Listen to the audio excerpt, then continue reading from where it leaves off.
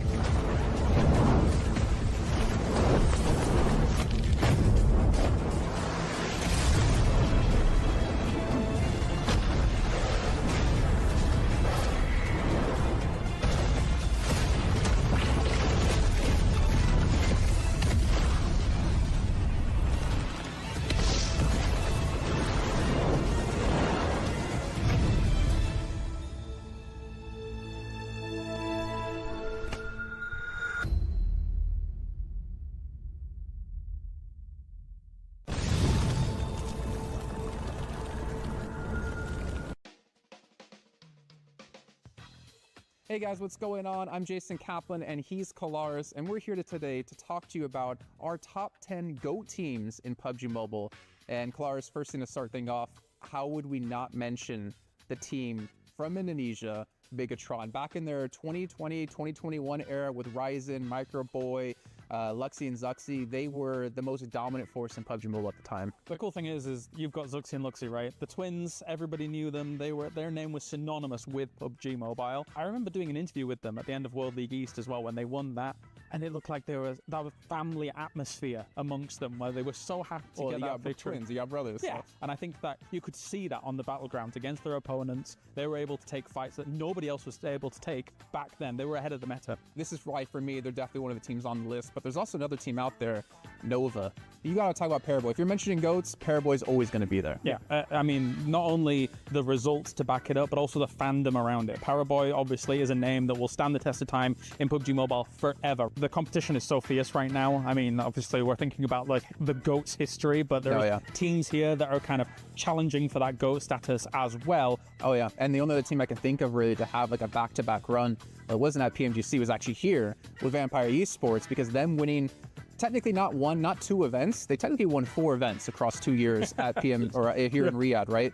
But for them to be able to pull it off now, come into the 3rd year, I think they have so much pressure on them, but they've shown in the past that they can win events like this. They're here again. It's going to be difficult, I think, to get 3 in a row. Yeah. But there is that magic. But for me, you know, when we talk about GOAT status teams, there's a couple of names there that might throw people off. Like, why would you put them in there?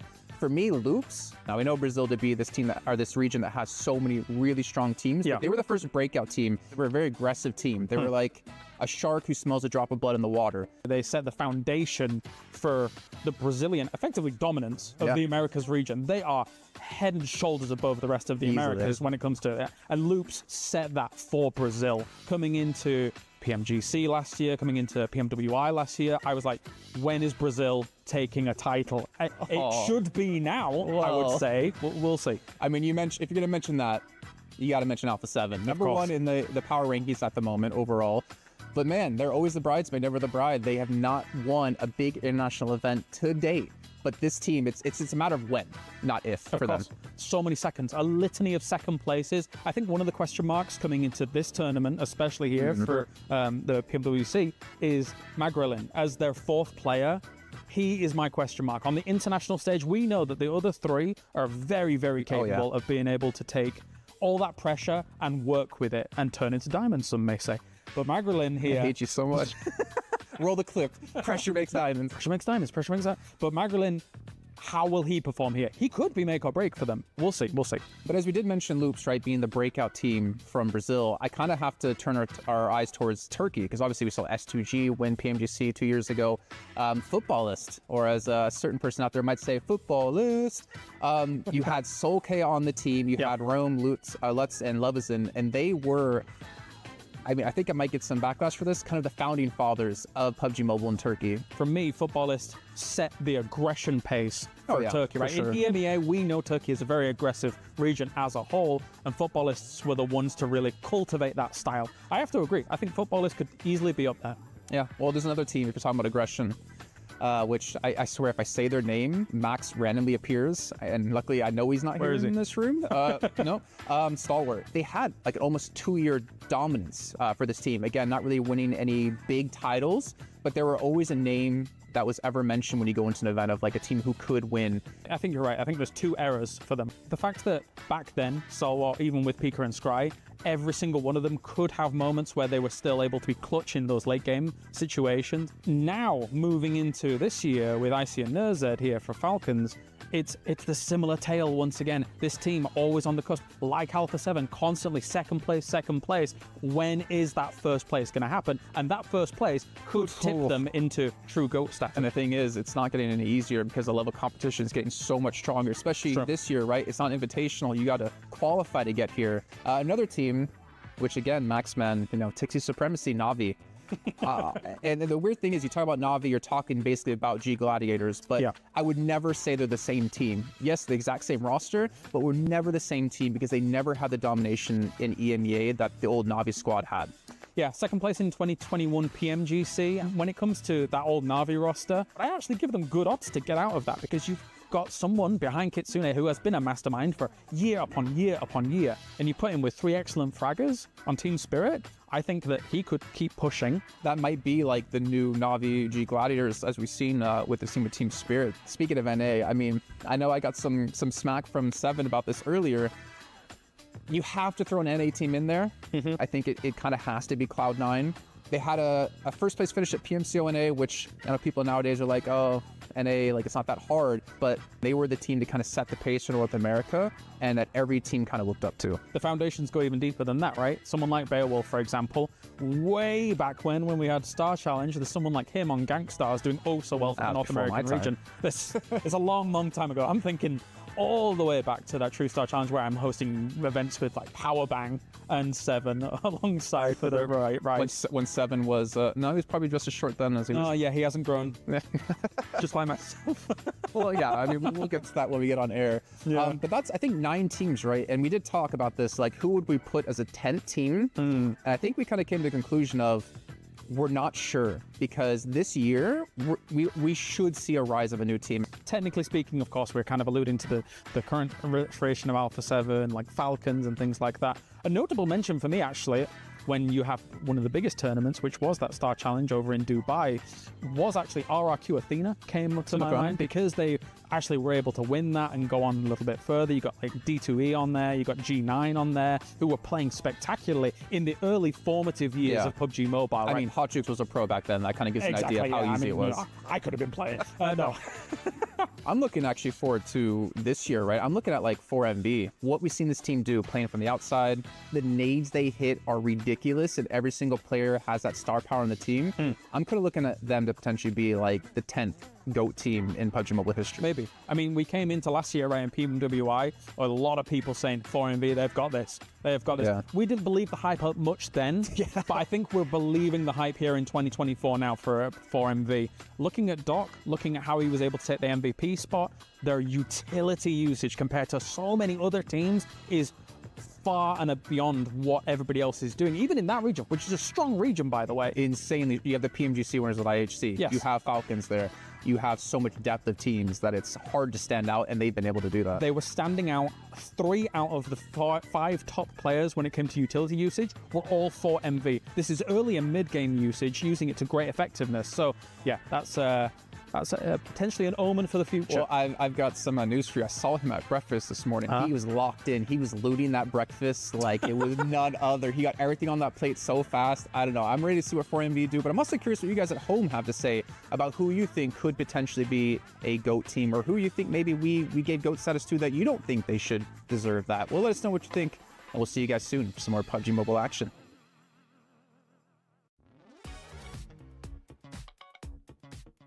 Halo semuanya, selamat pagi. Hari ini kita ada di Round Table Discussion. Hari ini tentunya gue ditemani oleh Esports.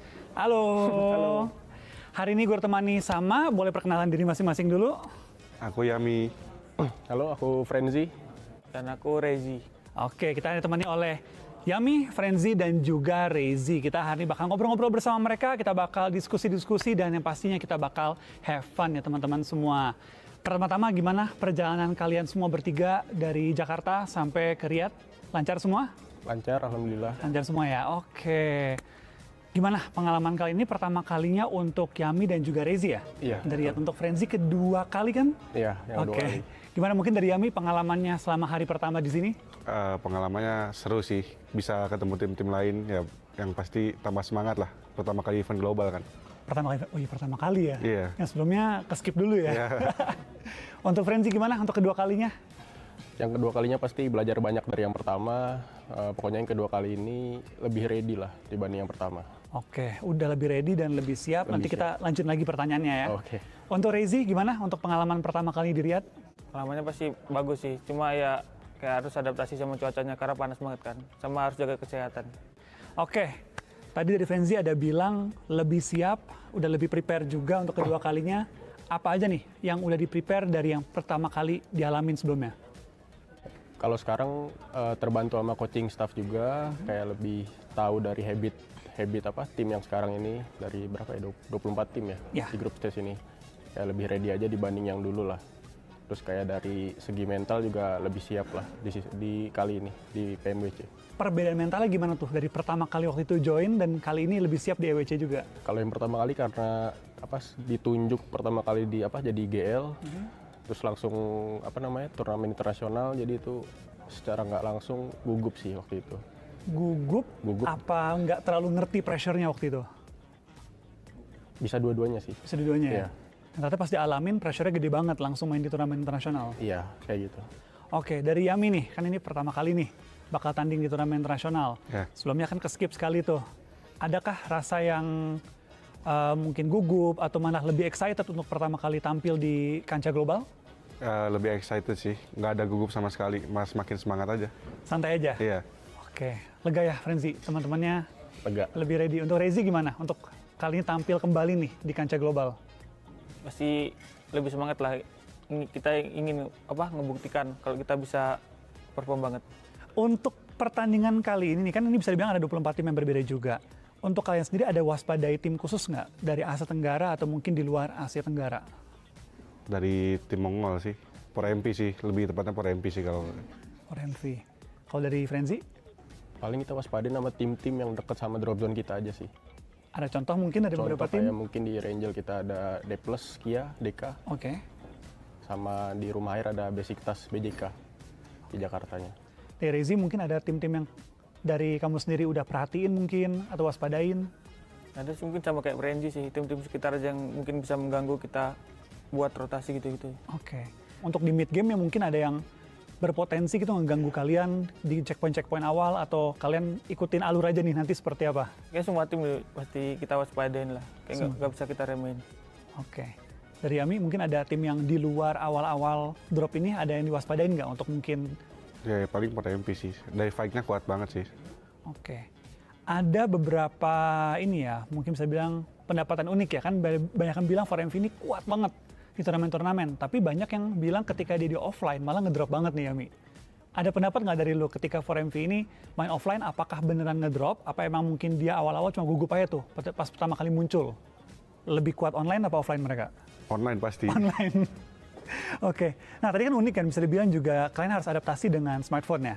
Gimana so far kalian adaptasi dengan mungkin suasana, dengan selain tim-tim ya, dengan gadget yang kalian juga diberikan, lancar atau mungkin minim banget persiapannya?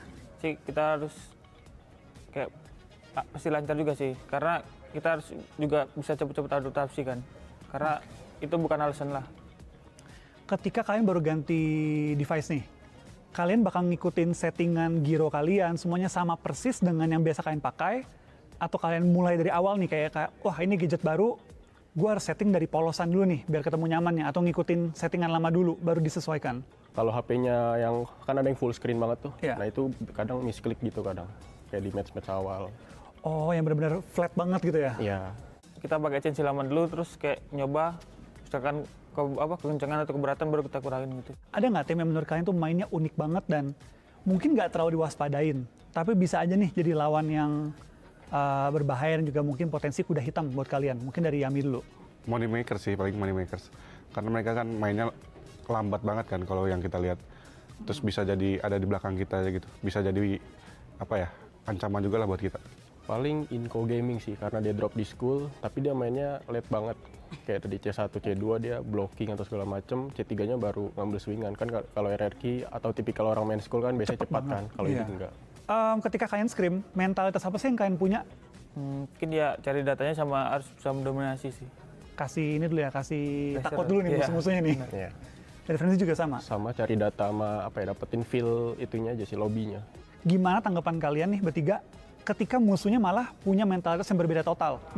Kalau kita sih yang paling penting tuh drop zone dulu, kita amanin dulu drop zone. Terus kalau misalkan udah aman gitu, ya kita juga ikutan perang juga. Ada nggak tim-tim Asia Tenggara atau pemain-pemain Asia Tenggara yang kalian tuh jadi best friend banget lah, kalau ketemu tuh langsung nongkrong bareng, ngobrol-ngobrol bareng? Sekarang paling kalau Yudo sama Leon, Sesama Indonesia. sama Indonesia. Kalau Talon paling sama Yoru gitu-gitu aja sih. Itu sering ya? Yoru, Miseri. Di luar Asia Tenggara ada nggak best friend? Belum ada. Paling Sarah sih dari Reject. Oh iya, reject ya. Iya. Waktu ketemu di PMGO. PMG kemarin ya. Oke, dari Yami? Oh, Udah sama pemain saya doang sih. Sama Yudu, sama Talon juga. Sama Yoru, kalau di Talon sama Yoru paling dekat karena dulu pernah ngetim kan. ya, Rezi, ada teman-teman nggak di luar dari tim Boom atau mungkin terutama di luar Asia Tenggara atau Indonesia? Nggak ada sih. Nggak ada? Kayak mereka sih mungkin sama Yudo kalau nggak Talon.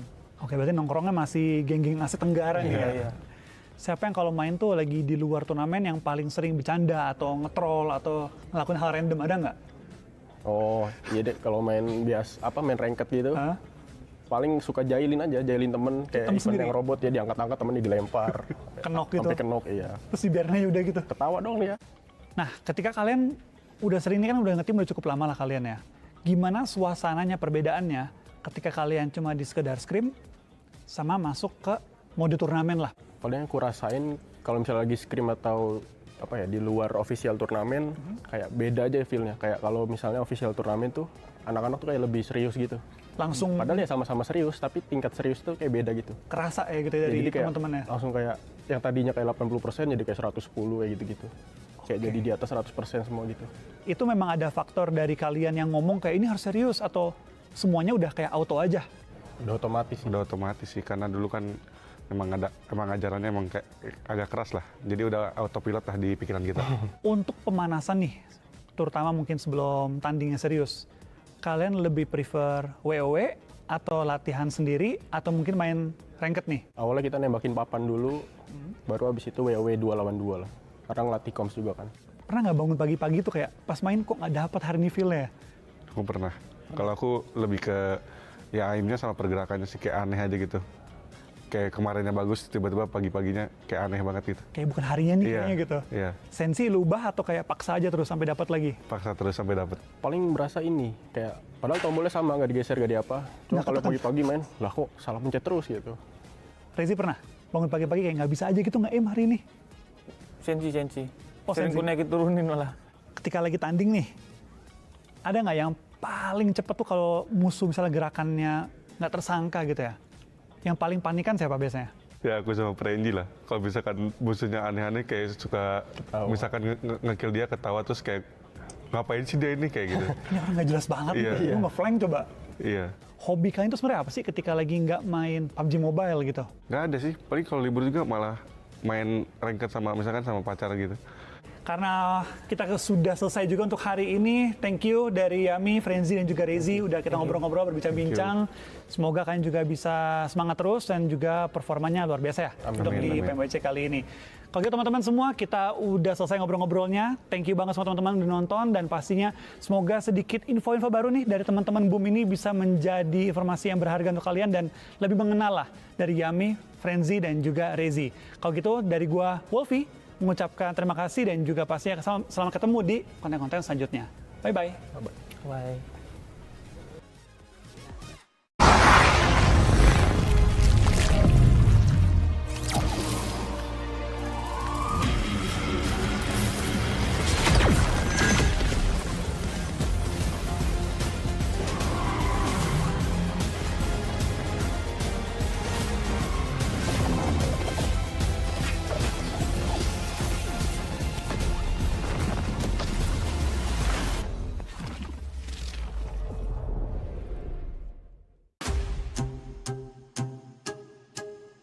The PUBG Mobile World Cup group stage erupted in excitement last weekend. Hello and welcome to the PUBG Mobile World Cup at the Esports World Cup. Top teams faced surprising setbacks on the second day, while underdogs rose to the occasion in critical moments, leading to dramatic shifts in the rankings. Spectacular plays and incredible skills were on full display. However, the survival stage promises to be even more challenging. The bottom 12 teams from the group stage are joined by 4 new contenders who will battle fiercely. Only 4 teams will secure a spot in the main tournament, while the rest will see their dreams shattered. The survival of the fittest as the lions on the stage take the chicken dinner. Who will rise to the occasion? Who will show nerves? We're eager to find out.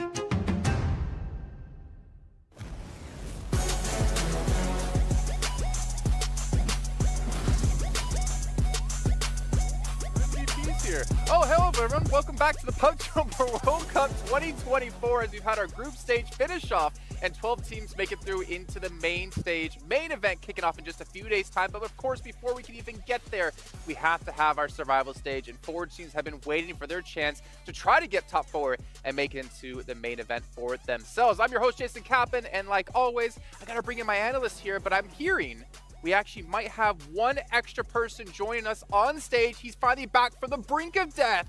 From his hotel room, they finally have let him out. We've got... Oh, you're coming in now. I thought you were at the beginning. Okay, you were standing there as if you were coming in at the beginning. I thought that was my moment. And this is why we need rehearsals, because Maxman back. needs more than one take. We got Maxman joining us back, finally. And of course, we have Several's game and Kalaris. And that shirt, Kalaris, is really showing off that progress. Look at that. He's Never going to end. Why is it? Yeah, yeah. How's your progress going, Maxman? No progress. Oh, never mind. No, unfortunately, no, could not. I was bedridden. But I'm back with a very deep voice. Weirdly enough. I don't know how I feel about this voice, I don't know. gentlemen. I kind of like the high-pitched Maxman we used to have. Hey, it's me, Max. That one. Whoa. Oh, he's actually back. I was hearing myself there for a That's second. crazy. It's a little bit weird, yeah. But Max, obviously, you have been watching the games in between your unconscious states that Don't you say it. have inside of the hotel. It wasn't in a coma. Don't talk to me about Falcons, Jason. Team Falcons. No. Your prediction. You have them predicted. We know about the Maxman curse.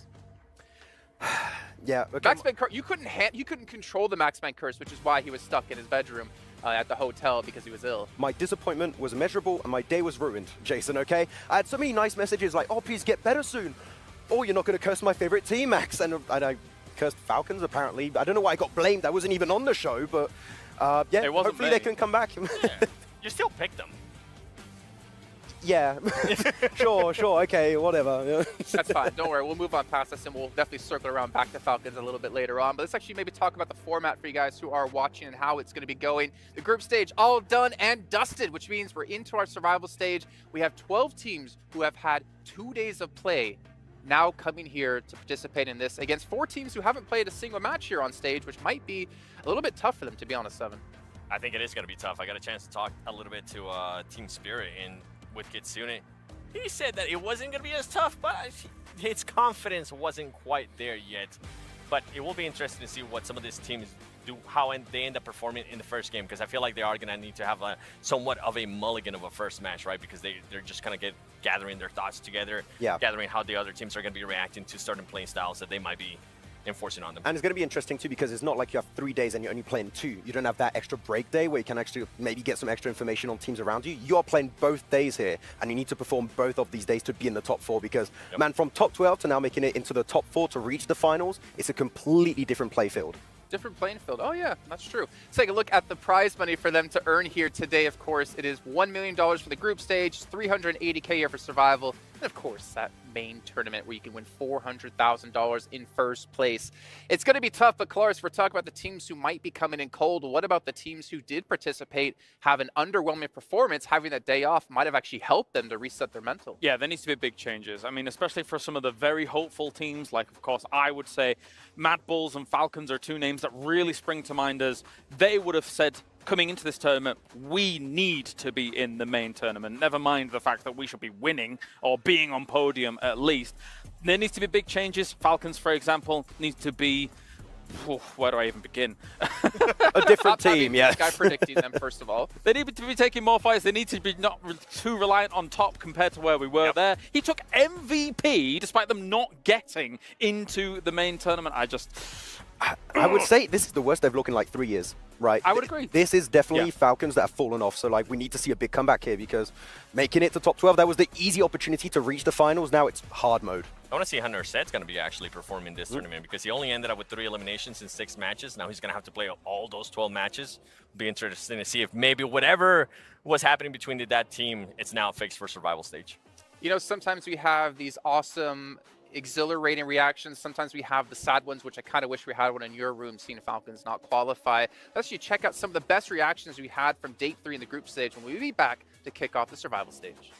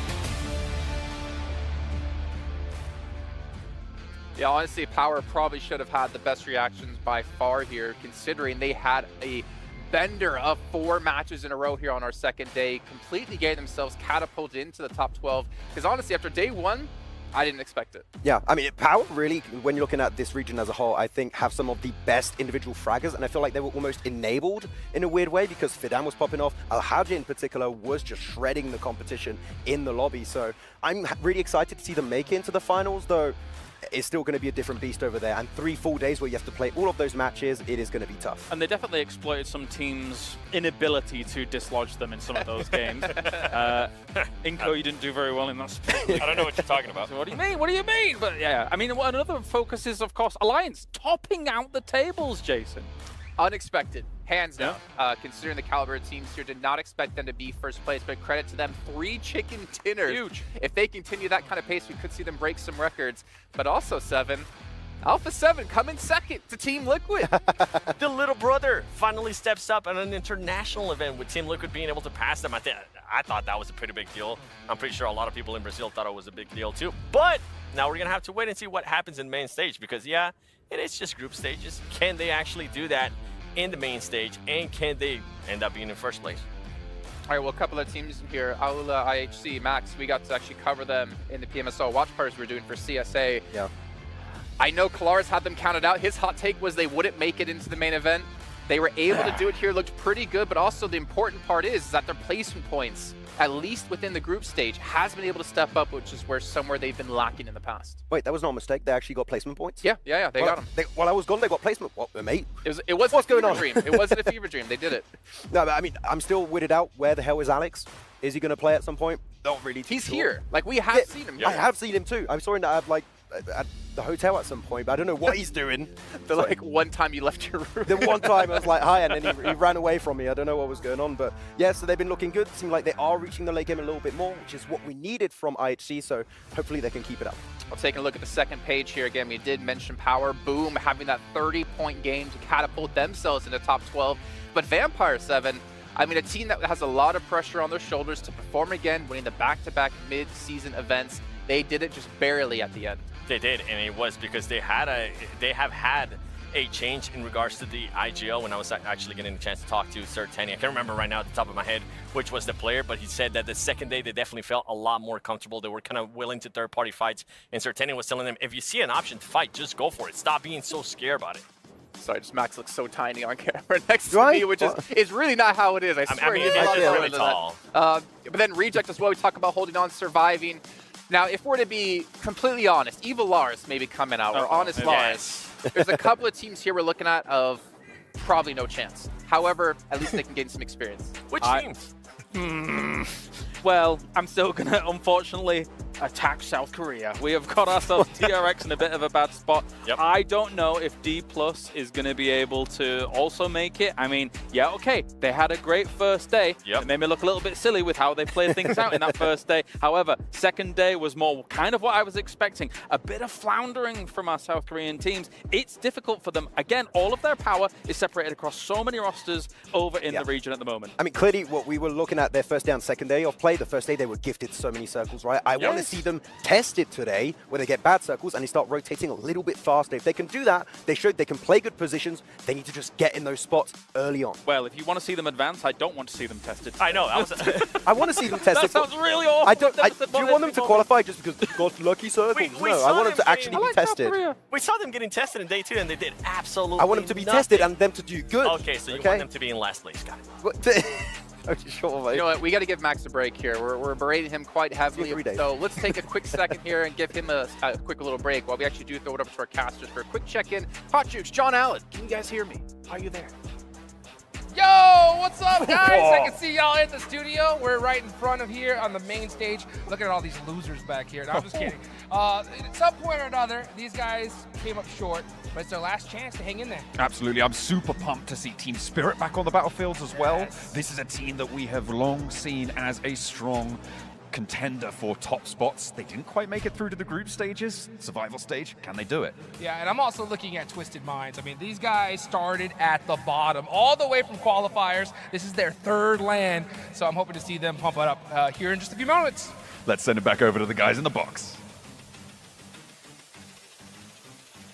Thank you so much, Hot Jukes, and John Allen for bringing it back over to here as we obviously got to hear their thoughts. I just got out of my hotel room for the first day here, Jason. What are you doing to me? You could hear him from your hotel room. That was shaking all over. I actually think we heard him from the studio without even our earpieces, if I'm completely honest. I'm scared. But we're obviously talking a lot about the teams who are coming back again, right? The 12 teams who participate. But what about the 4 new teams? One that's immediately going to stand out that we have to mention is, of course, Team Spirit. I don't know which one of you wants to take it. Maxman, since you weren't working the last 3 days, we'll put it on you. Okay, I'll take over. Yeah, Team Spirit, of course, when you're looking at the EMEA region, this is a super team, right? Looking at all the players that are on their side, they're all players that can frag out. Q2 has been IGLing also at a great level for this team when he does not get eliminated in the first 5 minutes. It has happened a bit. But I feel like these 4 teams, when we're looking at them, Team Spirit is the team that everyone is expecting for them to make into top 4, but it's so competitive that even Team Spirit might not make the cut. You might have had Brute Force win EMEA, but I do think Team Spirit has the highest skill ceiling potential, at least. If you think about their run in EMEA as well, Breaking things down, 7 podium finishes, and a lot of those were first places on Sanhok across the EMEA tournament. The 3 Sanhoks they played, first, second, and third on Sanhok. If they get a good start here, that could get the ball rolling for them very quickly, because we're playing Sanhok first. Maybe Spirit can do something there. Last place on raising a team for Sanhok? Who are you? Okay, right. What? Oh, do good on Sanhok, Erangel. Meanwhile, I was thinking about their Miramars, because their Miramars were absolutely awful. I think they were averaging about 11th place finish, except for the last Miramar that ended up pretty much qualifying them. But yeah, they're Sanhok. Okay. So just Sanhok. Yeah. Well, one topic I want to bring up with them is Nomi. The fact and the caliber of play he's able to pull off doing those like 1v3s, or not 1v3s, like the 1-3 splits for his team. I don't know how effective that's going to be in a lobby like this. That's the issue. It kind of skirts the line between genius and insanity, right? If you do make it work and it looks good in that moment, then you look great. However, you've got to be absolutely on point to make it work. I bring that up because Alliance have been so strong in their splits and their spreads. And those have been 1-1-1-1s mostly. I don't know if the splits are going to work still for Alliance in the finals, though, so we'll have to see how that's going to go. But also, we have to keep in mind when looking at Team Spirit, that they've had this team built up for the spring season. So I'm really wondering how it's going to go for this, because now they've built up that synergy. There's a lot more trust, so I do have a lot of hope for them as to how they might do in the survival stage. Hi, Max. Can you just go back, because these two weren't acting so weird when you weren't here. You guys at home, though, let us hear your predictions. You can head over to stcplay.gg. Honestly, I don't really want to make any predictions because it's going to be a tough day. But let's kick off our day and head down to the stage.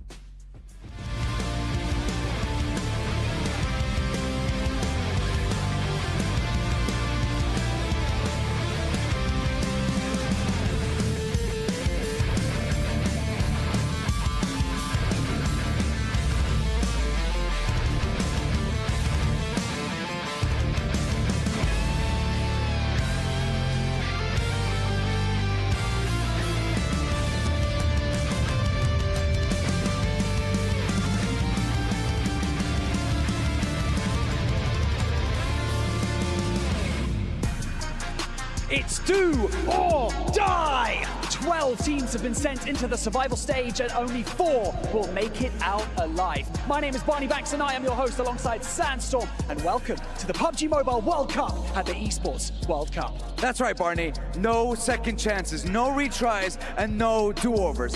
Only the best 12 maps that you and your team can pull off, and you're in the main tournament. Sounds simple, right? Simple indeed, but there is more, because we enter into the survival stage. 4 more teams have been thrown into the mix, each with the potential to claim one of those spots in the main tournament. Bear in mind, this is the last chance our teams have to maintain their place here at the PUBG Mobile World Cup. The redemption story we all know and love. The underdogs that overcome the odds. So without further ado, let's welcome our teams, starting with Brute Force.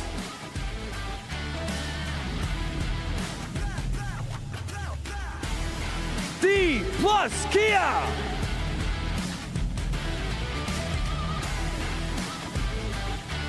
Istanbul Wildcats, next Ruya. CAG Osaka. Team Falcons. Inco Gaming. Mad Bulls. Harami Bro. Besiktas Black. DRX.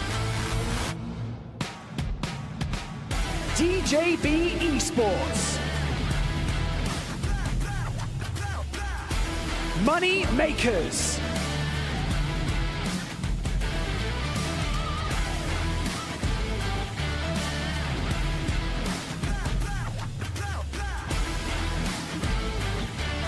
And now, joining them with their only chance at qualifying for the main tournament, with no room for error, no room for mistakes. Do they have what it takes? Let's introduce them, starting with Team Room.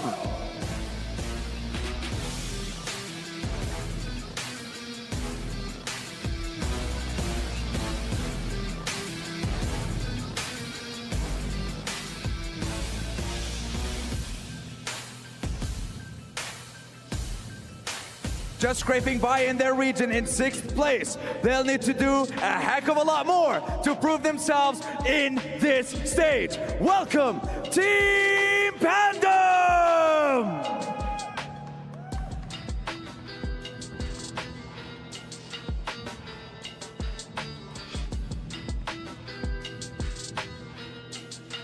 Qualifying from PMSL Americas, welcome to the STC Arena, Twisted Minds.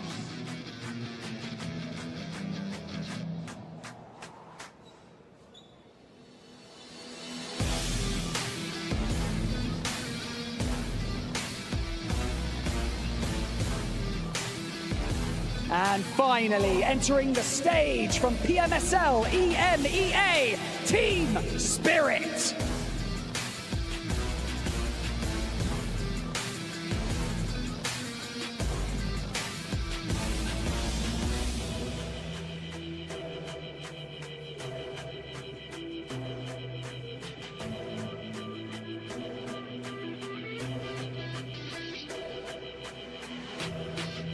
Sandstorm, these 4 teams are not the only thing that is new here on the stage, because PUBG Mobile version 3.3 launches its first ever underwater-themed gameplay, Ocean Odyssey.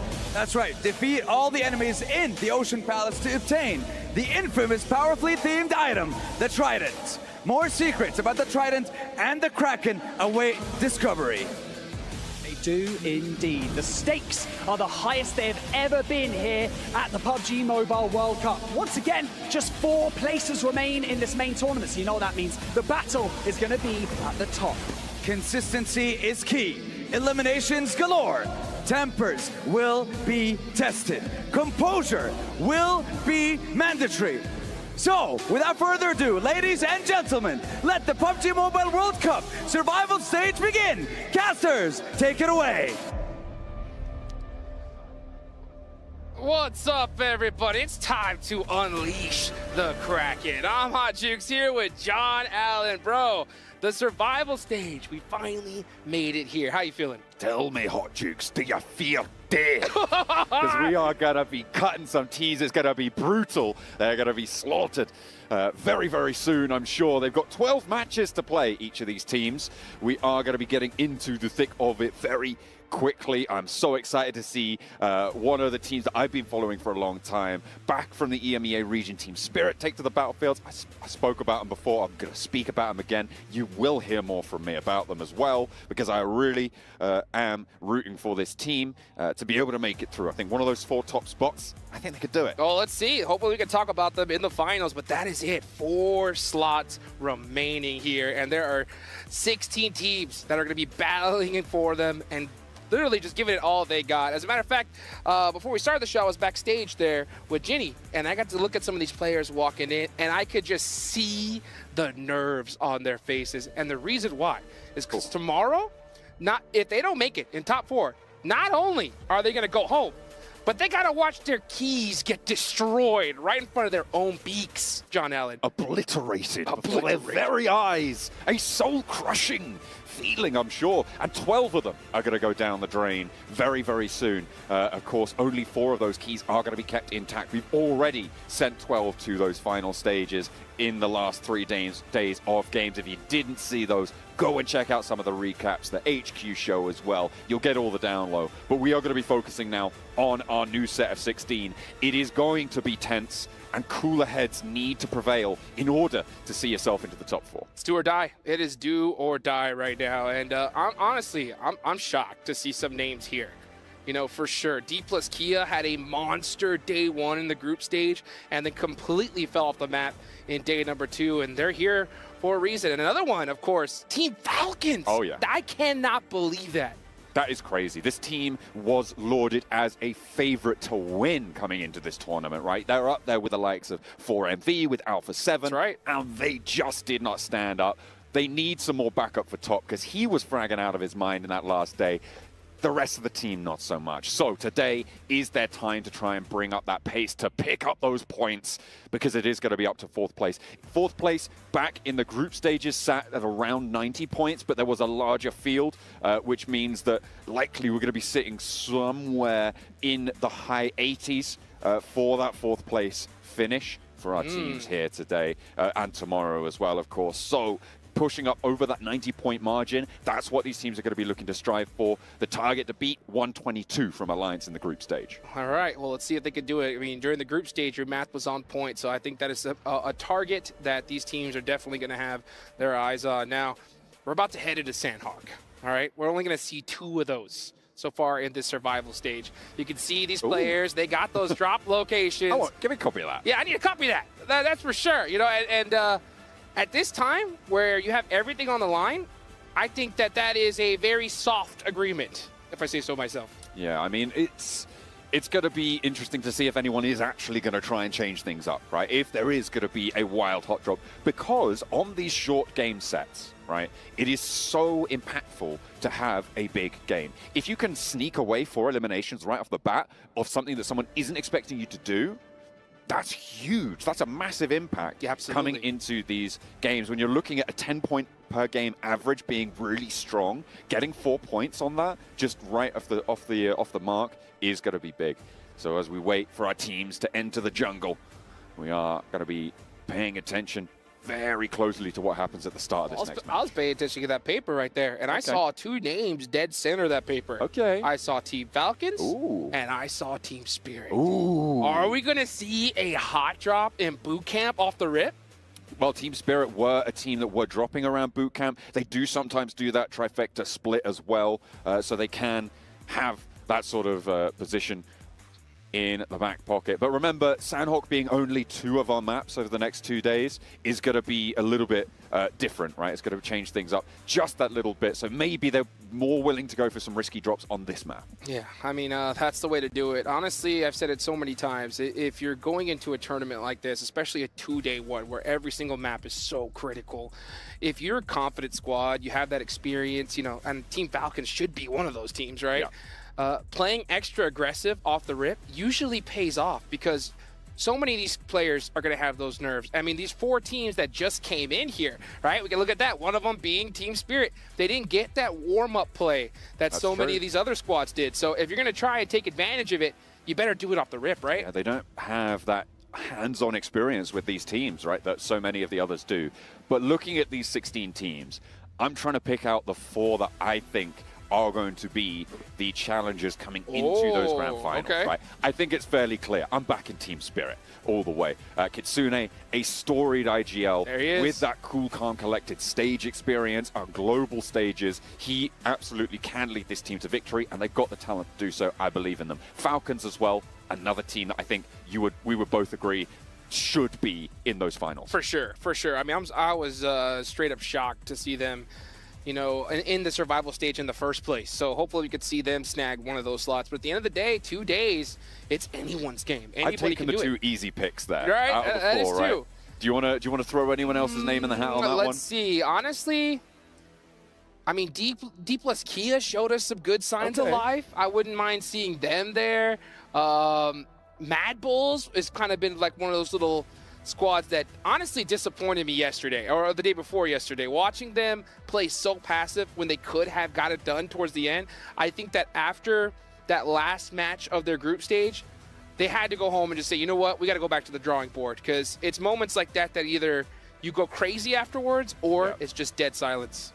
I'm looking at Inco, the lil bro of Brazil, right? There you go. This is a team that sat in the shadow of Alpha 7 and Team Liquid for quite a while now. Whenever you talk about Brazil, it is those 2 rosters, obviously previously with Loops in the mix. That was there as the presence that they had. But I feel like Inco, they were 13th place, right? By 3 points, they didn't qualify to the group stage. This is a top-performing team coming out of those group stages. They've got the most experience against the rest of this lobby.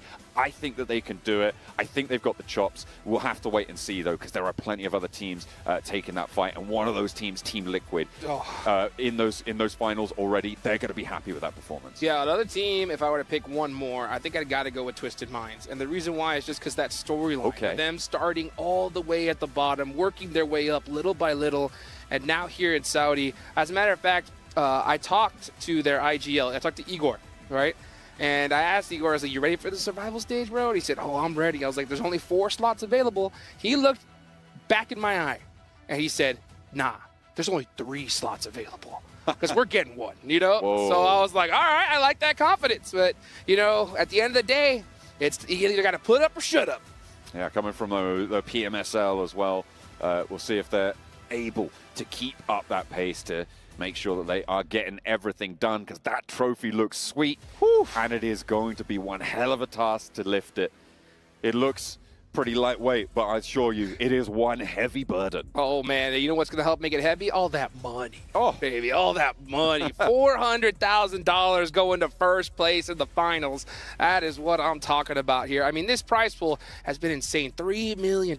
We already gave $1 million away just the other day, and now we got another $380,000 to give away in the next 2. But it's only 4 slots. Only 4 slots. Yeah, a good chunk of that money is great, but you need to make it to those finals. That's true. 4th place, the results, the reward for 4th place, $26K. 5th place, $25.5K. It's $500, but it is a whole lot of disappointment that's involved in that. And I say $500 like that isn't a lot of money as well, by the way, split between the players. That's a cool new pair of trainers, That's right. Each. But yeah, let's take a look at some more of our teams coming into this one.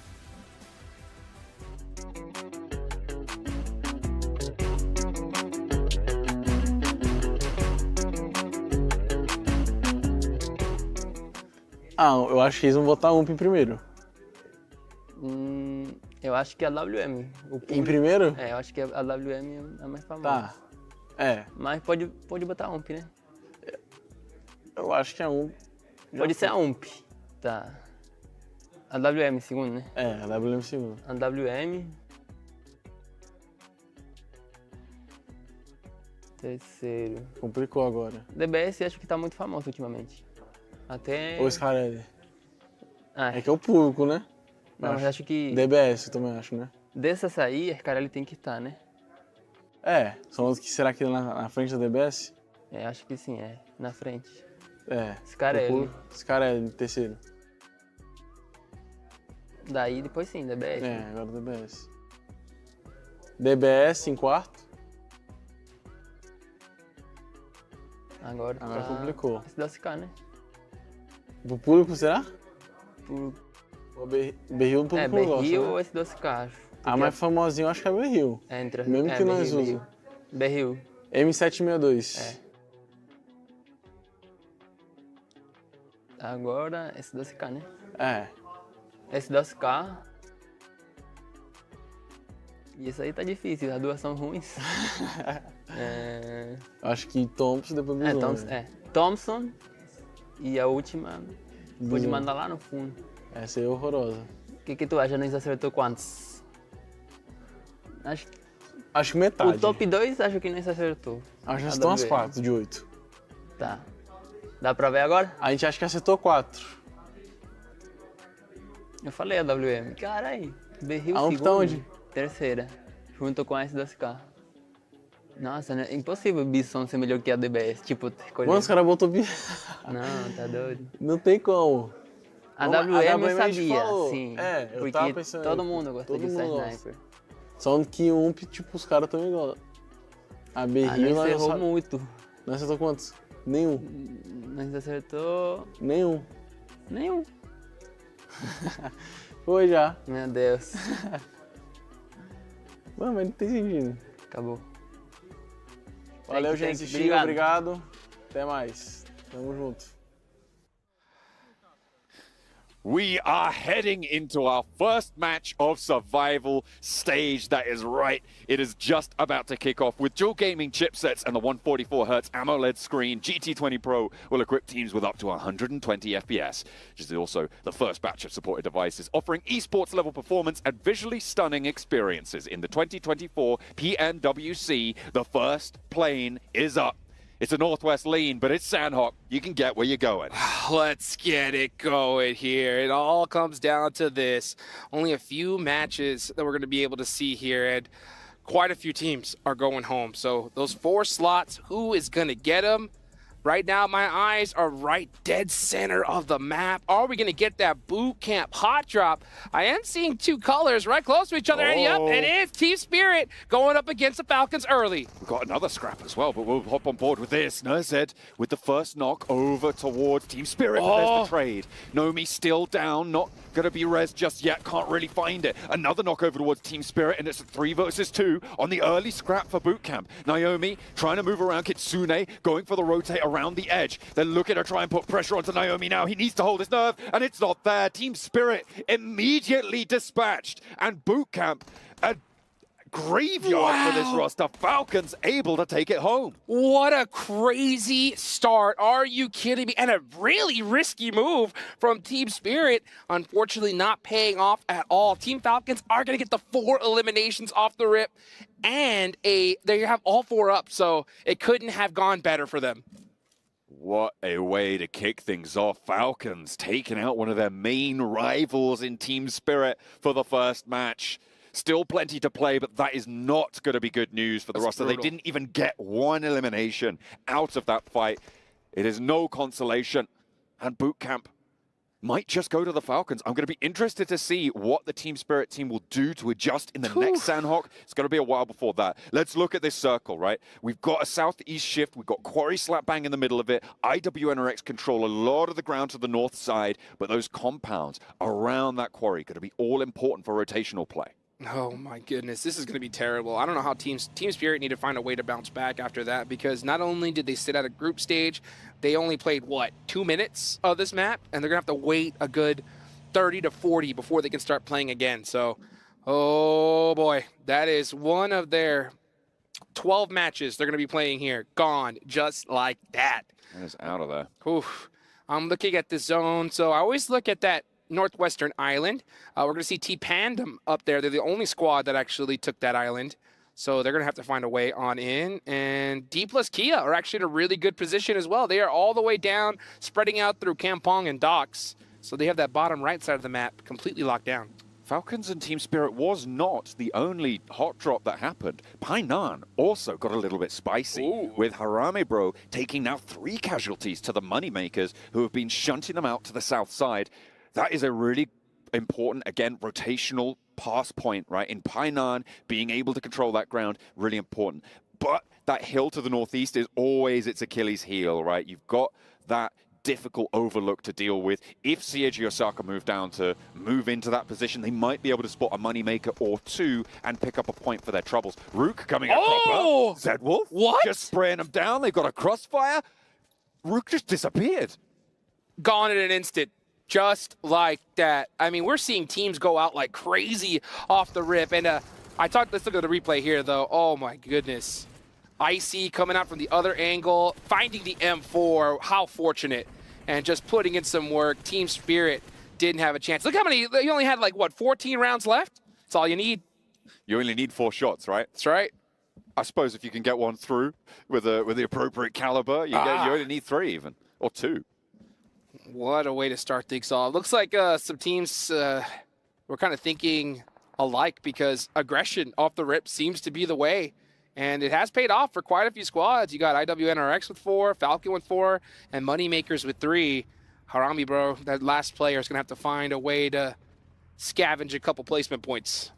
Yeah, hopefully they'll be able to find something into this one. I'm not too hopeful for it, however. Sandhawk can be treacherous at the best of times. South side of Quarry, around the cave area, currently starting to get more and more occupied. TJB hold the areas around cave, around the top of that hill, and they should be able to exert a lot of control over the surrounding area. Besiktas currently split 2 and 2, either side of the crossing down to the south edge near Bantai on that side of the map. So potential for them to remain split for just a little bit longer. I don't think too many teams are actually going to be putting too much pressure on them, so we'll see what they're able to do from that south edge. Yeah, let's see what happens. Right now I'm looking at Team Falcons. Team Falcons are still in boot camp. Normally I think we see a lot of teams in a position like this leave pretty early and try to take that hill right above them, but I think since they have those 4 eliminations, let's look at this. Oh, it was actually a knife battle to start things off. N16 coming on out. You can just see him shaking his head. No, please, no. You're not going to be able to convince them with that. No, not in the survival stage, that's for sure. No, those points are gold dust right now. Inco currently still holding around the bridge. It looks like they want to try and catch someone moving from Camp Alpha, but that's not to be, because currently nobody now remains on the Northwestern Island. They're still vigilant. They still think something's going on, but they're going to have to get on their way fairly soon, because all the crossings are now going to be really treacherous ahead of them, trying to move out to the east. Yeah, this is what I like to see, though. I like to see teams scouted out, you know, just really trying to check every single angle before they start moving. I don't want to see any kind of crazy, you know, third, fourth circle drive-ins to the middle of the map. That just doesn't work. And honestly, I was so shook. I was actually talking to Calaris about this. We were really surprised to see some of these kind of wild rotations from these players during the group stage. So I hope a lot of them took that day off, did their homework, you know, and realized it's a lot better going out with an M4 in your hand than just kind of just driving, you know, silly-willy all in the middle of nowhere. Yeah, absolutely. You know what I've just noticed? Is that the two teams have gone out. Two of our new teams. Oh, that's right. Right? So maybe what you were talking about, Spirit. that freshness, that coming in without having had the grind of the previous 3 days of games, maybe that's coming back to bite them. We'll have to wait and see if they can pick up the pace. Obviously, kind of, it's the big Sandhawk asterisk that sits atop that result in this first match, but I feel like Team Spirit may be a little bit more excusable than what happened to Rook. They just rolled up to IWNRX with nothing. Got shredded just like that. Take a look here at Paradise Resort, now outside of the zone. Let's see where this next zone is going to go. Are we going to get another crazy shift, or will it center on up? You know all these teams that are right there. Oh, okay. This is actually a really good shift for Inco. Yeah, I was going to say, like, these guys have been holding this bridge still in the blue zone. I feel like now they've got to figure out, okay, guys, maybe there actually isn't anyone, but they've definitely cleared out their flank, which is going to be a big attribute to them. Yes, yeah. Now they know that their backs are going to be clear, because if someone was going through that bridge, they would have definitely, you know, passed it up by now. So now they're going to start heading their way in little by little. Only team they really got to look out for is Moneymakers, but we do see a little bit of a fight start to ring out. At least one of the Mad Bulls getting caught on rotation. Now we're seeing Team Falcons punishing another squad as well. The shots are definitely starting to ring out. Falcons on 5 eliminations. They've moved southeast from boot camp, holding down IWNRX, controlling the west side of this quarry. They're in a really powerful split right now, and not too much pressure being exerted on them. With the Mad Bulls trying to flee underneath them, try and get away from the position that they hold, it doesn't look too likely that they're going to go for this crash. Once they res up, they might try and fall back, but they've already got that outpost further south, and the regroup there far, far more likely. So IWNRX in a pretty safe spot right now. And IWNRX was one of those squads that you were looking at hard during the group stage and just came up short. I mean, just from your experience, why do you think that was? It just felt like Zedwolf wasn't able to be enabled in the same way that he was during EMEA. The guy was insane. He still is insane at the game. For sure. Coming into this one, though, just wasn't set up, wasn't enabled. It felt like there was just no synergy amongst this roster. There wasn't any sort of initiative being taken, and I don't know really what to chalk it up to be honest. It's so many reasons. It's just a real tough lobby, I guess. That's kind of a fact where it sits for these guys. And yeah, I was disappointed with them. They had that really strong final match, right? But it just wasn't enough. Was that a double knock? That was a double knock right there from the final player of Harami Bro. Unfortunately, yeah, he's all by his lone sub. He's going to try to be able to throw another one here. Maybe get a confirmation. Actually throws it into that door. Oh, he's ringing out with the DBS. He's in trouble. And he Moss, gotta get it done. Oh, he's down to like half an HP, and he's done for. That is going to be our first team from the group stages getting eliminated in 14th place. Harami Bros 0 points, but Team Pandem were not too far away from the chopping block either on that engagement either. So we'll have to wait and see how much further they can go with the two players they've got. Inco have made their move. They're trying to sweep through, and who's in their way? It's the Falcons. They're going to be looking to pick up even more points now. 5 eliminations already. Is Inco going to be able to change things? Solid rotation for the Falcons. They came here from boot camp, and they catch Inco off guard here, and they are punishing him. That's 2 knocks, and then Nenebete up top being knocked. That completely eliminates that angle. Gary going down as well. It's all up to action. It's trying to move forwards. Putting that Molotov in. Vitali trying to hold down the off angle, but the smoke is there, and there's an off angle of their own for Falcons. Icy able to cool things down now as Action heating it up in return. Nenebete turns tail. Inco cannot punch through the Falcons' hold. Yeah, Wait, Falcons are on the south coast. They've crossed the river. Oh yeah, yes they did. Yeah, they moved on over, and they held that edge really, really well against Inco Gaming. So Team Falcons, 8 eliminations already. Every single player up. Now things are going to start getting tough, though. They got to push through either Pinon or maybe try to rotate down south through Camp Charlie. We'll see what they got to do, but you know they don't have much time to do it. Only 47 seconds on the clock right now. And this next zone is going to start really punishing teams. Yeah, it's going to push that south side in. Moneymaker's going to have to leave Pinon and Falcons rotate back through. IWNRX consistent, though, in that west point position. They have moved a little bit further out now. They've just stretched their legs away from the compounds, away from those warehouses to take control of some hillsides. I like that from them. I think it's the right decision at this time. Brute Force might backfill, though. Yeah, let's see what happens. I'm looking at Team Falcons, and Team Falcons actually decided to go north. So they are going to be going through that Pinon Bridge, yeah, and are going to be trying to come through the top through Quarry. And it's possible that, you know, they felt that this side would be a little bit more free considering that it is the hard shift side. It's not a full hard shift, but it does give them a little bit room to breathe. So let's see how they decide to push on in. They are still marauding around. I believe that's the direction that they rotated from that north shore, because remember they started in boot camp and then went to that south island. I believe that north bridge was where they rotated from, so it was the clearest that they knew to scout and return. But Brute Force now might be a little caltrop on the tracks, but with the shots ringing out now, I think Falcons are going to know. They dip into the blue, actually, to just get even further around this one. They're playing on the east side of Quarry. Might even crash into D+ if they go much further. They're playing it very, very safe right now, but they got to be careful because this is all unknown territory. They have no idea where these other teams are, but let's see how they decide to sneak in. So instead, they fully send it on down into the Quarry, and that is going to be semi-safe for now. Brute Force is going to have some good eyes on them. Oh, they're burning up bad. I'm surprised that they continue to send it on over here, but they do survive. Okay, they managed to get to some cover. The vehicles, though, going to have to be ditched. Playing into Quarry, I mean, it's risky. It's really risky, because especially when you got Brute Force who know where you are, with D+ who now know where you are. D+ Kia got to start to put the punishment down towards action. He's got a nade. He's got to pull the pin up towards that watchtower. That could be good. If it gets through the window, I don't think it quite tagged on in, so it's not going to have the impact that we're looking for. Brute Force took a knock in the meantime. That was such a risky rotation from the Falcons. I mean, they could have just pushed in little by little and used their weapons, but instead, just crazy bold. They're so lucky that UAS even flipped over right on time, and they were able to make it into this next circle. The only thing is that they're completely trapped here. Like, if the zone goes anywhere away from this, they have no means to get there other than their 2 feet right below them. Yeah, those GAMs going to need to start to hoof it, plonk their way forwards.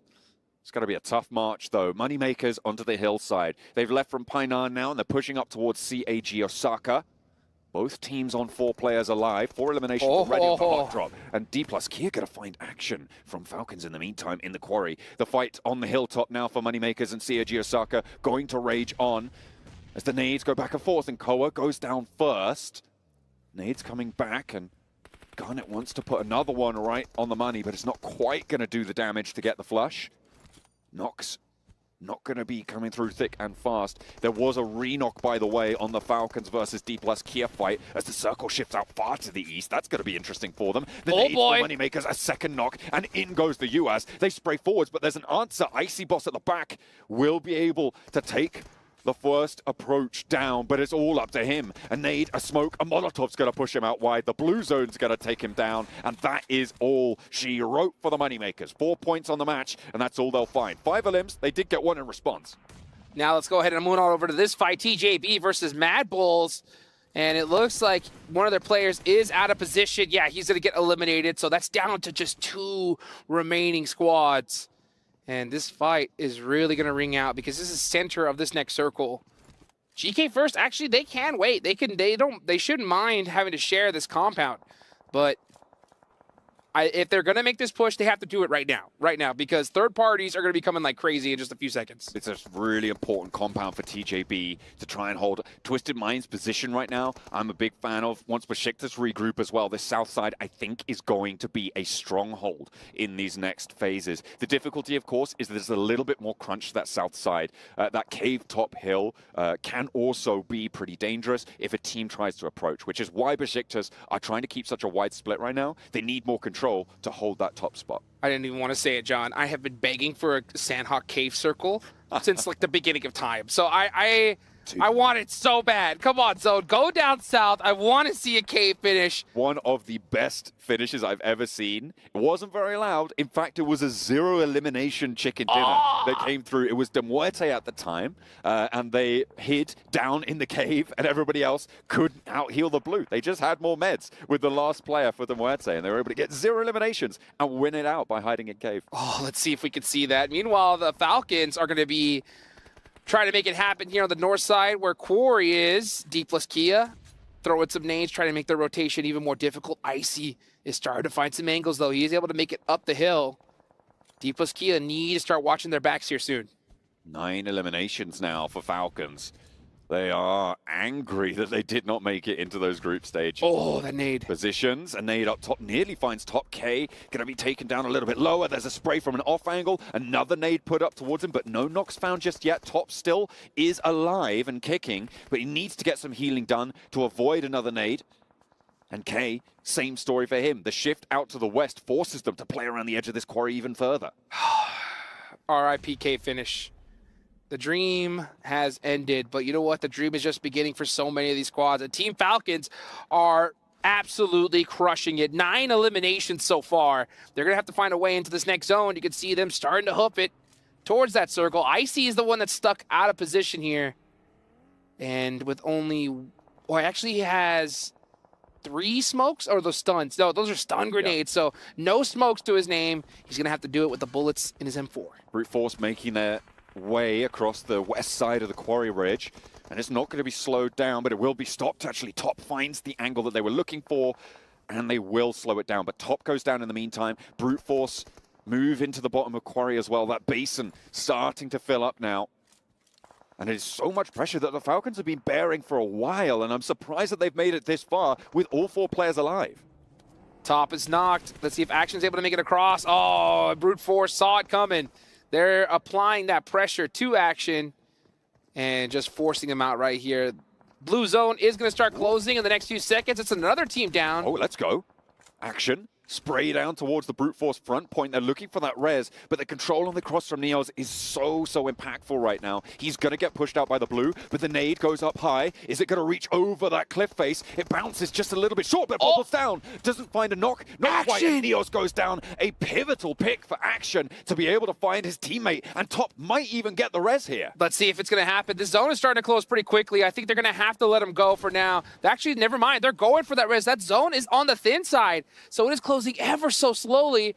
The rest of Brute Force, actually it's only 1 player left. It's Freezer. It's all up to the rookie for the roster. Freezer in his debut season. Oh, in the open? No way. He's doing work for Brute Force as a champ, but he can't hold up to the brutal force of Falcons. They just tear him apart, and it's 12 eliminations now. Oh, just feed them. Just feed them. Team Falcons are soaring right now. 12 eliminations, 3 players still up, and they did it the hard way. Top now getting knocked by TJB. Every single team is facing the Falcons at this point.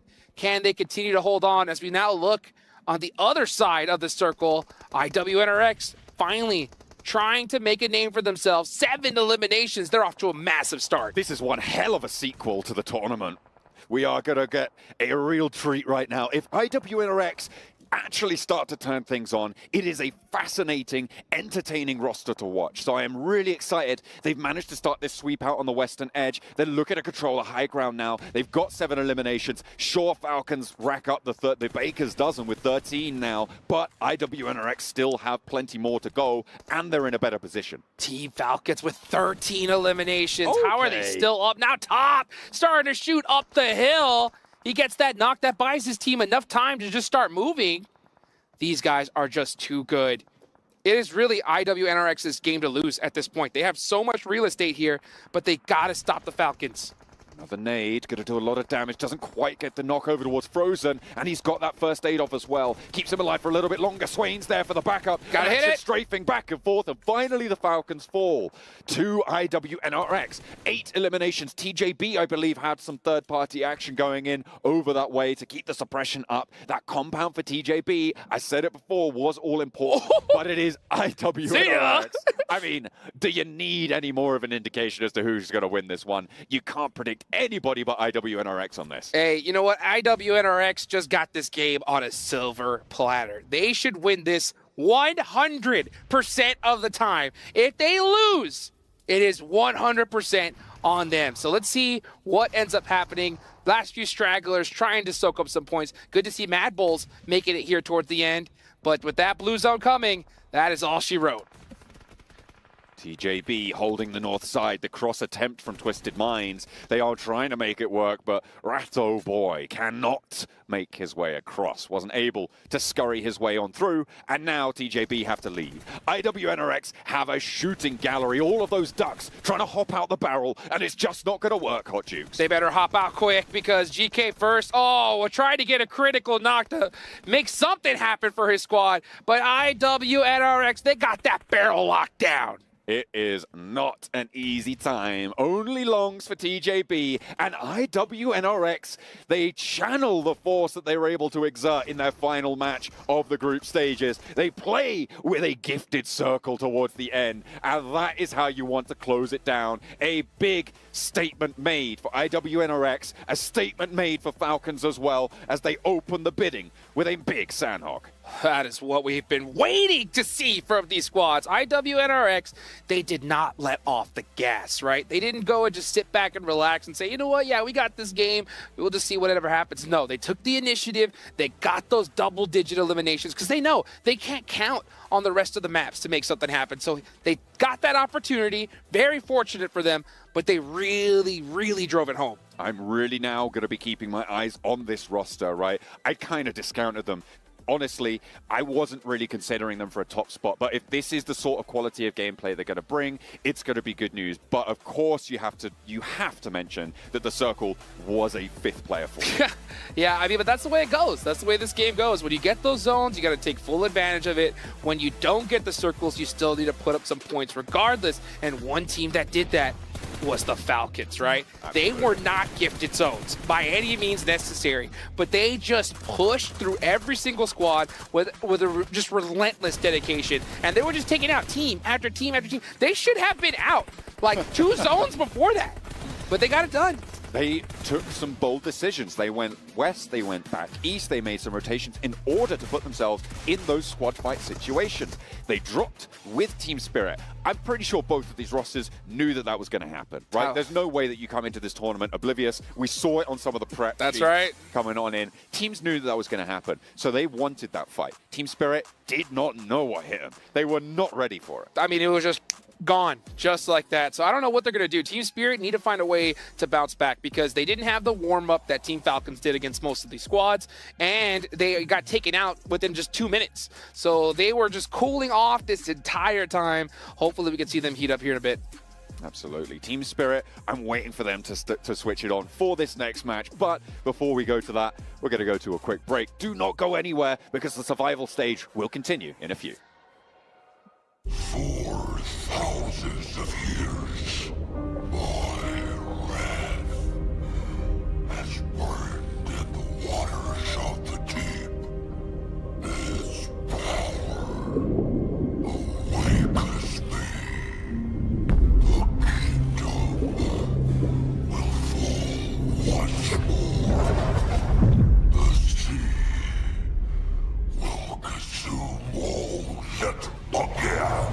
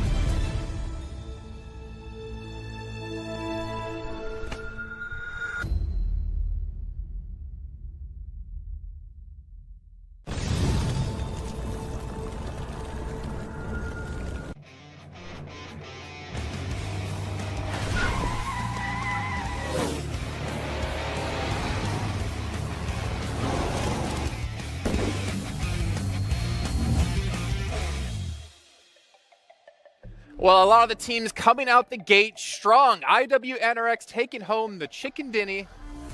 I know how much you love me saying that. But also Team Falcons putting out some good eliminations. Yes. Against teams that really they should not even get eliminations up against from the get-go here, Jason.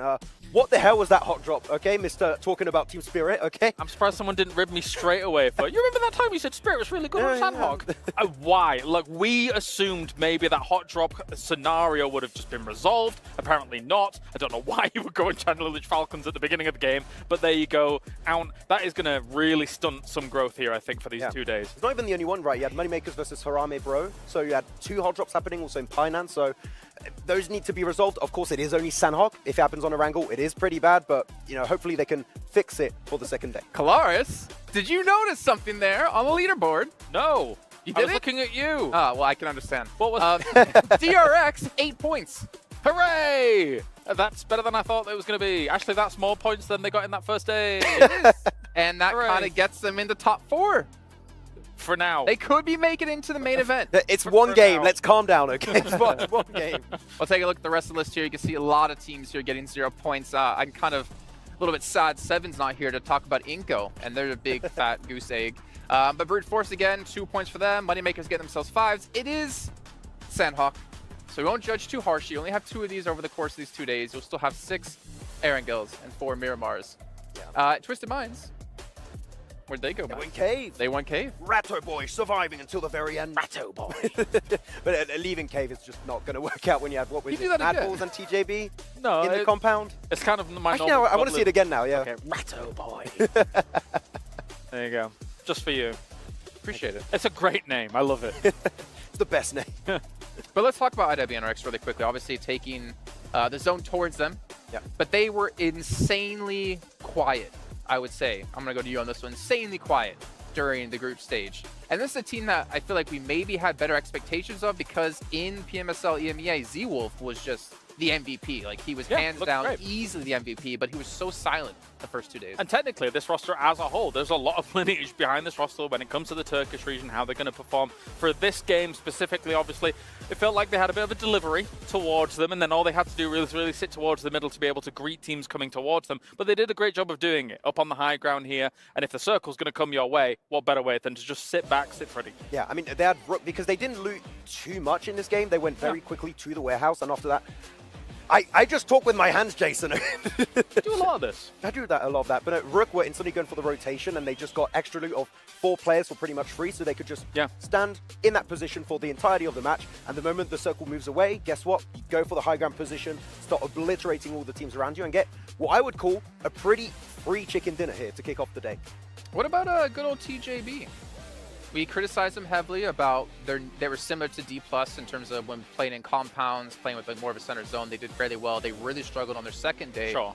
A good start for them, at least. Well, it was very similar, though, right? Like, they had that compound south towards Cave's position, as we take a look at some of the highlights here from the games. And it seemed very similar to a previous Sandhawk that they were able to do well on, right? Just have the hot compound, hold it down, force teams around you to make some uncomfortable decisions. And you saw us, for example, Twisted Minds having to come out of Cave alongside this. There's not much wiggle room for the teams around them. I kind of liked what TJB were doing too, because they were in the same compound as Madballs, but they weren't actively fighting each other. Like, okay, a lot of teams are going to be trying to leave Cave or rotate around Cave. Yeah. Let's work together in a symbiotic relationship and get as many points as possible, then try and leave, which against IWNRX's position is nigh impossible, but you at least I survive into the late game and get a few eliminations here and there. And I get it, because there's too many compounds on Sandhawk where you cannot hold them yourself without taking casualties. On the roads especially, yeah. Yeah, so you need to make sure that you're making mature decisions and just backing off from some of those fights to then live later into the game alongside your newfound friends who are in the Ratto boy.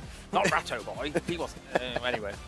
There is a specific player that I didn't even notice he was actually played until this match, and to be fair, it was his first match actually.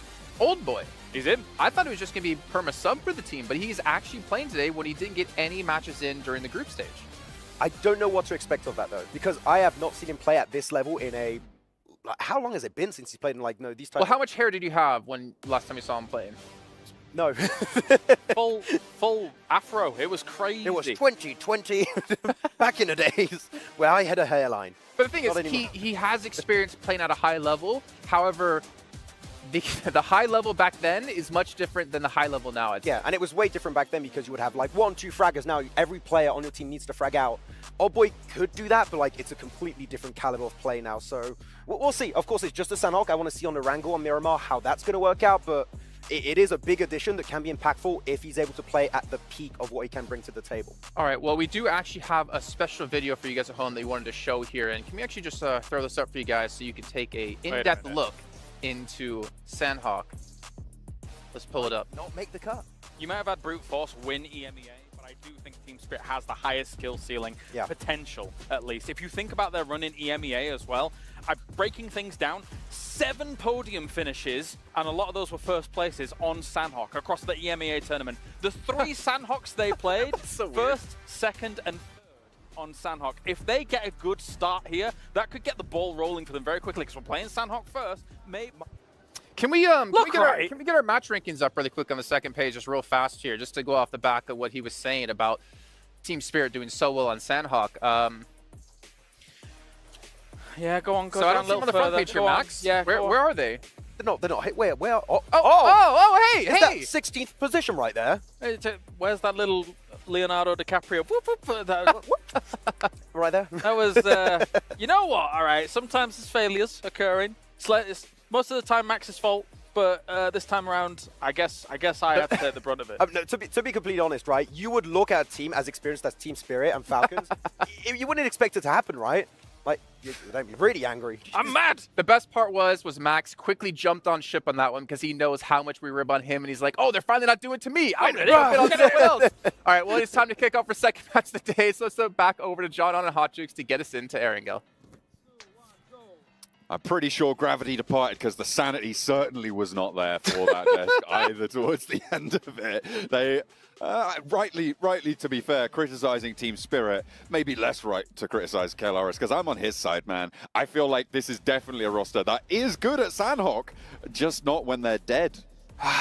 Scrooge McKale making some points. That's making some good points here. And that is correct, because I think that if you do go out first, it's not good. It's difficult to make many points. Make many points? Get many points. Or any points. Yeah, have any points at all if you die. Generally, an adverse strategy when it comes to good results. But I tell you what's not an adverse strategy. What's that? It is getting yourself an Infinix GT20 Pro. With dual gaming chipsets and a 144Hz AMOLED screen, the GT20 Pro will equip teams with up to 120 FPS, which is also the first batch of supported devices, offering esports level performance and visually stunning experiences in the 2024 Pmwc. Well, let's get it going, guys. Our first Erangel of the day, of this survival stage. And we can already see the rankings, man. We got some teams soaking up some points up there. IWNRX taking full advantage of that circle they got. Team Falcons, even though they didn't get the zone, they just straight up dominated, getting 14 total points. And looking on down, 6th place, Twisted Minds, right? Out of the 4 new teams that hopped on in here, they ended up with the most points, 6 in total. Playing path from the northeast side down towards the quarry. Difficult potentially to get to military from here. Don't say it. Oh, sorry. Yeah, no, don't talk about the island. We've already seen twice.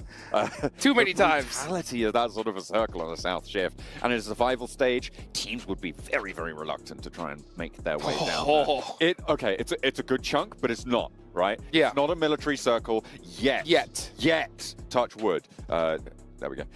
Found some wood. But we are absolutely hoping that they don't have to make that shift south. Yeah, they do not want to do that. No, we got a hot drop!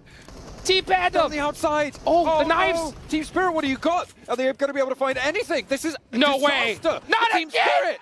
2 games in a row! Team Spirit have fallen! What are you doing? You can't do this! This is Pmwc! The devastation! Can we get a clip of Kale right now? What's his face doing? Yes, I want to see Kale's face, because... I mean, mine's doing. I think it's covered in tears of EMEA. It's unreal. That is unreal. 2 hot drops off the rip, not able to find a weapon, and you go down like that. That's honestly unbelievably difficult to bounce back from. That is unequivocally a bad play now for Team Spirit. no excuse for doing this twice in a row. I don't know what they're going to do. I mean, maybe it could have been that playing path. They didn't have a solid secondary drop location, and they just got punished right there. So if you're even trying to make top 4, 2 bad games is pretty much max what you can afford. So they need to go crazy every single game after this. Otherwise, they're going home. Let's be honest. It might have just been done and dusted off that. I mean, if nothing else, that's a huge morale buster of a start to the day, right? 2 matches where you're out of the game in 30 seconds. It's not cool, right? It's not cool. It's going to be a real rubbish feeling to be sat there in that team spirit booth thinking, what have we done? What have we just done? We are throwing this away. Let's see what Twisted Mind can do. TJB making a party up over here by Crates. Nice support fire there from the other teammate. Guizao is trying to find a better angle here. He's actually going to be popping in through the back. That's a bold play. I'm so shocked he even did that. He should have found a way towards the squad. Now he's completely trapped, and he goes down. Yeah, it's GK first, able to hop out with backup as well. Twisted Minds not in the position to support it. That's a good name. Might go for a third party. You're right, that was a pretty solid nade. Pushed him back and into the sightlines of his teammates, playing off one another. Well, their hands got to be shaking right now. The nerves at an all-time high. It looks like they're going to be trading one player for one.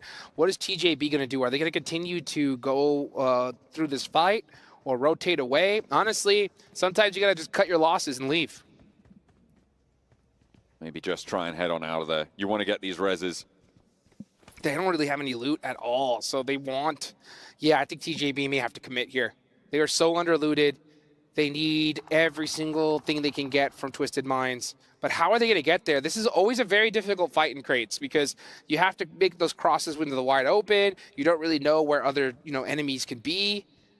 And it could end up really, really bad for you. Flower's staying in the same position. He's not rotated at all. And every single second at this point is just devastating. It's really going to eat into your point scoring potential every single moment that you keep presence in these crates. But they got Overwatch now. They do. They have managed to sort of finagle something out of this one. Higgles trying to shimmy around, and no res is really going to be available for TJB. Like, that's a super exposed position. You can't go up there. Federalis just running people over towards Pachinki. Okay, let's go for it. We'll take that. We'll take that. Yeah, TJB's going to have to figure out what to do here because, yeah, when you're in that Overwatch position, if you get caught out, you're getting knocked. Like, you can only take shots when you're, like, 1,000% confident that you're going to get that initial knock. He may have eyes on Obscure. He saw him. And he missed the shots. Now they know exactly where he is. All eyes are going to be on him. Have plenty to deal with now. That was risky. 3 players alive, 4 Twisted Minds. Same for TJB. Both rosters having a rough time of it now. Longs is pretty much out the fight, so if Twisted Minds can establish and engage a ground fight, he's going to be so out of the way. Let's take a look at what is a disaster for Team Spirit. They don't even get in the door. Oh my goodness, and yeah, I don't even see really any weapons on the side of Team Spirit. They were just trying to knife for their lives and just take it out in an instant. That's actually upset me. I'm pretty upset about that. I'm genuinely upset that this has happened. Quite frazzled. To Team Spirit. Yeah, I mean... What could he say? I genuinely don't even want to talk about it. They've had their feet on the ground in this tournament for like 2 minutes. Yeah. They owe me now. Yeah, that's going to hurt. And the thing is like your morale's got to be at an all-time low. To bounce back, you only have 10 matches remaining. Oof, it's going to be a long road ahead. I mean, this next game, we need to see a double-digit elimination chicken dinner. I mean, this is the thing, right? This roster genuinely is so capable of that. It's true. But it's a question of can they dig themselves out of their own minds after that performance. Moneymakers moving in from Primorsk, trying to punch their way south of Quarry into the circle. 1v2 is going to start to pop off. Obscure around the side finds one. Jump shot around the edge, and the AKM tears through TJB. Brings Twisted Minds up to the advantage, and it's just Longs. That's what I was saying. If they can establish and engage a ground fight, Longs isn't there. TJB, man, just getting demolished right there. Obscure with that 1v2 was disgusting. What a huge play. They know where the final player is, and it's really up to Twisted Minds now. Do you stay? Do you get this confirmation? Or do you head towards the next zone? All longs. That is a very angry play right there. Shooting out the tires, saying, you know what, how dare you? I'm going to make things a little bit more tough on you. There's a little lead weight around the ankles right now for Twisted Minds. Oh, Obscure's going to have an angle. Yep, he does. Third-party potential for Inco as well. Remember, Got him! through. That is exactly what they were looking for. Obscure hits the shot. All Inco four have got the off angle as they move from North George, potentially pulling short to find some Twisted Minds players, but that fight has concluded. Team's very, very central. This second circle just about to pop. Yeah, go south. Why not?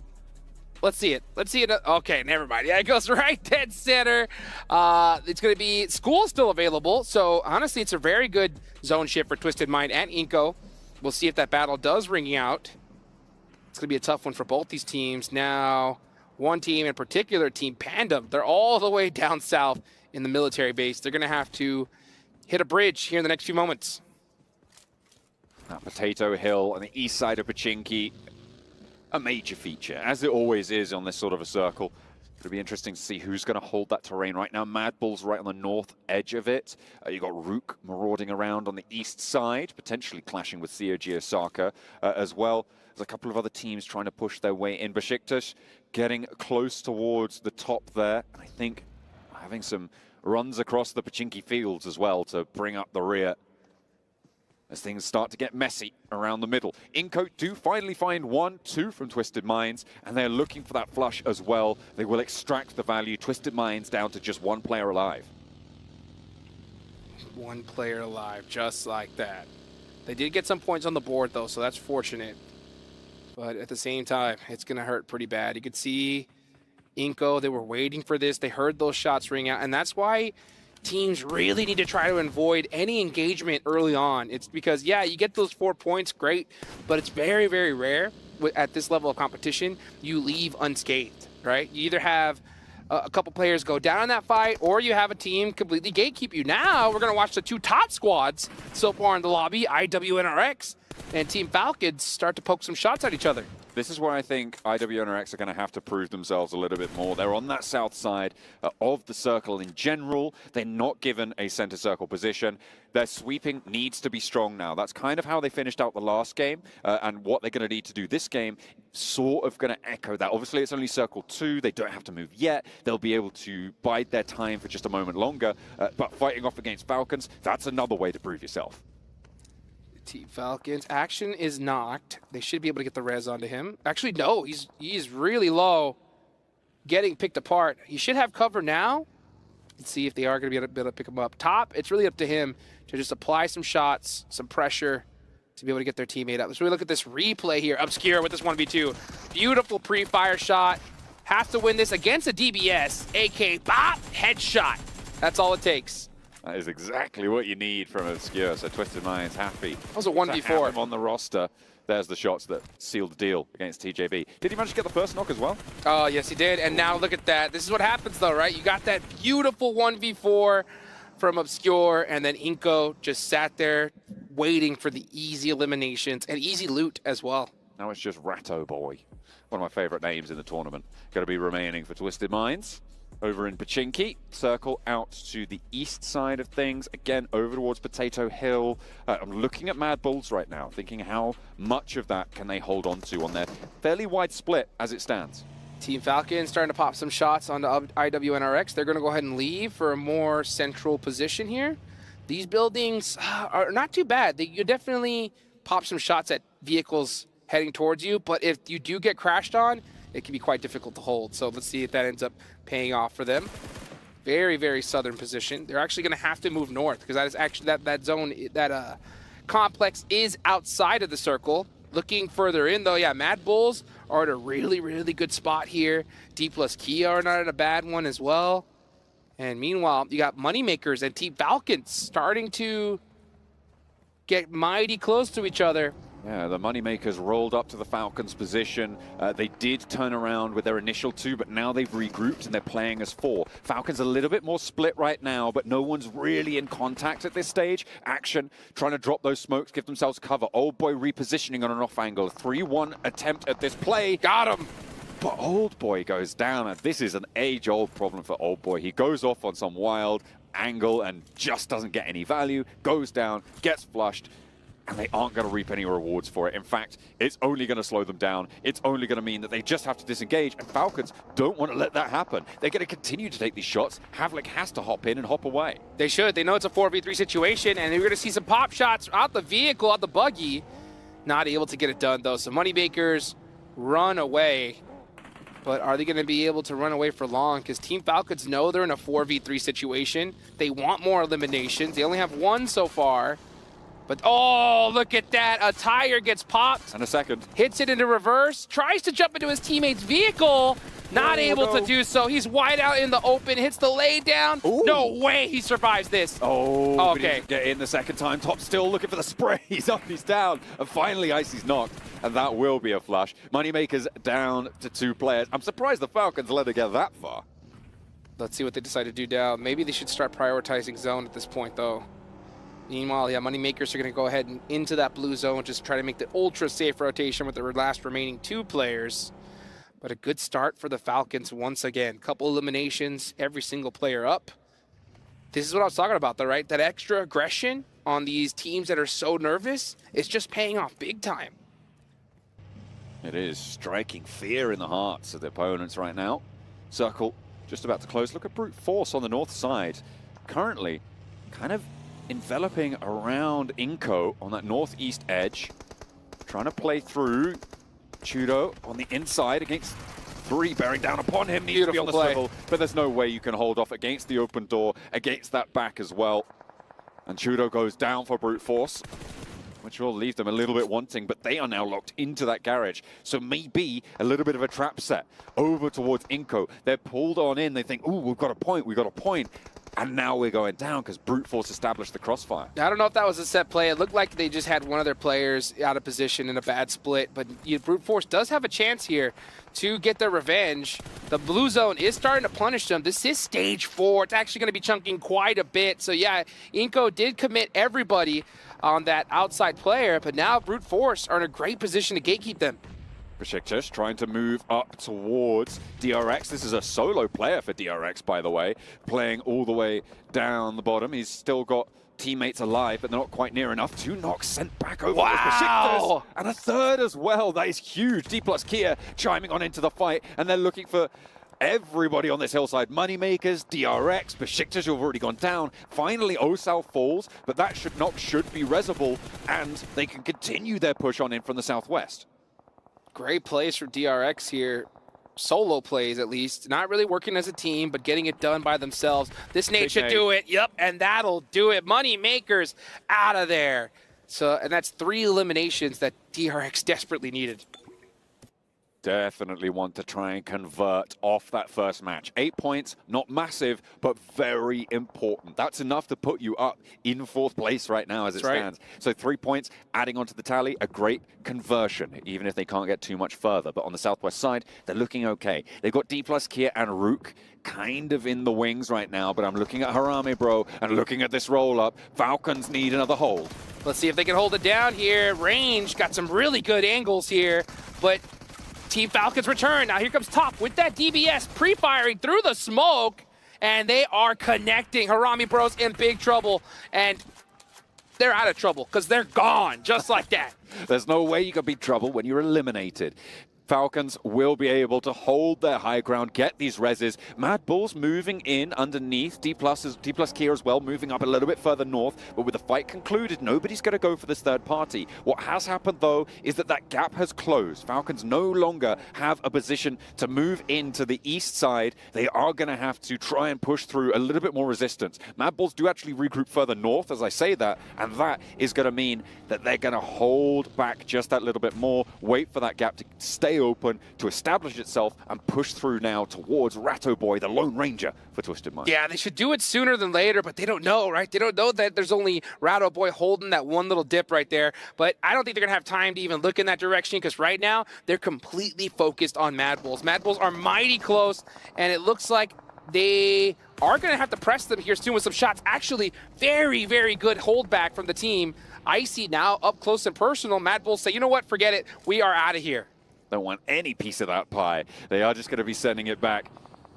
And moving back up towards Brute Force. There's only one player for Brute Force on this outpost. It's Niaz for the roster. Brute Force, of course, having lost a player to their Inco scrap in the garage.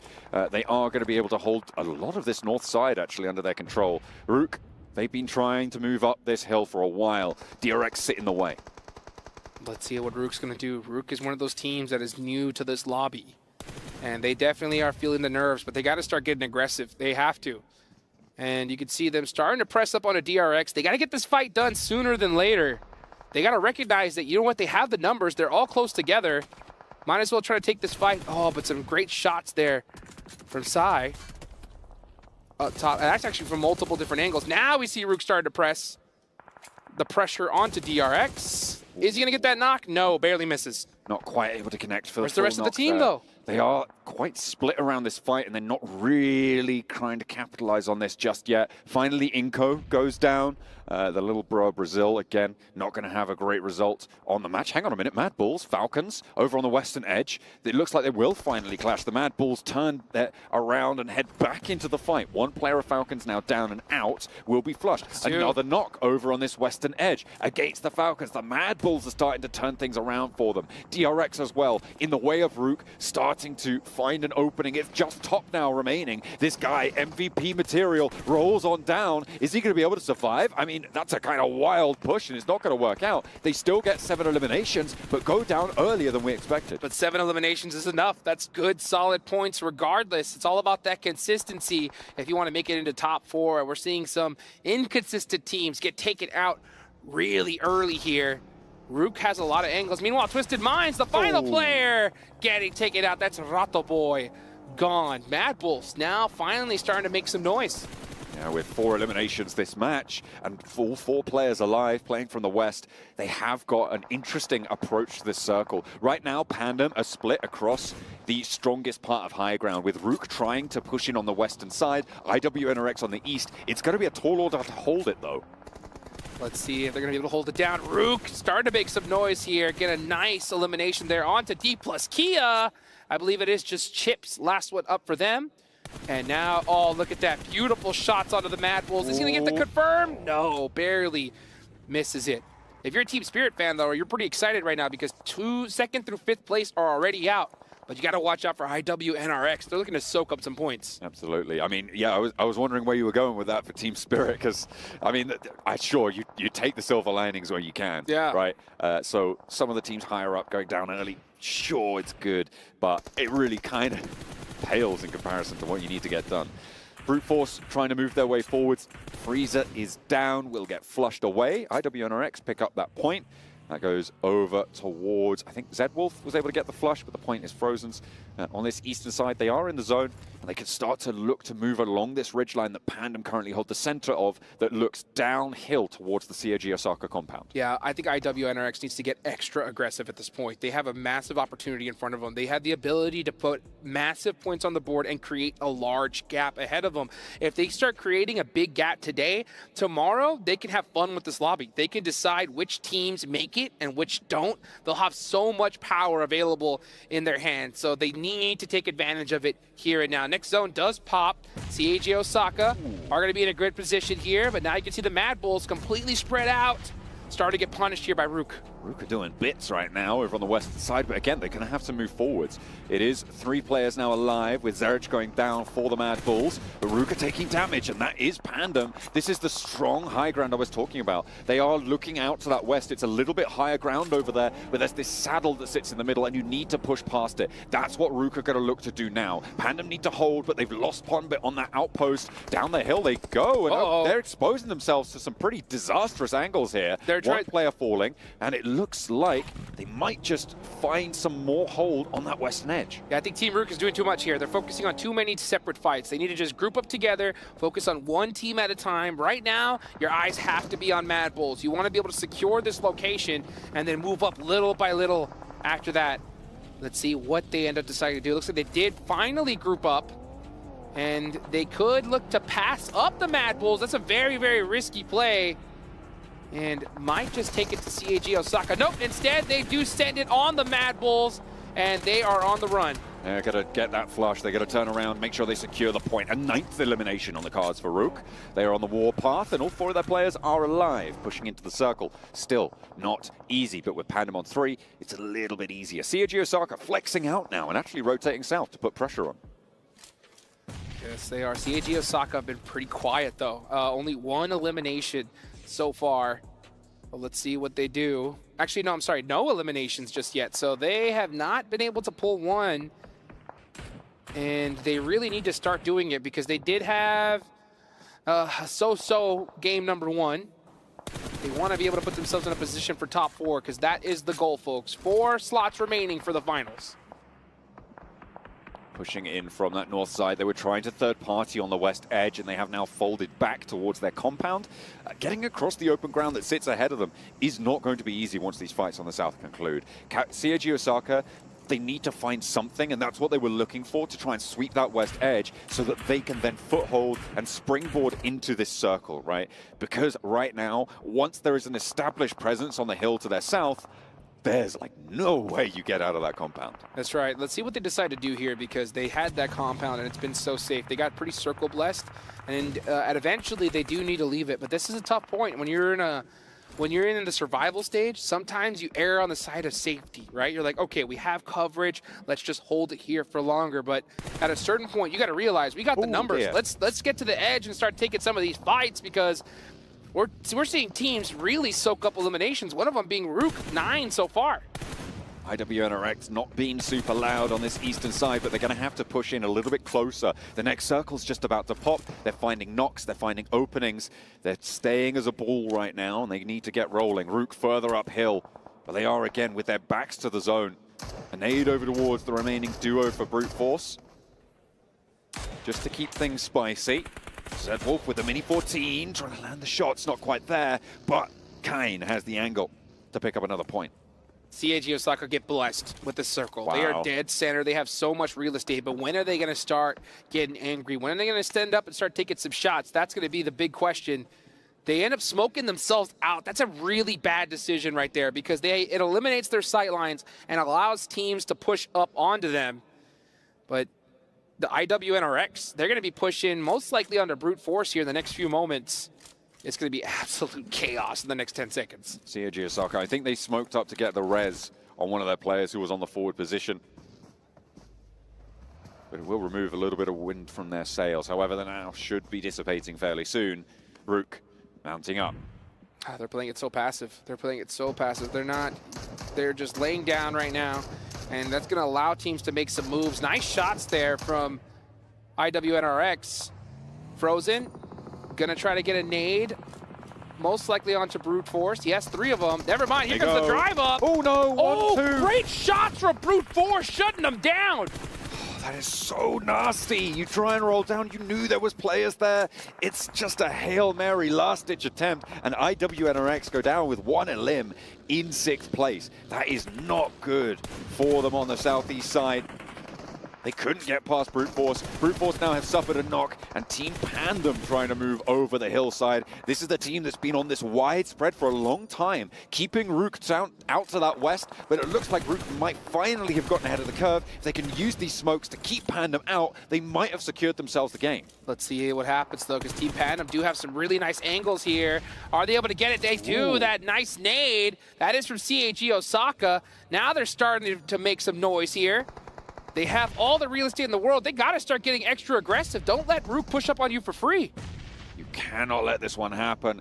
CAG Osaka, keep the ordnance coming. Get a knock, get a flush, get more points as well. That's what you need to add to your tallies. 1 knock sent to their backlines. That is going to be a bit of a rescue mission if they want to keep this one in. I wouldn't be too surprised to see a player go for it, though, because they've slowed down all of the teams around them. CHÁY Osaka, look, we're starting to see that confidence from them. We're starting to see them realize, hey, this is our game to win. Let's make it happen here with as many eliminations as possible. Because every second you wait, those numbers just get dwindled more and more. Nice nade there. Only one player up left, and that is Slonk there. Is he going to be able to get that res? Oh, that nade. Does he get the bounce? Ooh. Oh, that one hurt. Ticked a little bit of damage. There's a shot. AWM! Where's he pulled that from? That's naughty. Going to be looking for the shots as well. Looking for toes. Oh, I don't think he just quite noticed the toes there, unfortunately. But you step out, your block is going off. I tell you that much. Let me see a quick snipe. Let's see it. Go on. Let's see it. You know you want to. Slonk, better be careful. Don't peek. Don't you even move a muscle. Just go out to blue zone. You look out, you are gone. I'm surprised that there's not a nade coming through from Panda. Yep. He's just eating some blue zone. He knows what time it is. He denies the points to CHÁY. Two knocks onto them. Was that brute force? It was. Pre-pod started to make some noise.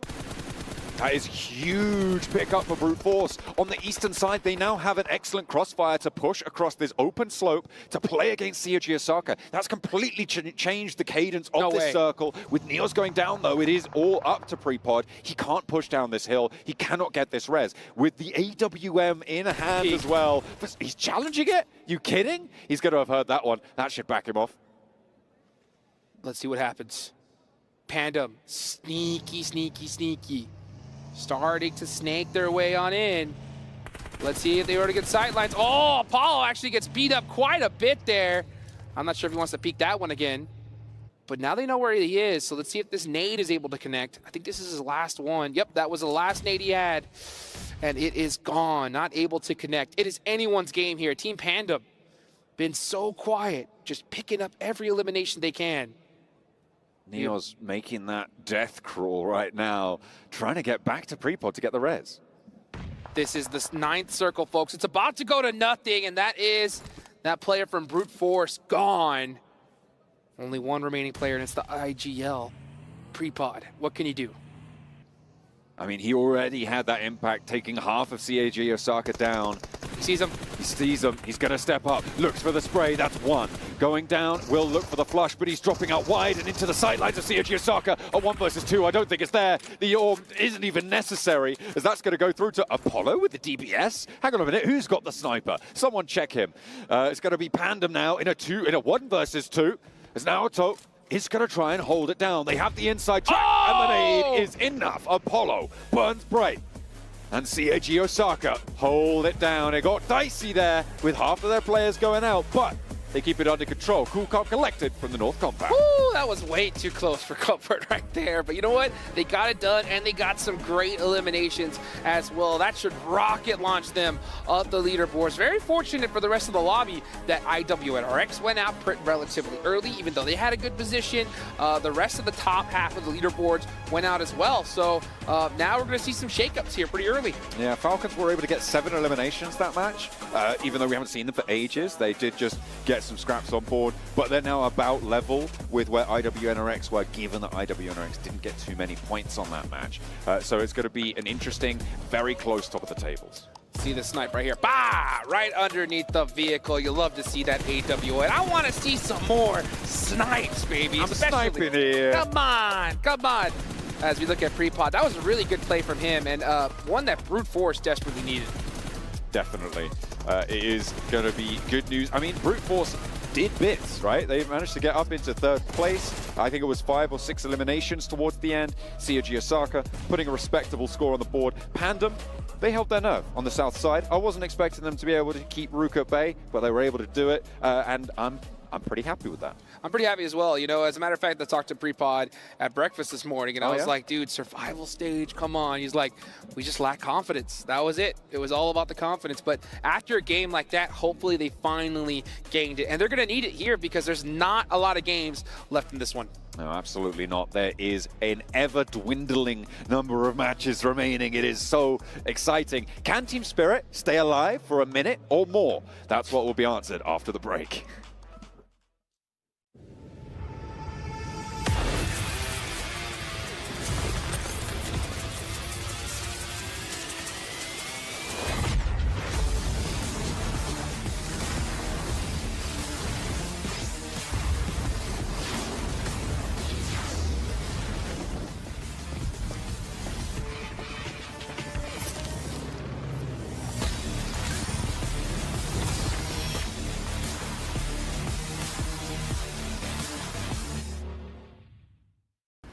لحظات البداية عاشت معنا. كنا نحسبها وقت للتسلية بس. نحسبها بس ذكريات. عبود أعطي أختك اليد يا ولد. ابتكرنا فيها ابتكارات، وإذا بغينا قلبناها خرافات. كنا نحسبها بس لمة وصحبة وسهرات. انتبه نوب ترى نوب. لكن كنا نشوف عالم ما حد يشوفه. لا تشغل وقته بشيء يفيده. الله عليك على اليد. عالم كبر وعاش فينا. عالم الحماس فيه يوصلك كل مرة لحلم أصعب، بس ما يصعب عليك. بارد معك وين ما تروح.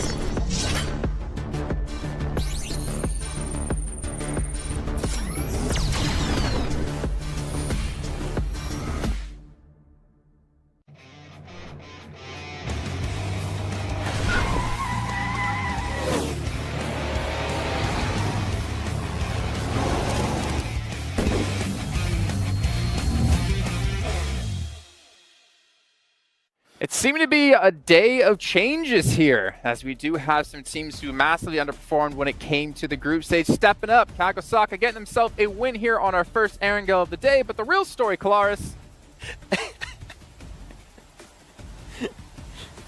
I'm just sad. What's happened? I don't know anymore. But the worst building too. You're gonna get eliminated over that. Come on. Well, you know, Seven Worlds Gaming did say, you know, you get a mulligan game here. But what about second mulligan? Oh, lovely. Yeah. What about third? Do it again. Do it for the memes at this think point. If I don't know. it happens a third time, Clark's head is going to just burst, or his biceps will burst. I don't know, either one. You guys at home are watching, though, you have noticed that the players are participating with the Pmwc Violet Thunder set, which you guys can pick up for yourself. Maxman, I remember seeing a screenshot of someone that I might know who got one himself. And you know what? I got super lucky. I got it super quickly too. And I'm really digging it. So I'm going to look good in game. I'm still going to get eliminated by bots, but I'll look cool in the process. That's not true. Come on. You know, I'm the one that gets eliminated by bots, or I get eliminated by Neptura letting me die right in front of her because she doesn't decide to res Happens me. a lot, yeah. I know you're out there watching Neptura. Stop that. Did I ever tell that story about the time I was clutching out and he was looting still? Oh yeah, I needed my cheek pad, Kalaris. I needed my cheek pad. He didn't need it. I need my cheek. It's ridiculous. I don't think I even had a sniper. Didn't you? What? You had to have had. I don't think I did. Anyway. Anyways, what we need to focus on, though, is kind of what's going on in these matches. Kagosaka, let's just go. You know what? Evolaris, go ahead. I know you were talking about this during the game. You were kind of disappointed with position they had and how it still was a very tough victory for them. Well, I mean, they won. great. That's brilliant. All right, now I'll be serious for But it wasn't the caliber of a top 4 team. So, well, so they had this compound for a long time in this game. Fantastic. They get the win here under their belt. 18 points go their way. I actually assumed maybe they would get less Olymp points off the back of this win, considering they were very apprehensive about leaving the compound. That obviously kind of caused them some wounding positions.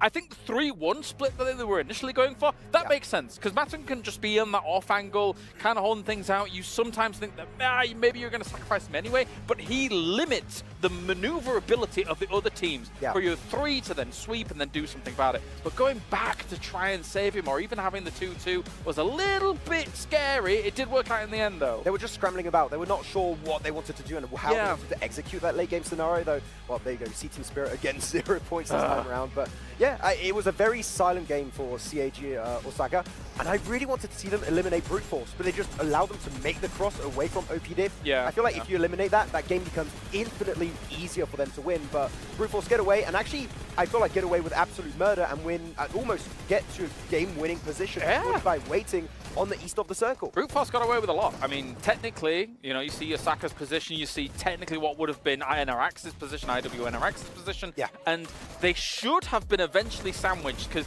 you can't really cover yourself from both angles at the same time, but NRX was a little bit scared about maybe even peeking on over to the full extent that they could have done. And actually, talking about some of the plays that were happening there with IWNRX, I want to take the conversation over to Pandem.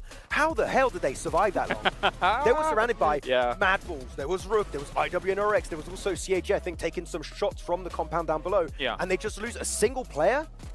Like, sorry, they need to get punished in those scenarios. He's been saving this up. He's so keen. Listen to him. But I agree with you, right? Like, the split that they had, obviously on 2 sides, doing the drive scouting is very important to know exactly what's going on. But their split should have been punished by some of those teams. Be it IWNRX moving west, or the teams finally fixing everything fight that's going down on the west, even, I should say, and then moving east themselves. But no, Pandem got away with a lot, man. A lot. Well, one team that I wanted to bring up here that I know 7, while we were watching, was talking about Rook. Honestly, Max, we got to cover them when it came to PMSL CSA because we got to do the watch party on it. I don't really expect much out of them in this event. However, they put up 11 eliminations here so far in this match, and not easy to do considering, again, the caliber teams you have. But I don't know if that was a fluke or if this is what the kind of Rook we're going to see in this day. I would say, I mean, covering CSA right in the watch party, Rook were a very passive team, right? I feel like they understood we need to take like an extra kind of measure of precaution if you want to do well in this lobby, which is we see a team, we're just going to shoot at them, get the points. Stop doing that. And I feel like they've changed their mentality from CSA going on to PMWI, because passive playstyle is not going to make you qualify in the top 4 for the main tournament. So we know that they have some really good sprays. I think Keeper Boss is a player that we mentioned multiple times that can perform really well at that kind of mid to long range sprays. But now they play more aggressive, which is the perfect change for the stage. I'm really stoked to see that. I mean, you've got Vic on the team, you got Yank in the team. We did see a couple of clutches out of those individual players back in CSA. But in the back of my head, it's like, Jason, this lobby is so much more difficult, even though you have teams like IHC, 4MV, Falcons in your region. Team Spirit. Oh no, actually, no, sorry. I mean, for I said difficult. They squeaked by in the end of the Ratto CSA Boy. tournament. Not Ratto Boy. You're upset. Wait. Where was I even? Brooke, I mean, they squeaked by in the region that you were covering for a watch party, right? It took the last game, similar to Alula AHC, to being able to... They squeaked by. This is ridiculous. This is 7. What are you doing here? Oh, yeah. No, yeah, squeaked by, but obviously we've seen a couple teams do that. Team Spirit, I want to not be too harsh on them, but I know we did say all of us that you weren't here for this, that Brute Force, in our eyes, is not the best team from EA necessarily. But they're looking better than Team Spirit so far. Let's be real. These last 2 games, absolute catastrophe. Absolute catastrophe. I was hoping that they would start the ball rolling fast and maybe try and get something done. But losing 2 games like this, it's not only a bit of a crushing blow to what I would say is morale, it's also the fact that when you go out early in a game, especially 2 games in a row, you have to sit there for 20, 25 minutes, 30 minutes before you even get into the next game. That period of time where you're just cold, everybody's still warm, going through the games, going through the motions, is also yet another burden you have to take into the next games.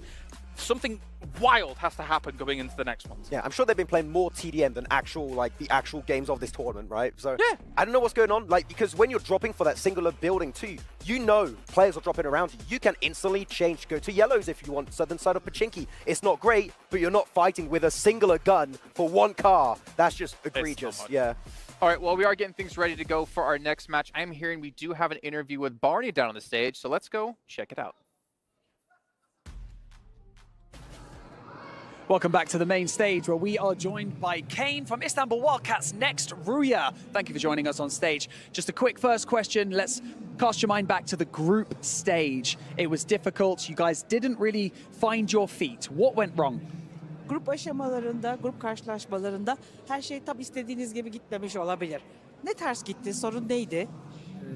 Ya sorunlar, uçak çok kötü geçiyordu. Mainlerimize tam atlayamıyorduk. Prime spotlarımızı alamıyorduk. O bayağı sıkıntı oldu. Şu an prime spotlarımızı alabiliyoruz rahatça. Rahatça alabildiğimiz sürece istediğimiz oyunu ortaya koyacağız. Usually it wasn't possible for us to get our main spots that easily. Now it's possible. That's why it's getting much better. Okay, so that's the reason. That was my next question. Survival stage kicked off really well. You've managed to secure the first winner chicken dinner. Is that kind of what you're going to continue to do, or what are you working on right now? Tam da onu soracaktım ben. Bu grup karşılaşmalarında, o aşamalarda bunların ters gittiğini anlayınca neyi değiştirmeye karar verdiniz? Chicken dinner'ı da aldınız. Bir sonraki aşamada yapmak istediğiniz şey ne ve neyi değiştirirsiniz? Aslında çalıştığımız şey de eğer prime spotlarımızı alamazsak nasıl oynayabileceğiz, nasıl oyunumuza devam ettireceğiz. Daha çok bunların üzerine çalıştık. Bu hatalarımızı kapatmaya çalıştık. Biraz olsun da kapattığımızı düşünüyorum. Bence bu grup aşaması bizim için iyi geçecek. Öyle. So we usually decided thinking and focusing on more on what to do to cover up the loss that we may ever have in the group stages, like we did in the group stages. So, and I believe that we will just capture the same momentum and it will be much better. Okay, finally, I have to ask you, Kane, what happened in map 2, man? On Erangel, what happened? What was that push? Who called it? What went wrong? Sormam lazım bu soruyu. Erangel'de ne oldu? Hani kimin fikriydi? Niye girdiniz oraya? Nasıl oldu o olanlar? Ya aslında biraz sıkışmıştık. Sağ altımızı vurursak win hamlesi olduğunu biliyorduk. Gittik vuramadık. NT. Eğer vursaydık win alırdık yani. Yapacak bir şey yok. NT diyelim, geçelim. Actually, we knew that it's going to be a big hit home rid, and I would say it would have been an NT, but it didn't work like that. But still, I would say NT at the end. Well, you know what? You miss 100% of the chances you don't take. So I'm glad you guys are actually taking those chances. Best of luck with the rest of day 1 of the survival stage. But for now, we're going to head back to the studio to continue day 1. We have got more matches yet to come. That is right. We are going to once again see how long Team Spirit can survive. Let's go! I'm going to keep talking smack about them until they do something good. Let's see if they can hit a record here in this game. A record? I want to see a record. Phase 2? Phase 2? You kidding? That would be a double of what they've done so far. Actually, probably more than double. That's so true. Yeah. It's crazy to watch. I can't believe it. I really can't. But you know what? They're going into the second Erangel match, and don't fix what's not broken. You know what I'm saying? Just go to the same place. Go. You know what I'm saying? It's all about consistency, but maybe they don't understand that, you know what? Consistent points is what they need. That is true. They are being consistent. But let's take a look if they can increase that points floor. They are going to be looking to do so, of course, with the Infinix GT20 Pros. With dual gaming chipsets and 144Hz AMOLED screens, the GT20 Pro will equip teams with up to 120 FPS, which is also the first batch of supported devices, offering esports level performance and visually stunning experiences in the 2024 Pmwc. The plane path is here for our second of 3 Erangels, and we are going to be going from Melt to Power over to George Pole. Alrighty, well, I'm looking at this play right now. I'm seeing where's Team Spirit gonna take off from, because they need a monster game right here and now, because you can't hope that the top teams are gonna do bad once again, because at this point we're already starting to see a little disparity at the top, and there's only been 2 matches so far, and that lead is only gonna get increased as time goes on. So I'm looking at the plane. I don't see them out just yet. Yeah, they are on the south, Team Spirit. Oh, there they are, yep. Are they going again? Are they going for the repeat? I feel like they're a little bit split away right now. Okay, breathe a second. Team Spirit haven't hot dropped. Oh my God. Oh, okay, that's good. We're starting off strong. We're starting off strong, mixing things up here.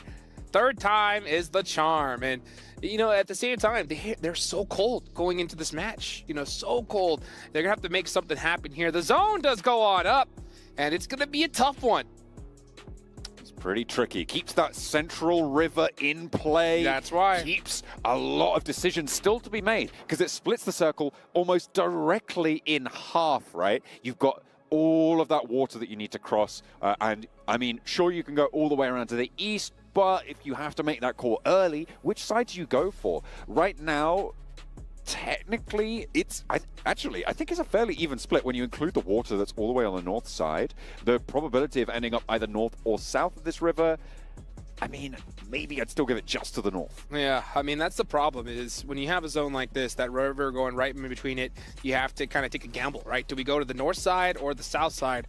And if that zone shifts away from you, you're in big trouble. I mean, we don't see teams make it very often when they get a hard shift like that. So Cube is a really, really good place to be, right there at the edge of that river. Besiktas, Black are holding it right now, so it looks like that's a place they want to hold on to. But you got teams like Team Falcons all the way down in Novo. They're going to have to make a big trip up north. Yeah, they've got a long way to go. Pandem actually did go to the north side of Military Island as well, so they're going to have to make a similarly long trek, but they've already grabbed their vehicles. Novo getting looted up, as you said, by Falcons, so an easy time for now. The question is, will there be conflict on the bridge? We'll have to wait and see. IWNRX splitting around the ferry pier area. They're going to be fairly looted up. They're going to be quite happy with proceedings. They've got that west coast road that they can go along. But what's interesting is that west side is actually kind of occupied right now by moneymakers. That west coast split, I mean, this is something that Calaris has been banging on about for years, and rightly so. Getting split loot on that west coast side is really effective. There's a lot of loot there. You can have a great game from that position. Yeah, and it's very fortunate that the zone goes in their direction too, so they can just head up north, even probably take that Georgia Pole Bridge up north. So many different ways to head on into this one. Meanwhile, we saw Inco Gaming there on the feed. They were up near Kameshki, so they're going to be split looting Stalber, all that north side. We'll see them push on in. Brute Force are big chilling in Severny right now, so nothing really too crazy. And honestly, it's about time, because we've seen like hot drops, teams getting shredded off the rip so far every game, and now this looks like a normal Aaron Gale. We saw 3 hot drops in 2 matches, right? Like that's right. That's kind of wild when you consider the stakes here at Pmwc, right? Getting to those top 4 spots, you need every game to count. You can't take the high variation plays as much as you can do in long-form tournaments, like those PMSL group stages. Obviously, in those stages, you're playing like 70 matches, right? Like, you've got a long time to make those up. Guess what, though, John? You've just, something has occurred to you, your brain is firing on all cylinders, and I want to know what's going on.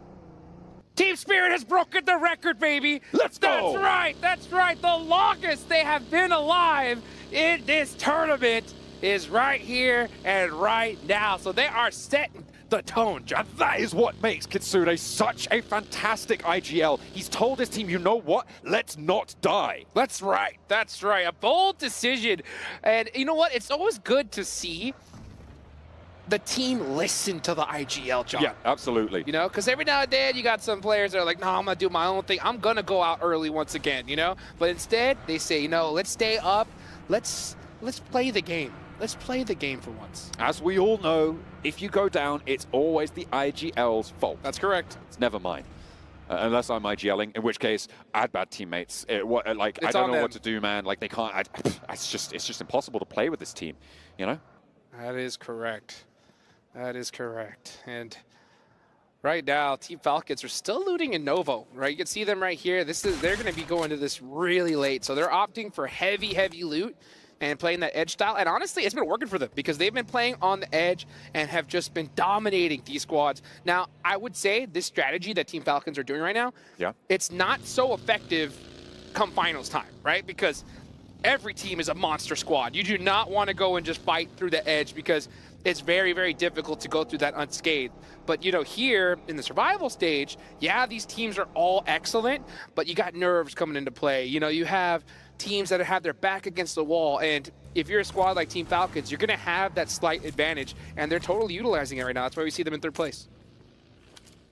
Still, on 3 matches, you want to be pushing up to 30 points if you want a chance at those top spots. IWNRX, CHÄY Osaka, both within 5-point striking distance, a fairly, well, not trivial, but certainly achievable task for both of these two rosters. If CHÄY Osaka going to hold on the south of Severny, they're doing pretty well right now for position. IWNRX a little bit further away right now on the south edge. Falcons, he said they might not want to be sweeping through in the finals, but right now they have a long sweep to go from Novo, still on that military island. Still playing neighbors with Pandem, who are currently in that military base itself. Mad Balls might be crashing into Rook here.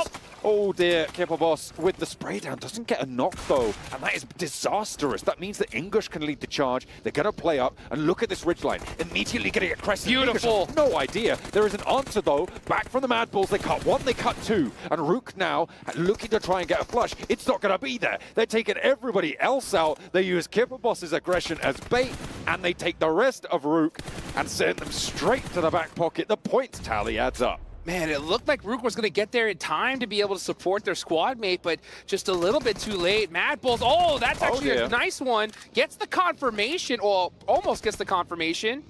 Killboss going to have to figure something out, though, because, yeah, Mad Bulls are going to make it for this res. He peeks that door, he's gone. He has to know it. Yep. Yeah. He went for it. They're in the perfect position immediately with that high ground. With the position around the buggy, you're just not getting it. There was information being fed back over to him by Solnik, his teammate, who was downed across the way. He said, they're going for the res, they're sticking it. And there really is only one thing you can do, because if that res goes through, you're facing 4 Mad Balls and you're going down, right? There's basically just no 2 ways about it. So going for that peak, trying to get the player looking for the res, it's kind of the only thing you could do to salvage a point or 2. I do agree, yeah, because he knew he was going down no matter what. Hit a 1v3 like that isn't going to happen. So, yeah, try to be able to steal away at least 1 elimination. Unfortunately, he wasn't. But right now, my eyes are going to be on that 11th place on down, John. Okay. Because it really is do or die. After this, oh, never mind about what I'm about to say. This southern shift makes things interesting and a super fortunate shift for Team Falcons. Absolutely a lifeline being thrown to them, but they don't even need it, right? They're at the top of the tables.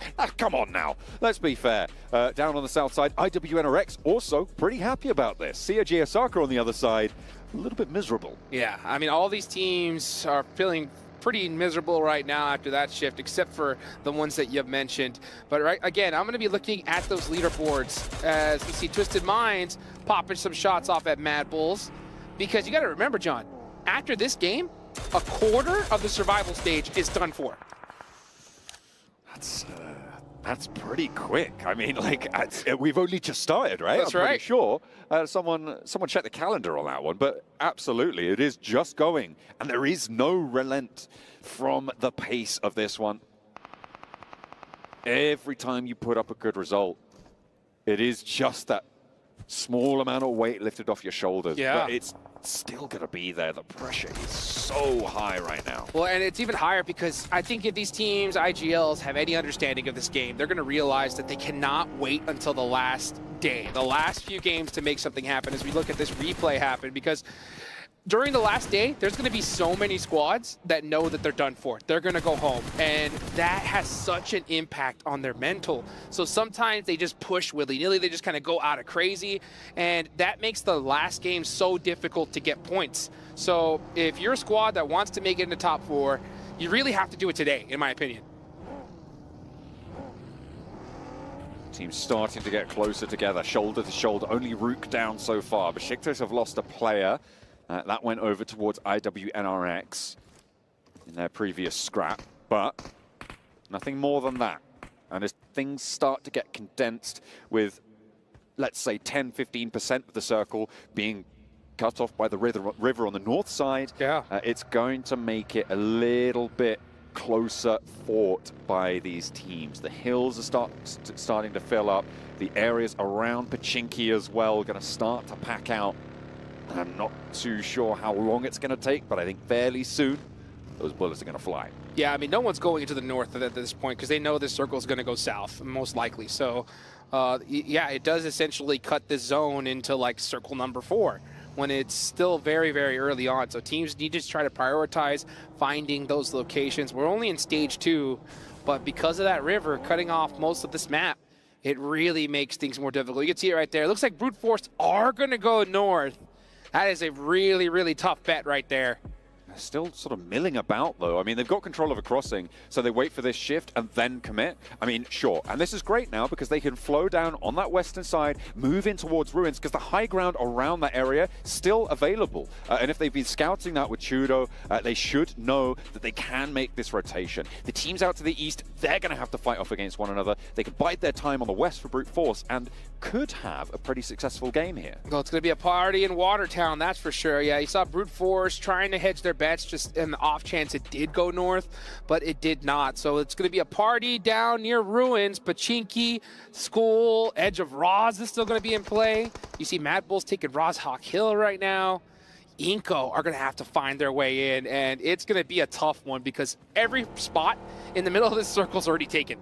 CHÁY Osaka, they've moved down from the north side, but they have a team to worry about. Now, it's Team Spirit, who, frankly, at this stage, completely untested in these finals, right? Given that they've just been wiped out on hot drops, it's kind of not really indicative of what they're going to be bringing on a macro scale, right? They're just getting L's handed to them time and time again. I was about to say. And not really able to do anything other than just try and win the gunfight when you're put in that situation. I was about to say, they've been tested. They failed the first 2 matches. Oh, that's for sure. For sure. Yeah, okay, but you know what? Now they're in the game. They're in the game. Let's see what can happen. But Twisted Minds are starting to press IWNRX. IWNRX currently on top of the leaderboards. They need to win this fight here. They want to put a big gap on the rest of this lobby. Twisted Minds going down the beautiful shots there from Z-Wolf across the way, threading the needle through the window, and now giving them a big advantage. A second knock as well on the south point of Sunken is not going to do wonders at all. It's going to be scrappy, it's going to be brutal, but IWNRX are not giving an inch. Look at their health bars. They're so healthy. Swain took, what's that, like a tickle of damage, like 20 damage there. It's going to be nice and tidy for IWNRX on that south point Sunken. What a play. To be able to take that fight and finish it so quickly as well, because that was a dominant position. The chances of getting third party were so high, and they got it done. That is 5 eliminations already. IWNRX are trying to punch their ticket to the finals nice and early. Meanwhile, CHÁY Osaka, we saw them have a really awesome game in the last one. Let's see what they could do here on this rotation. Meanwhile, Inko, yeah, just trying to pop some shots, trying to find some room in this next circle. This is a really difficult circle, right? Because slap bang in the middle of it, I mean, we can see the map feed right now, but slap bang in the middle of it, there is this donut hole, a dearth of just open ground that sits there.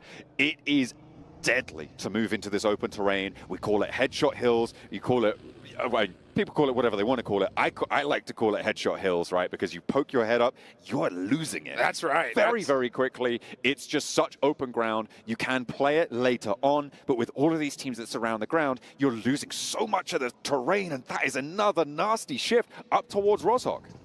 The zone going even further north. All these teams on the south got to get moving. I'm looking at you, Team Spirit. They're going to have to cross through the Falcons of all squads here.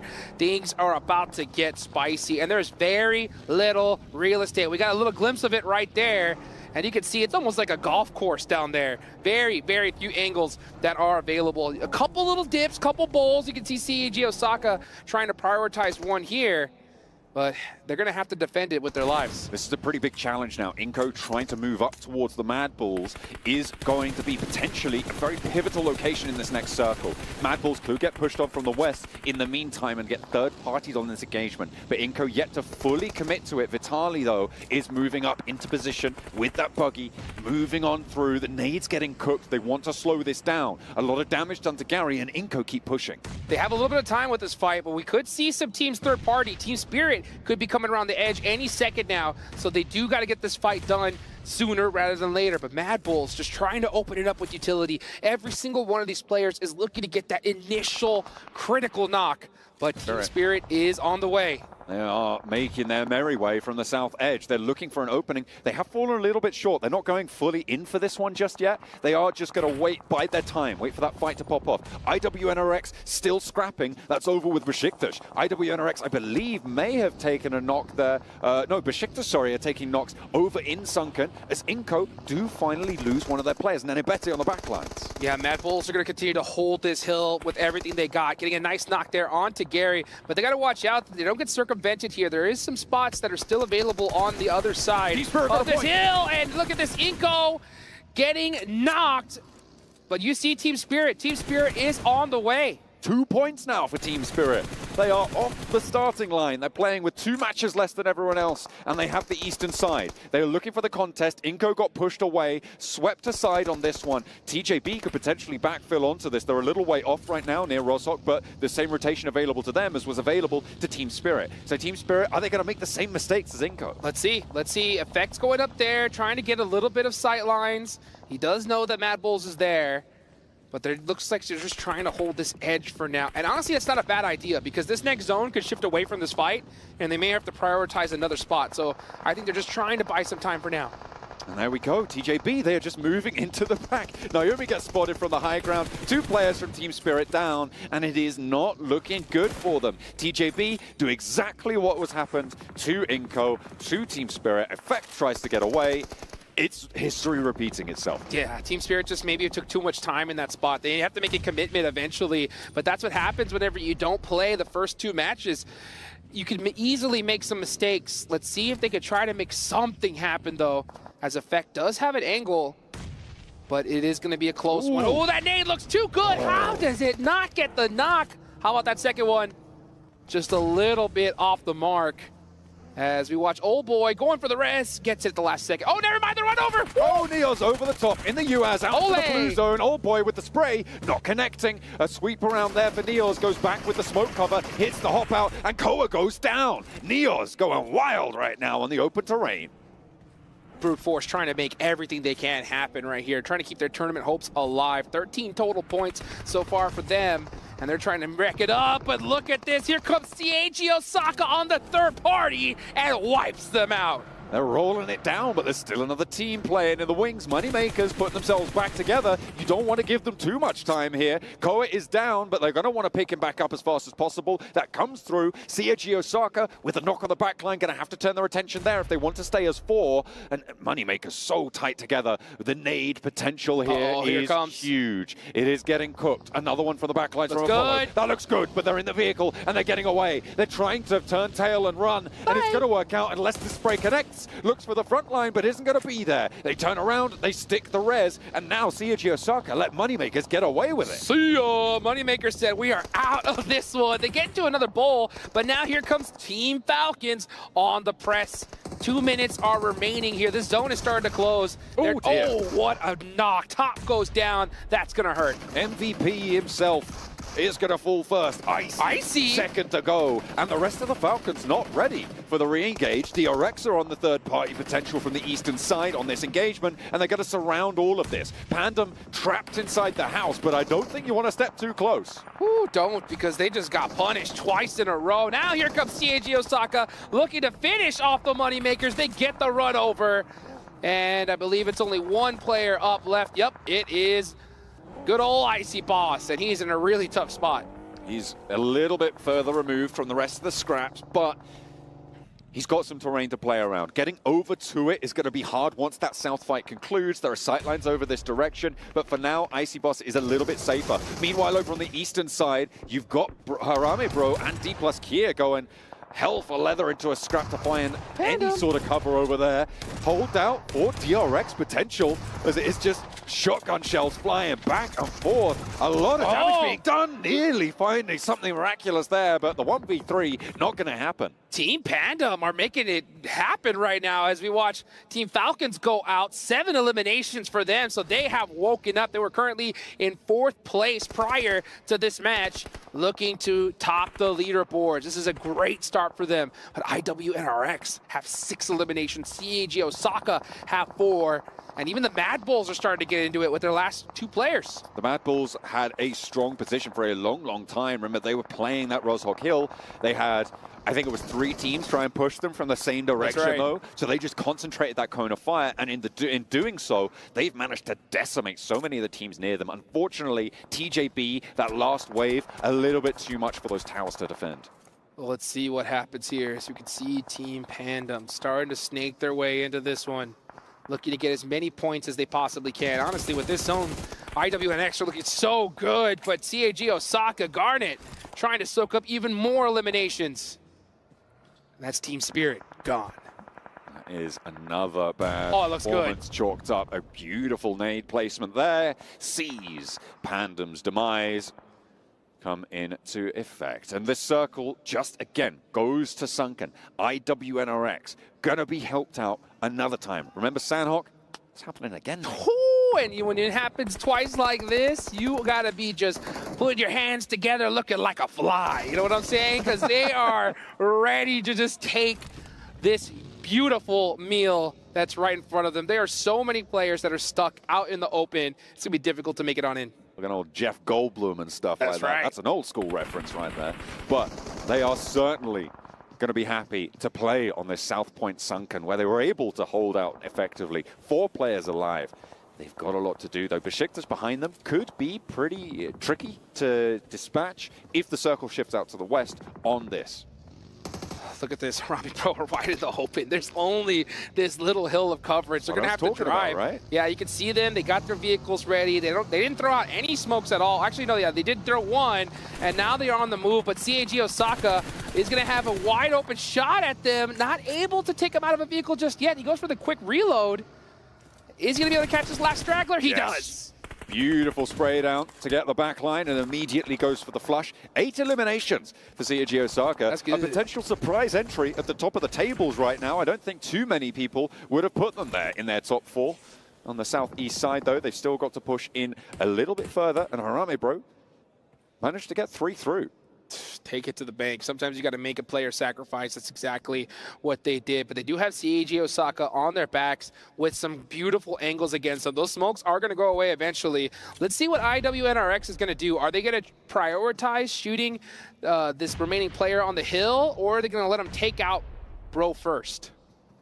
It's an interesting quandary, right? You don't want CAG Osaka to be able to push through, but at the same time, you got more to worry about. Maybe take them both out at the same time. That'll work. That would be the best result, right? TJB, by the way, the last team to make that east side rotate, that wide swing towards the South Rozhok high ground, has started to gain momentum now. 7 eliminations on the side. They're playing on the east. They can get this res. However, their next move is their most difficult rotation of this match. If they can get into a stronghold position from here, I would be very surprised, given how clumped up and open their next set is. Yeah, they're completely stuck right there. I don't think they have any vehicles as well, but CAG Osaka run out into the open, get a couple of knocks onto Harame Bro, but that is going to be it. 9 eliminations for them. Great game.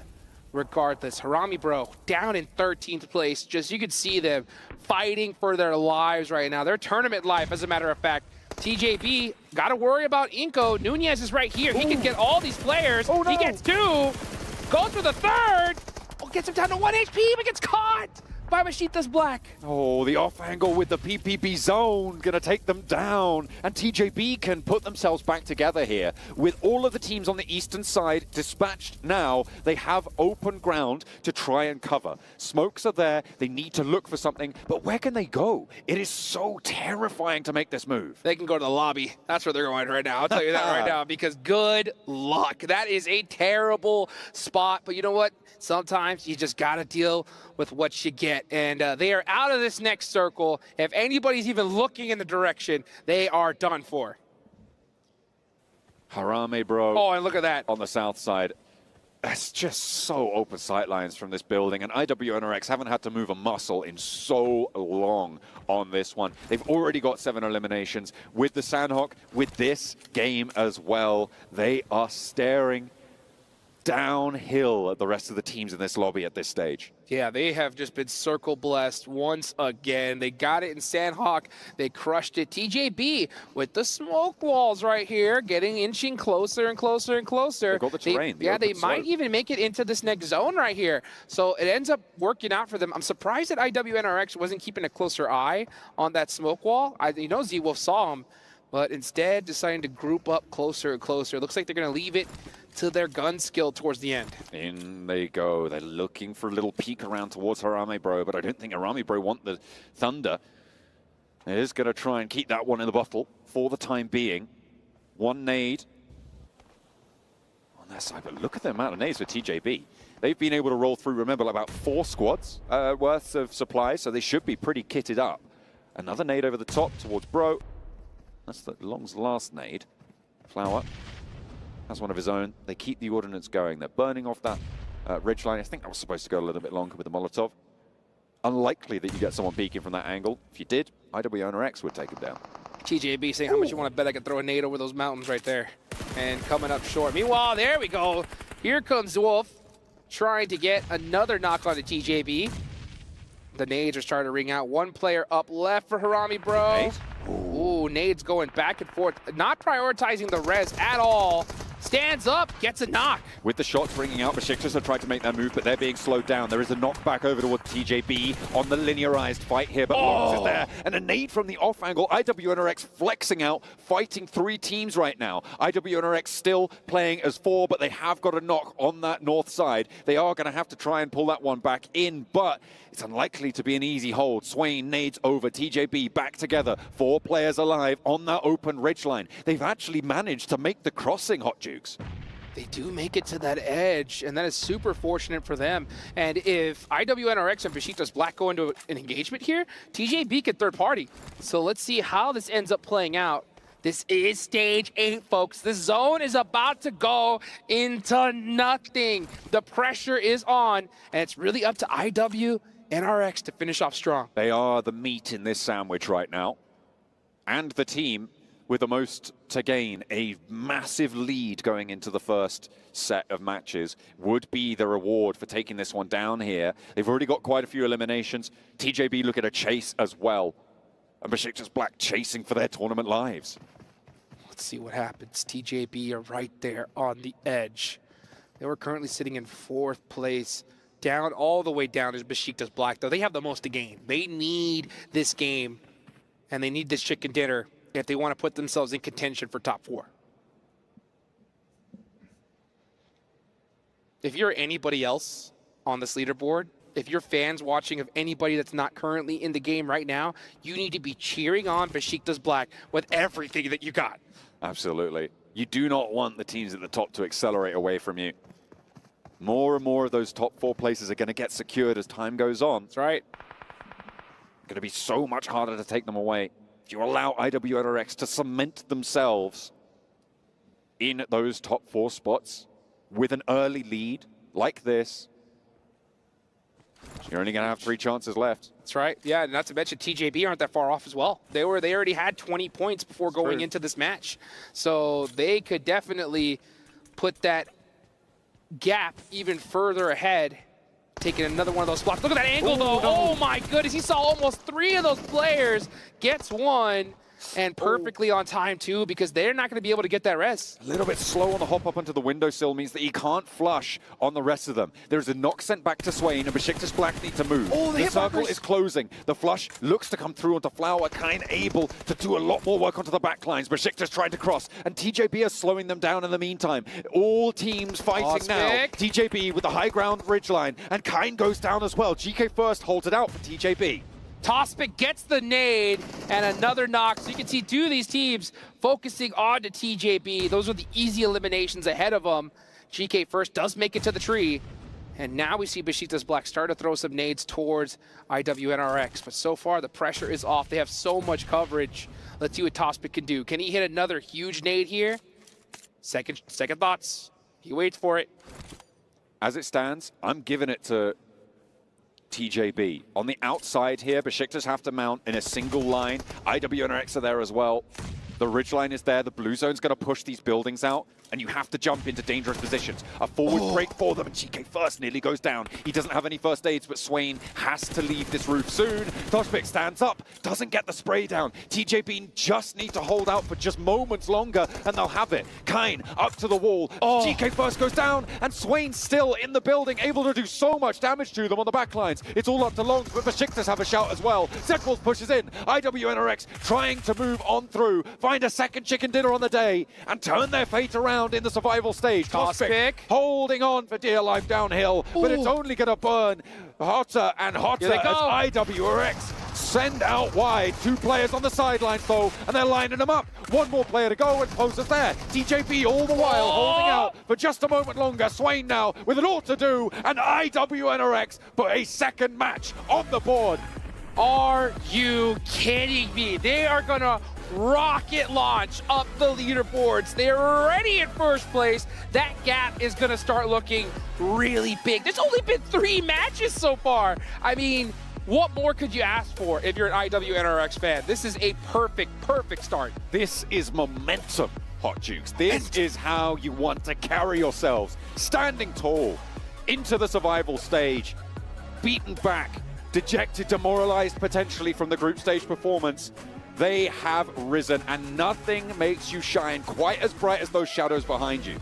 Oh boy, and you know what? That shadow is starting to grow even bigger right here, because that was a heck of a game for IWNRX. You talk about momentum. I know Jason Kaplan there in the studio. I can't wait to see what his momentum meter looks like, because for IWNRX, it's got to be breaking the charts. Absolutely brilliant way to kick things off. I was saying top 4 gonna be sat towards the high 80s, around that 90-point mark. So far, they have put a massive dent in that. They have got, I think, up to around 40 or more points so far in the first half of today. Given their 2 chicken dinners, given their elimination count, I thought TJB were going to have it. But then Swain from the top floor of that building took down the entire ridgeline. Swain was so smart. Huge. Swain was so smart because he could have taken that roof. I think a lot of players would have, but he knew that, you know what, nades are going to be ringing out onto this position. I can't afford it, even though the sightlines are great. Let's look at the reactions here. Oh, so excited. They are ready for this one, and so am I. I mean, I was so disappointed with their group stage, because this is a roster that took our breath away back in EMEA. Yeah. They had so much power. It was all the Zedwolf show, but right there, I think that was Swain's game. I think so. I mean, that angle there was absolutely critical to the rest of that match. He was able to get beautiful sight lines on everybody down there and was just making it happen. So IWNRX, we know they're going to be in first place, but just by how much? That's the question. That is the question, indeed. CHE Osaka, they got a little bit done in that match as well. A lot of points being accrued, but we've got to march on with the matches. That's going to be it from us today, but there's more games for you guys to watch. We're going to be handing it over to Blank and Jackie on the caster desk, but first, we've got to go to the analyst box. Welcome back to the PUBG Mobile World Cup at the Esports World Cup. My name is the 7WG, and I'm joined by Kitsune from Team Spirit. Kitsune, what happened in these first 2 matches? Basically, we had a contest on Sanhok, and it is what it is. We just had like really bad fight for us. We got the first knock, and then they just pushed like as a 4, so it was a tough one. But it didn't honestly matter. We knew that, so we can either get like 4 kills or we just die fast. So, you know, it happens. It happens. It's just normal. You have to keep the mentality and focus on the next games. But then there's the wrangler happened. We fought for the garage, and it's just unlucky. There are like just few guns, and they dropped like a little bit faster, so they got the guns, and we had basically no chance there. I mean, just a tough 2 games, you know. We still understand that we just need to get to the top 4, like first place, second place, third place, doesn't matter. Honestly, only top 4 means for us a lot. So it's just like a challenge at this point for us, you know, get like top 4 in 10 games. So it is what it is. Right on, man. Well, hey, I appreciate your time, and best of luck on the next matches. Thank you, man. Back to you guys.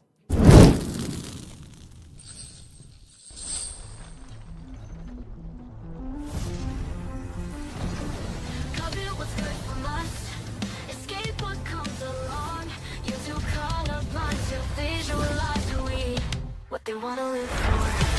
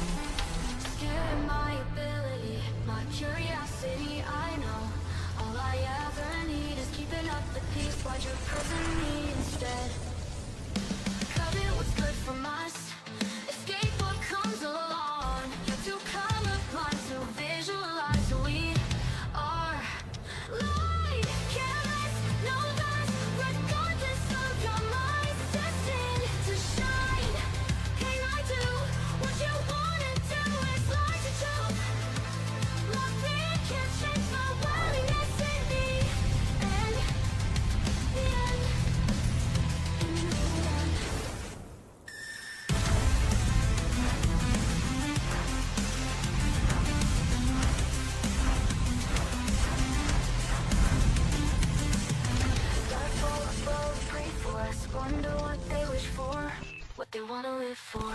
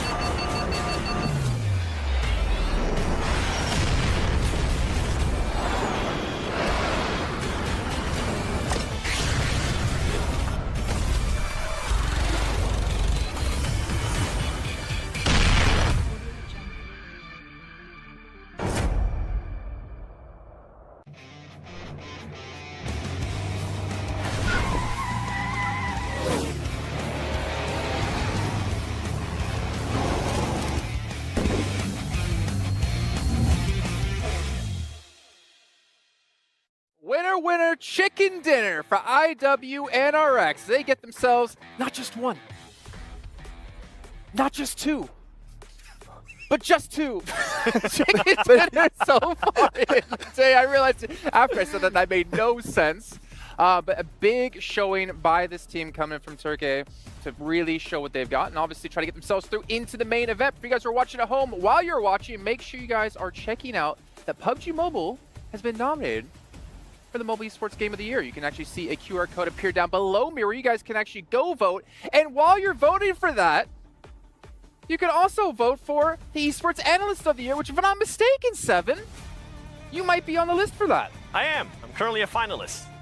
Surprise. I don't know how that happened. How does that make you feel, Max, man, that he got put in except I suck, I know. I get it. No, I'm really, better really bad. He's just better. Okay, he's built different. There's a requirement to the amount of shows you have to be on and not be sick on to be nominated, unfortunately. But while you guys are watching as well, make sure you guys follow PUBG Mobile Esports over on TikTok and also post a video of you doing your favorite victory dance either in-game or out-of-game with the hashtag Pmwc victory dance. Get the camera on them. What is this? And you can be entered to win a chance of $3,000 virtual gift cards. Max, favorite victory dance, let's go. Oh, you hey, you were gone 3 days, man. We got to put it all on you. Gonna sweep in the floor with my enemies, yes. Okay, all right. I can get behind that. But gentlemen, IWNRX, man, two chicken dinners on the first day here of our survival stage, and this is a team that's showing they want to survive. They want to make it to the main event. They want to play for that $1.5 million. They want to survive this stage.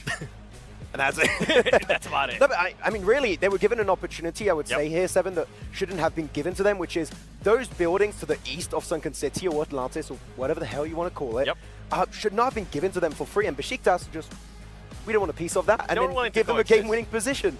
Yeah, they were willing to coexist for a long time. Something that I did like, though, that we're kind of able to point out with IWNRX is the angle that they were able to get on TJB. Kane at the end, that was perfect. Given though he wasn't able to get a lot of eliminations, but just putting that extra pressure, he did end up getting a one-player knock and an extra elimination.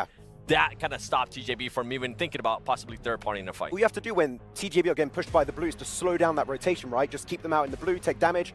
It did kind of suck for Kane at the end because he had some nice shotgun shots, got whoop, out in the blue, knocked away. So that was a bit unfortunate. Like, he was 100%. So he was blue Kane and then he was Kane.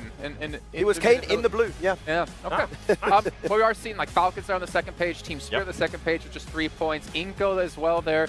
It's getting tough for some of these teams. I mean, I know you can say they could have a bad match or two, but if the thing is, it's not top 12 anymore. That's the point I'm trying to nail home here. It's top 4, which is insanely hard getting that alone, but getting it into a lobby of this caliber is even more difficult. What's up? Especially with the way some of the other teams are playing now that are currently towards the top, right? Now, this is the second win out of NRX with the way that they're currently performing. If they, for some reason, today end up getting another chicken dinner, or if they end up getting some good placement points and some good elimination points, it's going to be hard for teams to pass them tomorrow. So that could be one team already qualified, right? So for teams like Inco, for some of the other teams like Team Spirit, when, by the way, when Kitsune told me that he just wanted to keep on hot dropping, I was like, but why? No! Doesn't make any sense. Well, we're talking about, you did mention before about the Besiktas here sitting in Watertown, IWNRX there as well. The Besiktas, though, I feel like we did see them just playing very passive when it came to the group stage, and we're kind of seeing that passiveness show yet again. Passiveness is not going to qualify you in top 4. That's the issue. It's not going to be enough, right? You need to get elimination, just placement points.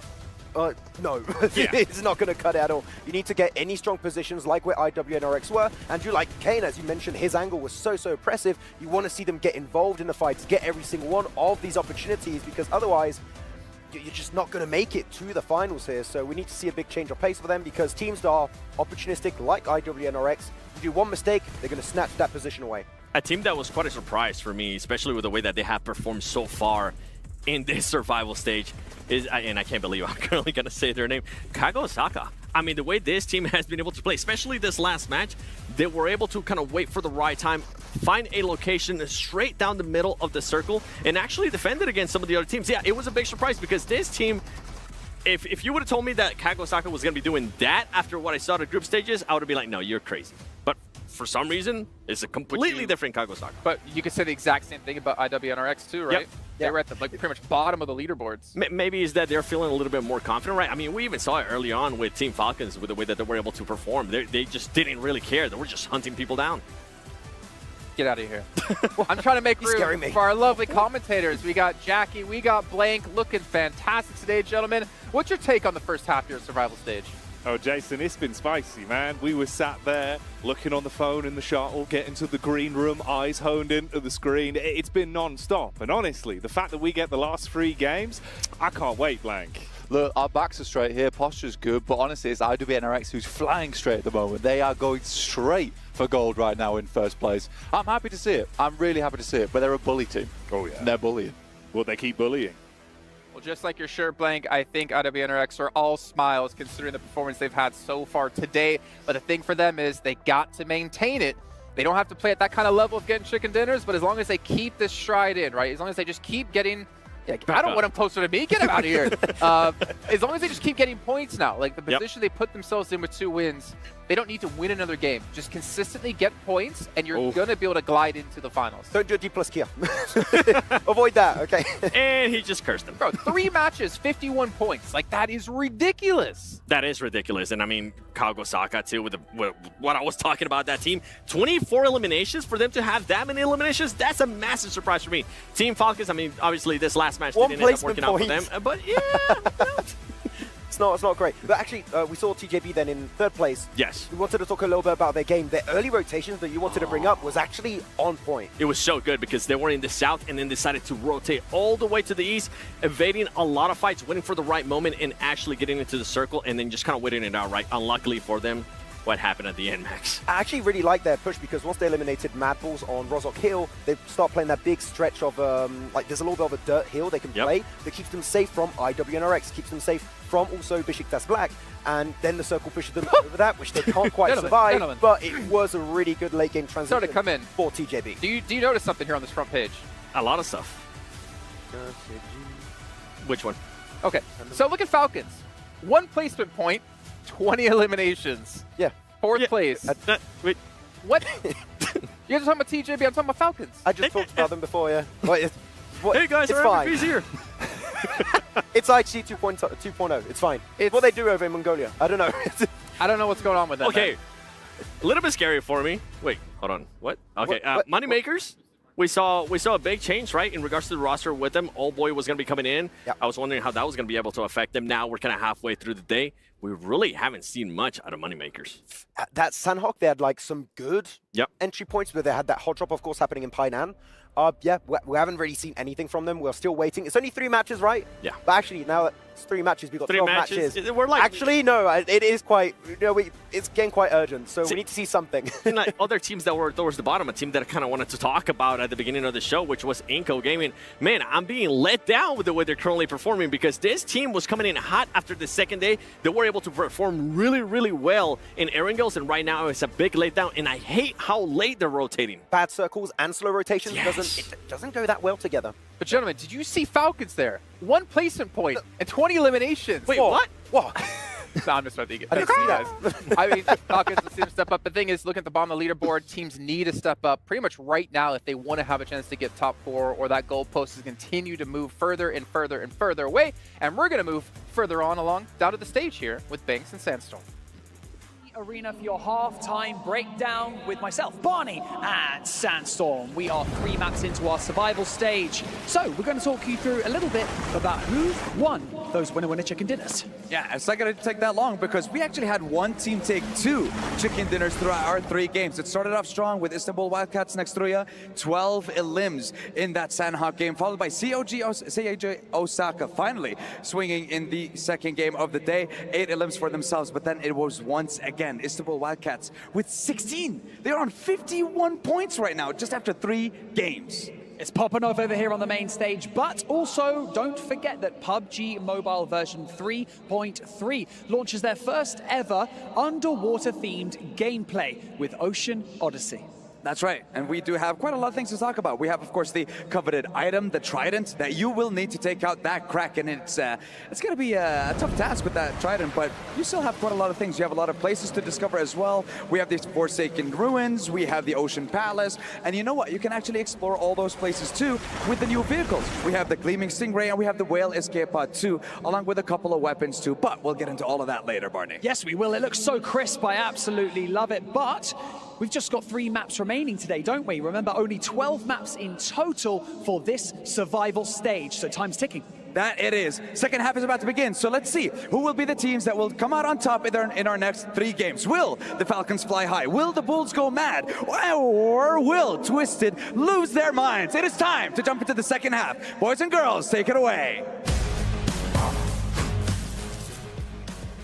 Thank you, guys. We're in the booth, ready to bring some fire and flames to this one. The last 3 games of the day to kick off day 1 of the survival stage. And already, some of the squads blank starting to deliver, other falling behind. And they've got to bring up that pace. They've got to play with passion and ferocity right now. Some teams punching the trees right now. They've created themselves a bit of shelter towards the top side of the lobbies. Others, they've been left out cold in the night towards the bottom side. You got Team Spirit. What is that? 2 points in 3 matches. Disgraceful behavior. Spirit, where you been? Spirit, where you been? Spirit, where you been? It's not good. It is really, really not good. And honestly, for Team Spirit, it's sort of a team that I thought would come into this were just swinging, honestly, and they just haven't picked up the pace so far. IWNRX, on the other hand, hats off to them. They're doing really well. Oh yeah, they are. But man, you know how you'd be doing really well, Blank? If you had yourself one of those GT20 Pros, you were playing PUBG Mobile on it, you'd be doing really well. Yeah, I'd be seeing everything. Beautiful display, beautiful phone. Designed with that cyber mecha finish. Ooh. Jeez, it's nice. Oh, it really is. It really I'd pick it up just for that sentence alone. You got it. That's the tagline. That's how they reel you in. They've seen your shirts. They know. They're like, ooh, I can get this guy. I say the word cyber, you say the word buy. I'll be like, yes. Yeah, that's a sale. And it's going to be a fire sale of games that we have remaining for the last portion of the day. And I'm glad we're in the booth for it, expecting some absolute scenes when we get into this one. And it's only going to get more fierce, trying to decide who's actually going to break into that top 4, if we're going to have much of a shift towards the end of the day. Because honestly, Blank, survival stage is over before it's even really started. You have to accumulate those points in such a short space of time. Leave no stone unturned. You've got to live or die by the sword. It's fast. Time's ticking. The hourglass, the sands of time are running out for some of these teams. So they've got to slap the sands in a hand, rub it together, and try and get something done because they're losing their grip on these matches so far. And I think that you look at some of these squads, I mean, Moneymakers, 10 points. D plus Kia came out swinging on that first day of gameplay over in the group stage, and yet here they are. What a fall from grace that they have had. But some teams are really living in the moment. IWNRX in particular, 51 points over 3 matches. That is an unbelievable scoreline. They are on, to put this in perspective, an 100-point day at the end of the day at this rate, which I think is unlikely, but they've basically qualified off that alone. Yeah, they've given themselves a real big buffer and potentially put a bit of a target on their backs. That's the only element that we could see if they can stop being such a point hoover over the course of the rest of today, or how that storyline's going to develop. But it's interesting, man. We're coming in at a fever pitch of the competition here in the survival stage, and we've not been live for very long today, but it's already getting tasty. I feel like I can kind of understand what's happening. I said it before, but this is a bully team, right? Once you sit them in a lobby with the feeder teams, which these guys aren't really, but they're the feeder teams at the international scale, let's put it that way. I think that they will just go absolutely ham, and they're going to take fights wherever they want. And I think that's the good thing about IWNRX, is that they have that ability just to force teams out of position off pure gun skill alone. I do think that perhaps this is more of a sense that the group stage was too much pressure for them. I think that they were really feeling the heat over there. You put them in this setting, not much to lose at this point. It's just a quick send to the top 2 days. You don't have a lot of time. They're just giving it. And I think this is how they should have played during the group tournament. But it's happened that it came a little bit too late, but also just in time. Oh, yeah, exactly. And I think, again, as well, you get a little bit more time to acclimate to the grand stage. You know, it's huge down there. I mean, even in real life outside of camera, like, you see just how intense that stage is. Everyone stacked on top of one another, all the eyes on you, the crowd that's in the STC arena as well. Like, there is quite a lot of energy. So trying to fix those mistakes as the day's going on, where you don't have much time in between days, it's rough for you, bud. But at least that 1 day break, open the bag a little bit, reset mentally, come in here and try and put your best foot forward. They're doing that. Yeah, I've seen IWNRX. I've been chilling. I think that more than anything, these guys have been raring to go. I think they would have rather played yesterday because they realized they had that full reset in their hands. But this is the team that I don't think wants to go quietly into that night. They would love to get themselves into the main tournament, show their fans what they can do, because they can certainly hit some big numbers, some big shots. DRX currently on our screens. Bit of a change of pace for them today. They were looking a little bit better towards the start of things, and then once again have fallen off. It has been a rough tournament so far for DRX. Coming off the back of, you know, quite some decent games over in their own region into this, it's just pretty bad. Yeah. We can leave it there at pretty bad. And we've moved on to Harami Bro, who were equally suffering in that group tournament. I don't think there was too many teams that were suffering that badly, but between DRX and Harami Bro, things were just not working, and it looks like the car is still broke for both these teams. Meanwhile, Team Spirit on your screens as well. Their average survival time today hasn't been great for them. They've been struggling in the open moments. About 30 seconds. So, yeah, bro, like a few seconds at least. I mean, maybe they've glimpsed them up a bit, but it's going to be really hard for them, man. It feels quite sad. You know, you've come in, been already deflated over the course of the first 3. How'd you get that steam back? Yeah, possibly even defeated at this point in time, because I don't know how you get that steam back rolling. They're going to have to be over by the engine, shoveling the coal in, because that's all they can really do at this point in time, and just try and hype each other up at this midpoint of the day. You've got 9 more games. IWNRX has sort of just sent it, right? Which effectively, if IWNRX doesn't continue to do silly things, right, throughout the rest of the day, there is 3 spots available. We'll put it that way. Already one of them almost feeling like it's guaranteed with how the games have gone so far. There's the confidence, dude. Yeah, it's kind of crazy, right? You take the elevated angle, you instantly spot out Nomi, separated from the rest of the Spirit Squadron. You put bullets onto him, he barely gets out. Got to retreat, recoil, try and reset with the rest of the gang. But Wolf laser focus, those eyes are hooked in. He knows anyone comes through this jungle, they're a target. The funny thing is that, you know, Zed Wolf, pretty beefy guy, right? You know, never wears the glasses though on broadcast. Today, the glasses have come out. Long range shots You gonna be can looking tell good. it. He's locked in. He's locked in for survival stage. You know what? I've got to bring out the rims. It's required. It's required here in this prestigious tournament. There goes the top side there. We've got Brute Force, Chudo, taking shots over towards Pandem. Moneymakers, very similar to Brute Force, I would say, but not for this tournament. They have really changed things up. And although Moneymakers aren't doing great right now, I really want to compliment them during their group stage because I think that they've had a massive shift in playstyle from EMEA into the World Cup. And I think for Pmwc, this is a very, very tough tournament. And to shift your playstyle around that much in such a short order, very, very impressive. So although Moneymakers, they might not make it into that top 4, I think that they could be very proud of themselves, what they've been able to achieve here. And I think that when they go back through to EMEA for the next Super League, they'll be doing very well off the back of it.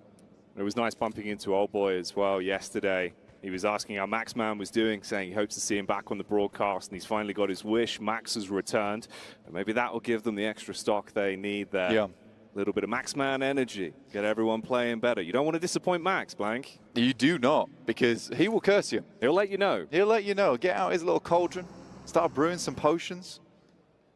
You'll feel a little pinch in the night, you know it's all over. I've been maxed. I've been maxed. Yeah. I've been maxed upon. And I think that realistically, Max does also bring a blessing. You know, as much as he curses teams, there's also blessings there as well. Next circle, though, all the way down to Primorsk. A lot of water in this one, but we're shoving teams down towards that south side. Slight slope that heads down towards that south side, but it is Primorsk, which is the main feature here, as well as those beachheads, which teams might have to circumvent around the side of. A tough rotation for a lot of squads, but on top of that, there is the swamps, there's some compounds around here, but it is these rotations inwards that are getting dangerous. Team Spirit find themselves a flush and a knock early on here. Happy with that one. Weakening Rook as they pass through and looking for some more. It's just been Nomi. He's happy to roam further ahead of the pack, take that anchor role and start off those engagements when he sees isolated fights. And it's a clean one to take. You instantly take that one Elam point, slow down Rook a little bit and force them to get on moving. Problem is, there could be a backstab as the rest of Spirit are taking heavy casualty now. Panda taking shots over towards Effect. Not an easy player to lose there. Kind of reminiscent to how we've seen Team Liquid playing in that group stage, despite them, you know, just sauntering in towards the end, but they were constantly playing a man down, and that's tough to do and still make it in. DRX shots over towards Besiktas Black, and it was always going to be this case where moving into this circle, extremely rough, requires a different caliber of team to make it. But Tong Jiabao taking names, as a couple of players from Moneymakers feel the burn. Isolated and already taking a lot of damage to kick this one off then. As TJB are in a good spot. You've got nades coming downhill at least, but the compound control will provide them with cover and there's a wall of smokes ahead of them. They even look for the opportunity to strike in the back.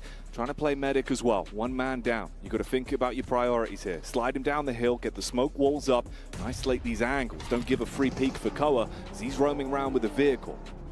Now, right now, Tong Jiabao feeling slightly weakened as they do have to invest a player into that res, which effectively sets them at a 2-player count there.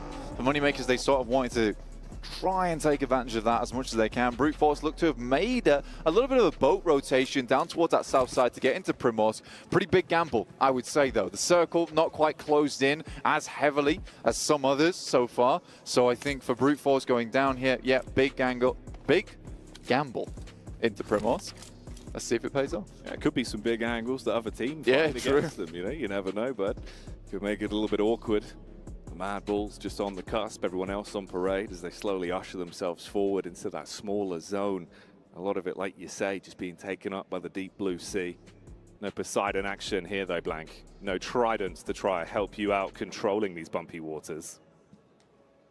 That's for sure, but Talking to Tridents, you got Team Spirit currently on their trio on that eastern side, desperately trying to stay relevant in this tournament. A team that came second place, first place, second place in their group stage, only now to fall short in their finals, and looks like they're falling short now here in the survival stage. It is a team that I think a lot of people had high hopes for coming into the Pmwc, at least the survival stage, but they are not delivering. But there is so many eyes on their back here, Jackie. Everyone wanting to target them, realizing they're already so far down a slippery slope to start off today. So if they make mistakes, it could get very bumpy for them quite early. D+ Kia spotting out the rotate from Pandem as well as they come down the wayside. Got to kick it into second gear here. Try and get out of the angle. Avoid being tagged up by those bullets. A little bit of chip damage onto a few of them. One takes a heavy hit in the back as well. Yeah, it's a tough rotation for a lot of teams here, Jackie, honestly. I think that right now, I would say Moneymakers have actually played this quite cleanly despite losing a player, which is difficult, but getting down this coast on the western side has a decent ridgeline to play off the back of. The difficulty is going to be now, Jackie, is playing up towards that northern edge where you've got three teams sat and waiting with CAG, Osaka, Tongjiabao, as well as Inco, who have been really wanting some points here. Inco. And they build something up for us the longer this one goes on. DRX with the nades, casting those out one after another. You see the opportunity to seize this engagement versus Pandem. A well-placed nade could be the difference maker. Shots round the side of the tree as well. Carving the DRX logo into the bark, but it's the nade that has more bite. Pandem will just try and hold on here. Your players down towards that south side. With the cheeky peek there as much as he can, but it's DRX who is just blowing them out the water right now. They're stuck in this ditch. Not much they can do about it. But this is a very central position, at least for DRX. They're alongside with the final player, I believe, now from Team Spirit. What a horrendous run it has been for them. Yeah, it hasn't gotten any easier over the course of the day. Feels like you've been hit with the unlucky stick, and each and every game we're seeing that spin cycle occur to them. Pandem as well, only down to the solo off of that engagement they were locked into with DRX. Going to make it harder for you to rack up more points, keep the safety net in fourth place. I love this rotation from the Moneymakers, heading directly down to the south now. They hear a lot of the shots on that northern side. They're like, this is not for us. Let's head further south here. On our screens, D+ Kia trying to fend off versus squad in front. Nades cast in, clearing out the close angles. Rame, bro, trying to split their mind between two decisions here. Do they play for the offense in case D+ Kia go in aggro? The DBS pulled out on the close angle. Weren't ready for that one as the chips are down. And the man's going to grab himself a royal flush. DBS comes out, and when the chips are down, the chips come up here for D+ Kia, it seems. Very nice. The DBS, a hellish weapon to go against up in the warehouse where there's so many angles you can play off the back of. Kakali here, Vitali, sorry, from Inco, holding off versus CAG Osaka, who seem to have some kind of a lifeline injected into them. And with a sudden shift on the circle, that gamble for brute force has now just elevated in value a ton. That's a plus EV play. Their stock's going to go up on that one. You can try and build yourself in the later the game goes on. Inco as well, still taking shots back down. COG Osaka, they're trying to move out, see if they can reposition from that rough spot they were left in with limited cover to work on. Rook also taking bullets towards the back as the fights are breaking out all over the shop. Scary thing though, Jackie, IWNRX, 4 players still up on that eastern side. The Hoover, it's not done yet. This is industrial hoovering that's going on during these games. Sucking up all the points that they can in these matches. And they've set themselves up for great success on the outside. Now, you can see, well, you will soon, I hope. Over on the western side, I'll break it down for you in the meantime. There is so many teams that have sat themselves up, posted in Primorsk. Right now, IWNRX is one of the only teams outside the circle that is not in Primorsk. So if this shifts over towards the east, Jackie, then you have a case where IWNRX just controls so much zone. Twisted Minds, though, looking to take them back.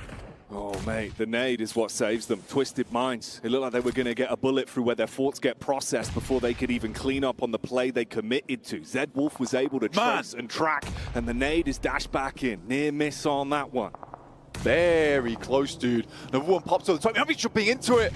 just about gets out the way, but the vehicle is sent down the hill. Oh, he's got to tuck in, play medic now, reset himself. It was looking good for the initial engagement, but the longer it's gone on, Twisted Minds, it really started to slip through their fingertips, and they're so fragmented in terms of the setup. IWNRX, they've got range to play with, and they're going to start getting ushered in as well. It's not looking good for them.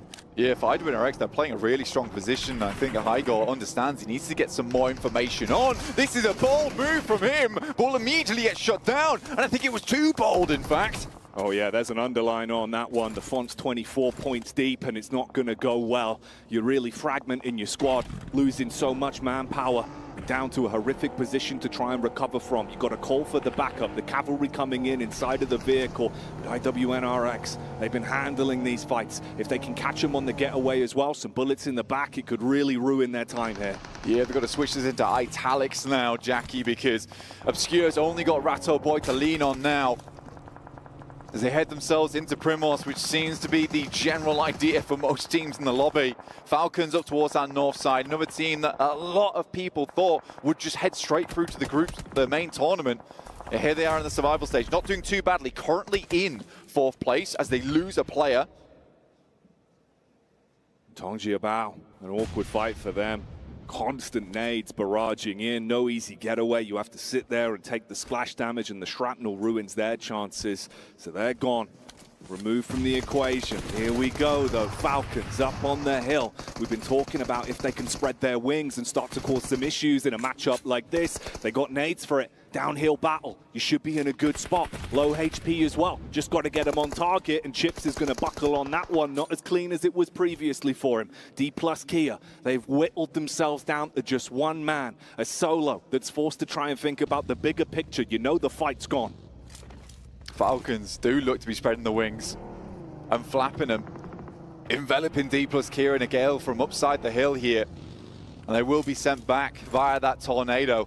Great play there from Falcon so far. I'm enjoying the position they're taking. They're taking control of this high ground on the northern side. They've had a similar idea to IWNRX, which they think that, look, man, a lot of people are putting too much stock in Primorsk right now.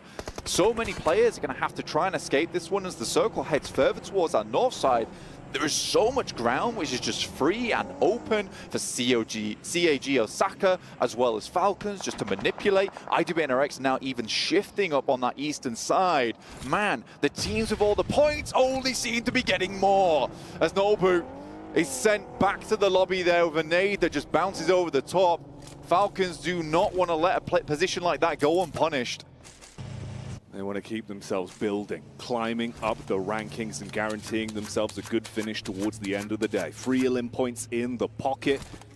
If they can keep this going, there might be something to be said about Falcons' resurgence here in the survival stage.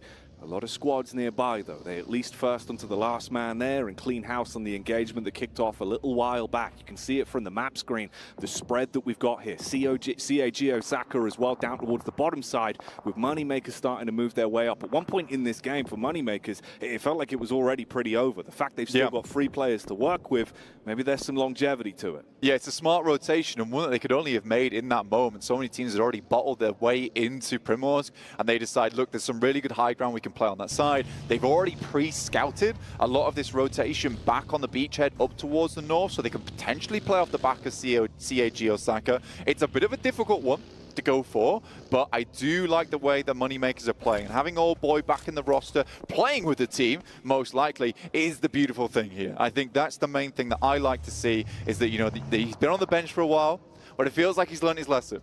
Yeah, going off the leash a bit too much, potentially the aggression, the overconfidence in some fights got the better of him.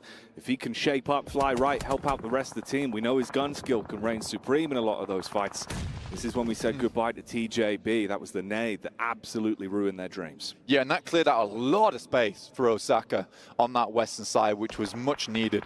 I like this play from Falcons. They understand that this is a large amount of high ground that they've got to control on this northern side, so they leave Nerzet on his own, playing a pretty defensive position on the western side, but the rest of Falcons, they're trying to deal with the slow encroaching push that's coming through from IWNRX, who have already sent one of their players up towards that northern side in Swain.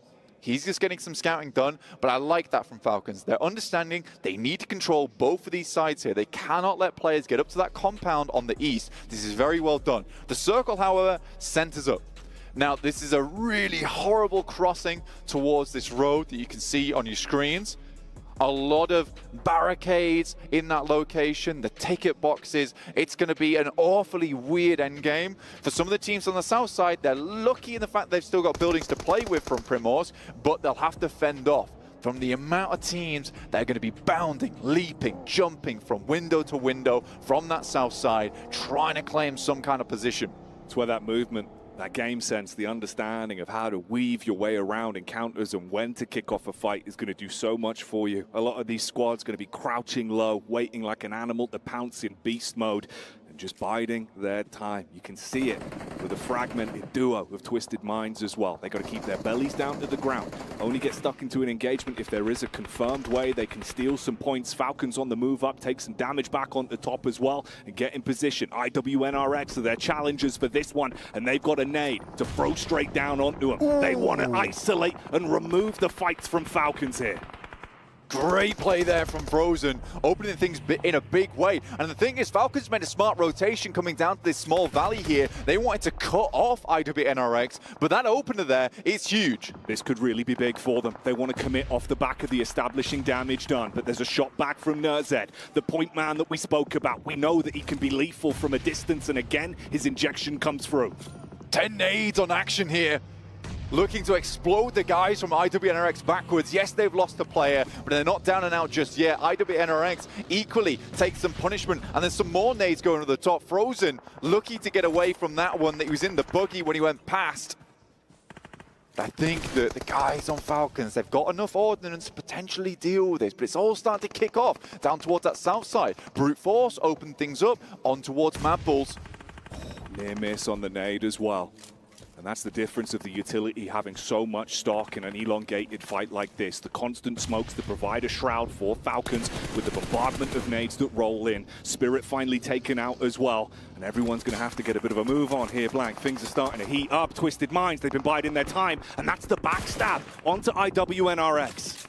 Too much fighting happening in elongated period of time there. And this is why that rotation for the Falcons was so smart. Getting into that little valley covers them from Primorsk. IWNRX need to finish out that fight quickly. When Frozen got that initial nade, I think they just had to jump on it. Instead, they wait around a little bit too long. There's been openings from the back line. And this might be the first game in a while where IWNRX does not just take the cake all the way home. They do get 5 eliminations on the match and probably a top 8 here. We'll see what more they can do, but I doubt it's very much. So I do like the way that Falcons played this one out, but Frozen not done yet. Ever since that initial grenade, he's been feeling it.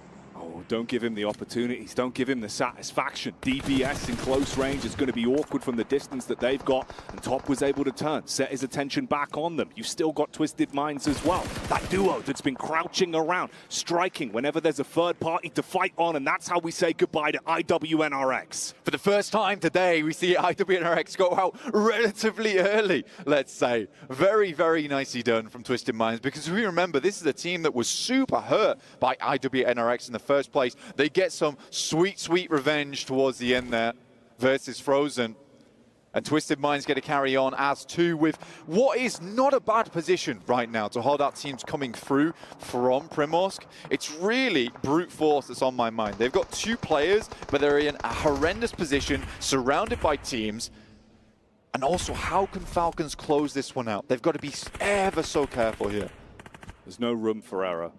Already in a few fights, it's looked a bit jittery, but they do isolate that engagement versus Obscure. They spotted him out on the hill. He's been getting away with murder for far too long, so now he's down and out. It's just Rattaboy that's left, and he was playing a completely different style of matchup with the Bison.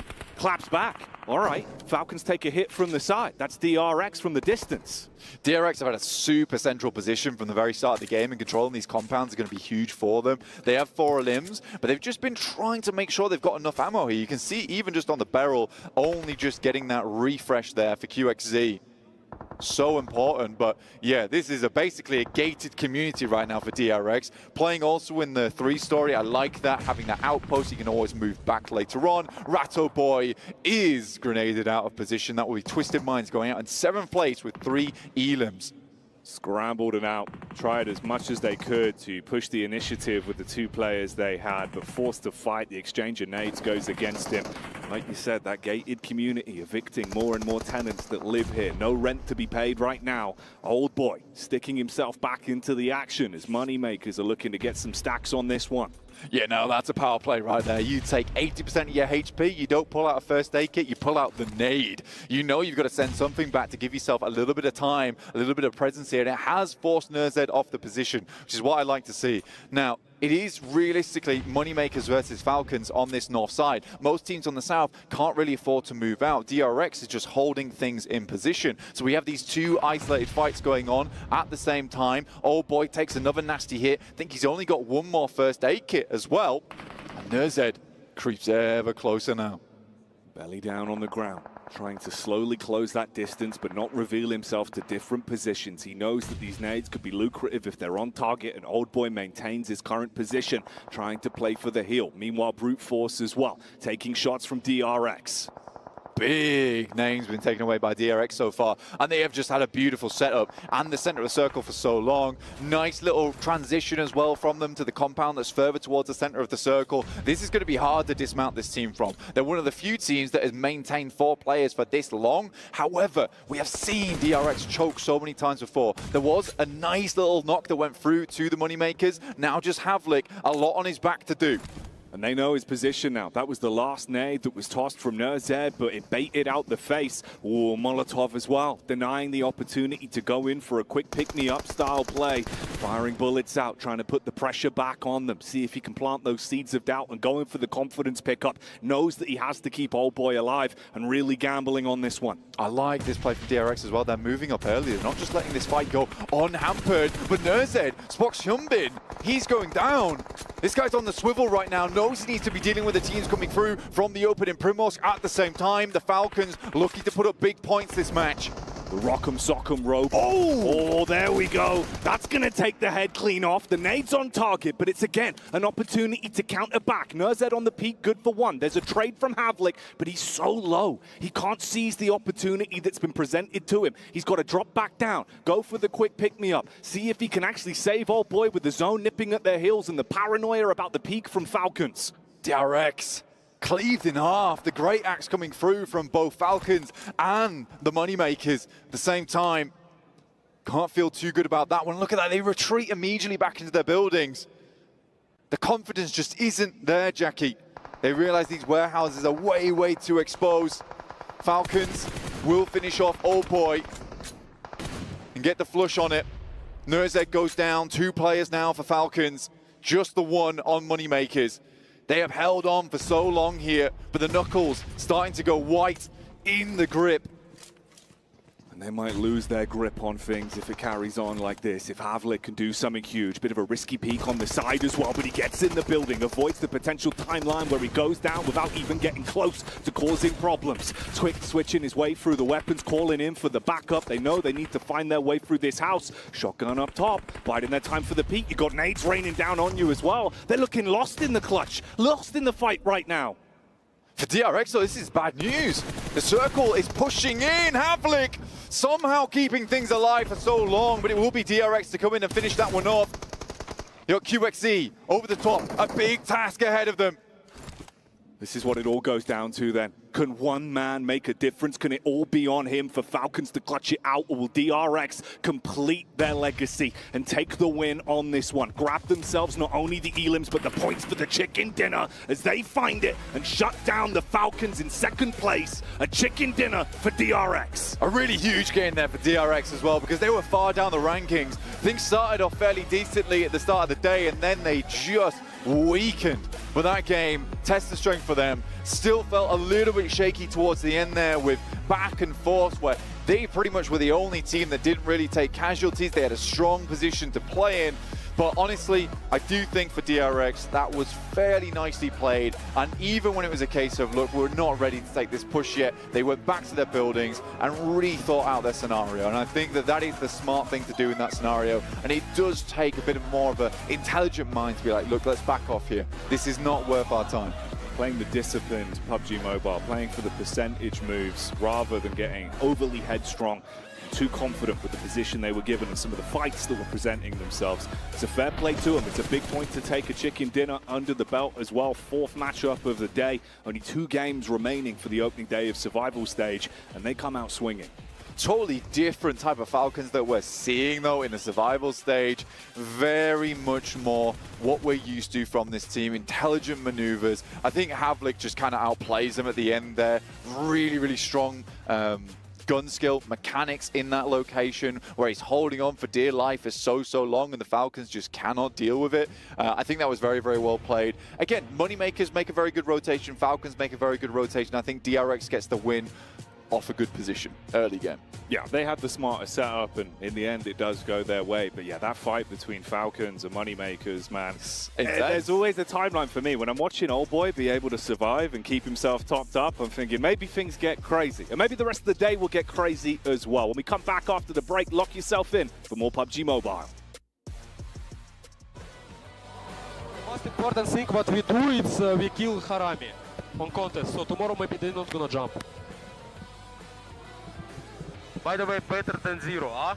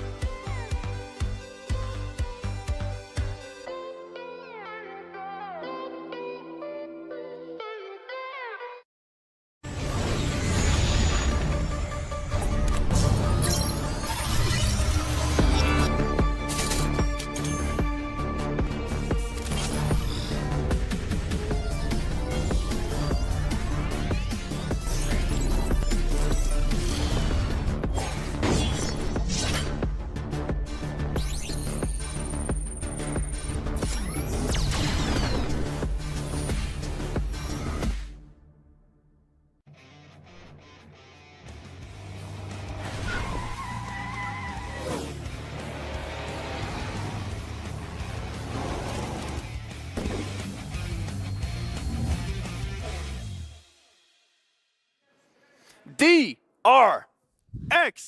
Wait, Max didn't even move. Max, you're just supposed to stood go there. first in the arms. Oh, okay.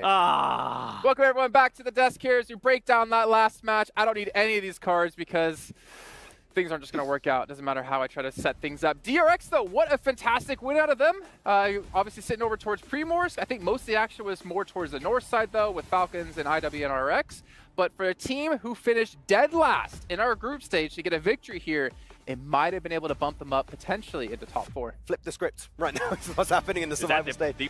Was that D+ they won? Reverse D+. No, but it's a really good game from them. Of course, it was a very laid-back win, right, for DRX. All of the teams have been focused in their kind of vicinity, and they just got themselves all of those eliminations and all of that extra position pretty much for free. Good fight versus Falcons too, right? Transitioning across the road and getting the win and all those elips are like good for DRX, I guess. Yeah, that was good. Yeah. Yep. Yeah. I agree with I don't know why even know what I was saying, to be honest. DRX was given that win. That's what we're saying. Yeah, there you go. Yeah. To be fair, you know what? Let's actually try to focus on a little more. DRX did something that I actually enjoyed. They ended up third party in a little bit the fight between Team Falcons and Moneymakers, which allowed Moneymakers to go back and revive Old Boy, which I don't know how he ended up surviving from that Molotov, but I'm glad that he did because they were able to at least get some extra points. Gentlemen, Team Spirit, 1 point. I hate to keep harshing on them, but that's a team that showed a lot of promise. Who? Yeah, Team Ghost. Because that's what they've been doing this term. They've been ghosting it quite hard.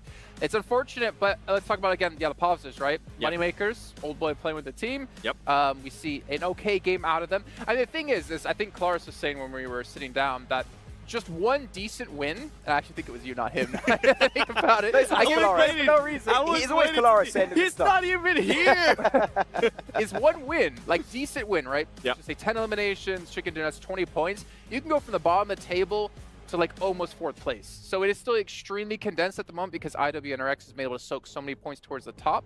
So really anything can happen. However, the possibility of one of those big plays of happening, like our Boom, right, getting 30 points and getting themselves in the top 12 seems very unlikely. Yeah, and also I think it's going to be a fight for 3 slots into the finals, right? Like catching up to IWNRX, they just need to have a semi-decent end of today and tomorrow. Like it's only 3 spots that are going to be remaining, so it is going to be a tough one. So the reason I wanted to see Falcons up against IWNRX is because those two teams had about 50% coverage of that zone. Basically, north of the road of Primorsk, it was completely controlled by these two teams. And it almost seemed like a battle between these two teams would determine who would potentially win the game. Go ahead, Seven. It seems like some of these teams, Team Falcons, IWNRX, it seems like they were just taking points of what Alliance was doing during the group stages, because we're starting to see more of those wide, pretty much splits between some of these teams. Something to note, though, with NRX, what they did is they ended up splitting it a little bit too late. Falcons was able to kind of cut them off, and Falcons was able to take full control of the north. And that ended up working out in their favor because they were just able to kind of push back IWNRX. Yeah. And even Nozed, I think, at one point when the IWNRX were going for the push onto Falcons, was actually trying to scout and give information over to the rest of his team. And I feel like he was just maybe a little bit too far away, lacked information, allowed IWNRX to cross the road over the ridge. And then Falcons pretty much are going to struggle to survive as 4. They do keep 3 alive at least, but as a 4-man, maybe they win here versus DRX at the end. The good thing was the coverage that Nozed was able to give. One, he actually got back to that top spot. He was able to kind of knock down those players and stop whatever push IWNRX was making. Yeah, actually, let's take a look at this top performers you guys did just see on your screen, because I did want to point out that you do have Nozed first with 1,000 damage done, and he didn't play day 1 of group stage, right? But then if we're giving DRX such a hard time about, oh, you know, kind of like a casual win, they still have 3 players in basically the top damage or top 5 damage from that last match. Yes, but like you expect it from them, I would say, right? But the point I'm trying to get at is they had like no points. They had they were being proactive total in 2 days in group stage. They're at least showing that when they have the position, like we have criticized them quite heavily on day 3, when they had proper positions and they weren't able to like lock them down, especially high ground positions. At least here, they did close it out and they did get the points that they should have been able to get.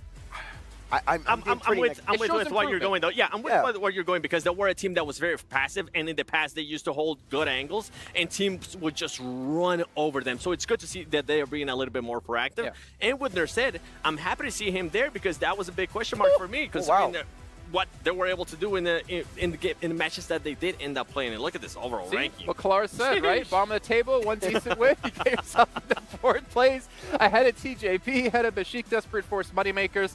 And then obviously Moneymakers with their, I think, 11 points able to get into the front page. But this is some big shakeups here. I do want to go back to TRX real quick, because sure, they were being proactive, as you said, right, in that kind of position.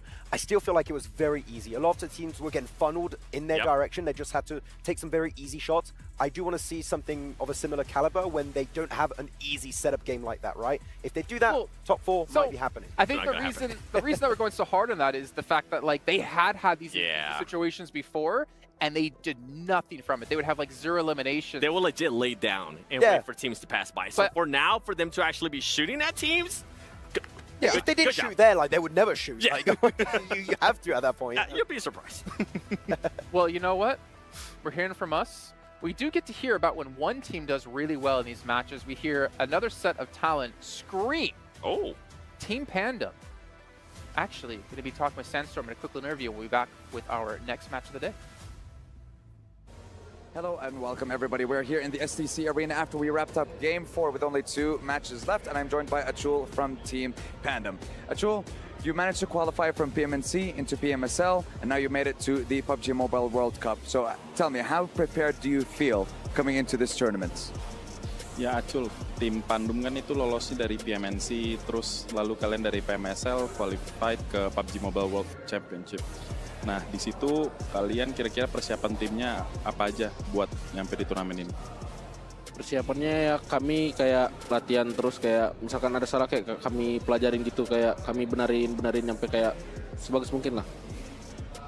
Oh yeah, we just keep on improving our game, correcting our mistakes until that we can give the best game possible for Pmwc. I like that, constantly looking at what kind of mistakes you may be making and try to improve on them one right after the other. So here's the thing, we love an underdog story when it comes to the Esports World Cup, and on a stage like this, anything can happen. So what are the things that you have been focusing on coming into this tournament? Ya, di Pmwc kita nih suka banget cerita orang yang nggak diunggulkan tapi bisa bikin comeback gede, bisa jadi prestasi gede. Nah di Pmwc hampir semuanya itu bisa terjadi. Kira-kira apa yang kita bisa expect dari tim kalian nanti tanding? Ya kami kayak bakal ngasih game yang seru buat kami bersaing untuk masuk grand final. Yeah, we'll try our best to compete and then to give very interesting games so we can qualify to the grand finals. They have been so far. They're on the precipice of making it into the top 4 with still 2 matches remaining in today's games. And of course, we still have the 6 games tomorrow to find out who will be the 4 teams joining us in the main tournament. So I want to ask you, how has the experience been so far for you at the Pmwc? Gimana pengalaman kamu di Pmwc? Ya senang banget ya, kayak stage-nya bagus. Semuanya senang lah, kayak bagus semua lah. We're just happy, the stage is nice, everything is nice. Yeah, we're just happy. I like that. You know, you're still enjoying the vibes, enjoying the atmosphere that we have here in the SEC Arena. And personally, I'm looking forward to see how well these guys perform over the next 2 games and, of course, over the course of tomorrow as well. Achul, thank you very much for joining us for the interview. And now we're going to head on over back to the studio to see what happens in our last 2 games of the day on Miramar. Take it away, guys. Well, here we go then. Last 2 matchups of the day. Opportunities to get points starting to slip through the fingertips of the majority of our teams. One team standing above all others. IWNRX has been farming up those points, Blank. They have just been slaying the opposition during these matches, and it's been insane to watch so far. Even that last game felt like not a great one. Still 6 elims.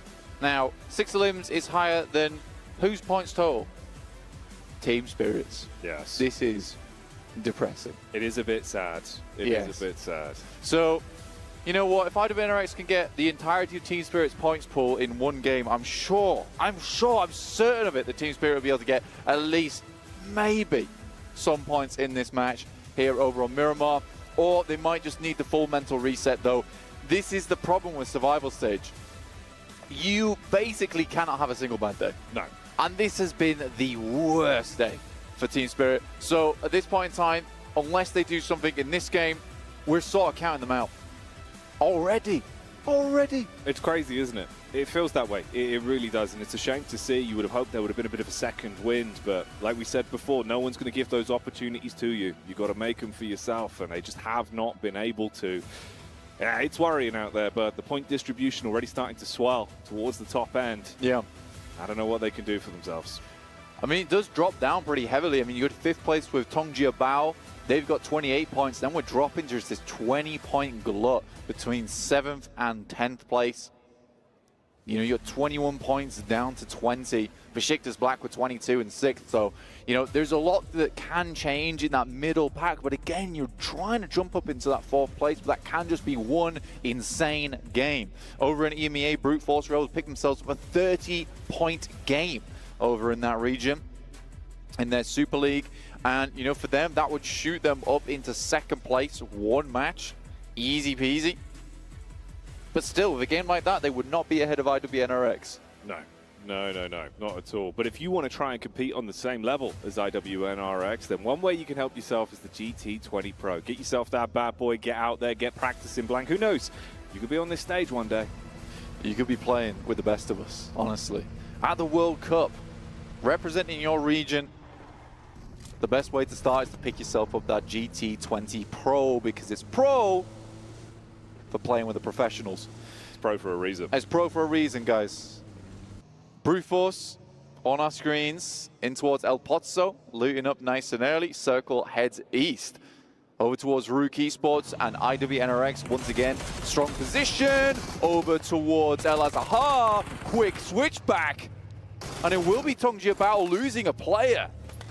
Okay, it looked like it was set up for an easy drive-by on that one. It should have been a freebie. Instead, it's a 1-for-1 trade on the schoolyard with the trading cards then. Either one of them going down to 3-man squads. Not the best, an ideal situation for either squads there. Bit of mutual destruction going on from both these teams, but does open some space up for a team like Team Spirit. They desperately need some space right now. Just to breathe, in fact. Yeah, it's getting claustrophobic with how these games have been. Inco, another team that we sort of expected a lot more from.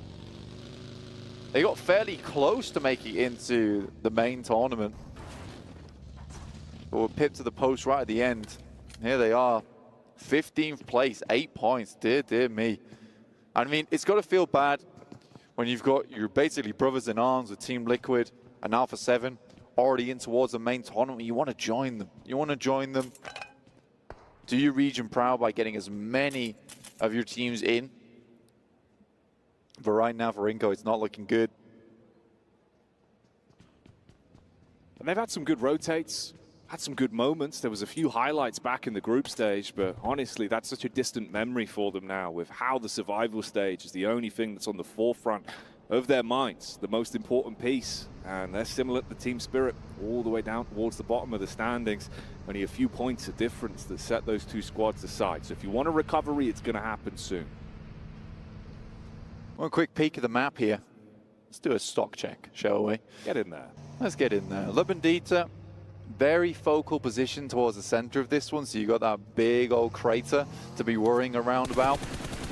And again, that does shift a lot of sight lines away from that east and west side, so you sort of do cut the map in half just a little bit. You got teams playing over towards the east in Impala and Puerto Paraíso. They'll be taking their own fights compared to a lot of the teams pushing in from the western side. Moneymaker's got a hell of a rotate though. I hate this rotate personally. It's a tough one to make from La Cabrera down towards Hacienda del Patron. So a lot of times you'll see teams on that north side try and cut in towards the south and try and rotate alongside teams like Inco and CAG Osaka. That would be a smart move, but again, you want to rotate through the Falcons, who have been pretty fearsome so far, pecking their way at the points total. Yeah, it feels like the Falcons have started to become more of the vultures with the way that they've been isolating fights and really chopping down some of the competition. If it's maintainable, if it's sustainable, it'll be huge for them. Twisted Minds in the last matchup with just a duo. They were able to find opportunities to punish here and there, and it really is just a duo here, and they're thrust into the early fight versus DRX. Good splash damage done on one of them that will soften them up. Paranoid about the peek from the back as well. They sniff out Mad Balls, have overlook onto them, and try and dip into cover that provides for both. Not a bad spot for the Mad Bulls, honestly, down towards this south side. They've got a lot of oversight towards these teams on the north, but I think they're probably more worried about teams from behind them. Looking at Panda as well as Bro Team on that south side. They need to hold out. The Mad Bulls got awfully close. Awfully close. But in that last game of the group stage, they just did not give it any welly, Jackie. And that was the problem. Like, they had nothing to lose in that moment and just did not go for broke. Instead are now broke over towards the survival stage, desperately clinging on. That's going to feel rough to play from. Realizing that every decision you make has so much stock on it. So many eyes as well from the viewers here in the STC arena, from the people supporting the organization back at home as well, watching the games dialed in. They need to have that upwards draft. Now, this is Twisted Minds that were dropped on by DRX quite some time ago. Since that point, they were able to spread themselves out further with more range to work with. Ooh, Ratto Boy in the back line. That's actually Panda that spot the opportunity to put some bullets into his back.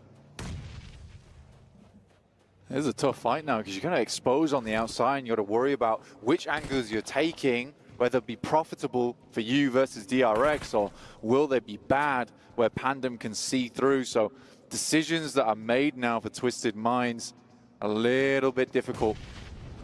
And DRX looks to punish this as well. They know that they've got the inside track inside these compounds. They're safe from those angles on the outside. It's sort of just pepper away at Twisted Minds, make them uncomfortable. And it looks like they're going to make a smart choice here and try and push away to more favorable footing, realizing this compound is likely not going to be picked up by them anytime soon. So DRX will pick up Longhouse. So concessions made there. Got to cut their losses with what's felt very awkward for them over the past couple minutes. Jump in, luckily, the vehicle they had to their disposal and reposition themselves in a better spot. It's also because CAG Osaka were moving in towards the hillside. They didn't reveal themselves, haven't put any presence out, but do have a bit of an assess on the situation. Zone ushering itself further down as well. Everyone's starting to get a bit of a hustle and bustle on. The pep in their step now. And they'll have to step things up just a little bit to head further over towards our north side. Now as a high, you know, there's a lot of high ground around this area you can play off the back of, but sometimes it's not always wise to hit up that high ground over towards that northeast side. Luckily, this doesn't encompass that nasty valley that sits between Al Azhar on that northern edge. We do have a lot of ridge sides to play around with, a lot of cover that can be had, you know, even up just towards that northwest. There's stages to that area of the map. Oh, obscure. He likes trying to split from the rest of the pack a little bit. We've seen this before, but it's the worst time to do it. With IWNRX hunting down and tapping out warning shots that become real big issues. Exclamation marks of damage done from the Mini 14, making the plays look major and providing opportunities for them to dogpile their way on and clean up a lot against Twisted Minds. Yeah, IWNRX, some great shots there, and Twisted Minds just left with Ratto Boy, literally ratting it out over towards this side of the map. The rest of his team ducked cover and left. Couldn't afford to head towards his position and compromise themselves. Bit of a sacrifice play there, but in the end, it's actually just Ratto Boy who lives this one out. Mad Bulls, good molly. Basically cover the entire floor in fire. We're playing a game of the floor is lava for IWNRX, and they will lose Swain off the back of that. Now Mad Bulls might want to capitalize on this one. It's an ever so central position as well, Jackie, so I think that if there's any time to take a compound, it is now while teams are still crunching in and you have a little bit of more space to play. When they go for that gamble though, show some confidence. Show how handy they can be with a steal in these encounters. Or they keep themselves to themselves, play it a little bit slower, but get the overall assess on the lay of the land as well, what the rest of the squads are doing for themselves, tanking themselves back up. Whole load of nades being primed in the hands of IWNRX as well, as they are realizing Mad Bulls still locked in close by. Pandem with the lay of the land from the backside, wanting to get involved. The nades going up in the building, setting the stairs ablaze, making it hard for this fight for Mad Bulls to commit off the back of, but that's a huge nade into the tap. The UMP swipes up, and the SMG does some blind work to isolate these encounters, fragment the rest of IWNRX, and the Bulls can close in, close that gap up close. The spray dealing damage on the stairs. A close quarters combat that won't benefit the Bulls as they've been manhandled in the fight. Oh, mate, they keep keep it going. The backstab with the DBS single-handedly wiping the Bulls down and removing them bit by bit. Zed Wolf, man, on the corner, sinks the fangs in. That is an insane play coming through from IWNRX. You just cannot step for this team. Mad Bulls makes the right choice at the right time to try and pick this one up. They knew they were a man down. But I think leaving Zerich on the backside where the windows are just not going to be exposed, right? Maybe he gets one of those engagements during that where he can maybe spot one player through the window. But IWNRX is not a team to allow you to get that done. Instead, they just throw themselves into a 3v3. And it ends so poorly for the Mad Bulls. You can tell Zed Wolf is dialed in here. And another nice nade here from range onto D plus Kia. Nobu trying to keep him back, but honestly, he is just pumping that damage through. It's been good damage with the nades. Still more in the back pocket as well. Two of them primed on the close quarters turnaround. They know exactly where he is. Oh, the close nade. Getting some nice splash damage out at least. He sees the head, debating whether or not now's the time to peek up. Try to commit to the frag with the actual connection on the primary. Nade over again. Wow. They're keeping it going, Blank. They're dealing so much damage with these bad boys. That's a nice air burst onto Osal as well. Will flush him out before they can get the res through, and they had to back up there. Another couple of air bursts. The shrapnel raining down upon him like an isolated rain cloud. Just consistently punishing them every time there's a peek up and forcing them back into the depths. Ooh, a bit of a tag across though. Get your belly down to the ground instantly. You know you got a good angle to work with the geometry here, and the smoke's blocking some of the vision. It's all a downrange fight for them, and they've got to decide how to play this one. If they're going to go for the pick-me-up, get Chips back on his feet so he can help out the rest of the squad. Kay's honestly playing an unbelievable range here, and still actually hitting some of these shots, making it so uncomfortable right now from Bro Harami. Just cannot deal with this. Effectively a sniper with an AR. Really well done, and that just gives time for the rest of DK plus Gear to actually get themselves into a position where maybe they can regroup, maybe they can reassess the scenario. That potential for a reset. The smoke's at least paying dividends, giving them a bit of a shroud. The vehicle was still alive as well, even though it took some damage from the nades that were dropped down onto it. Damage to the paintwork. The engine block's still good for now. Moneymakers as well.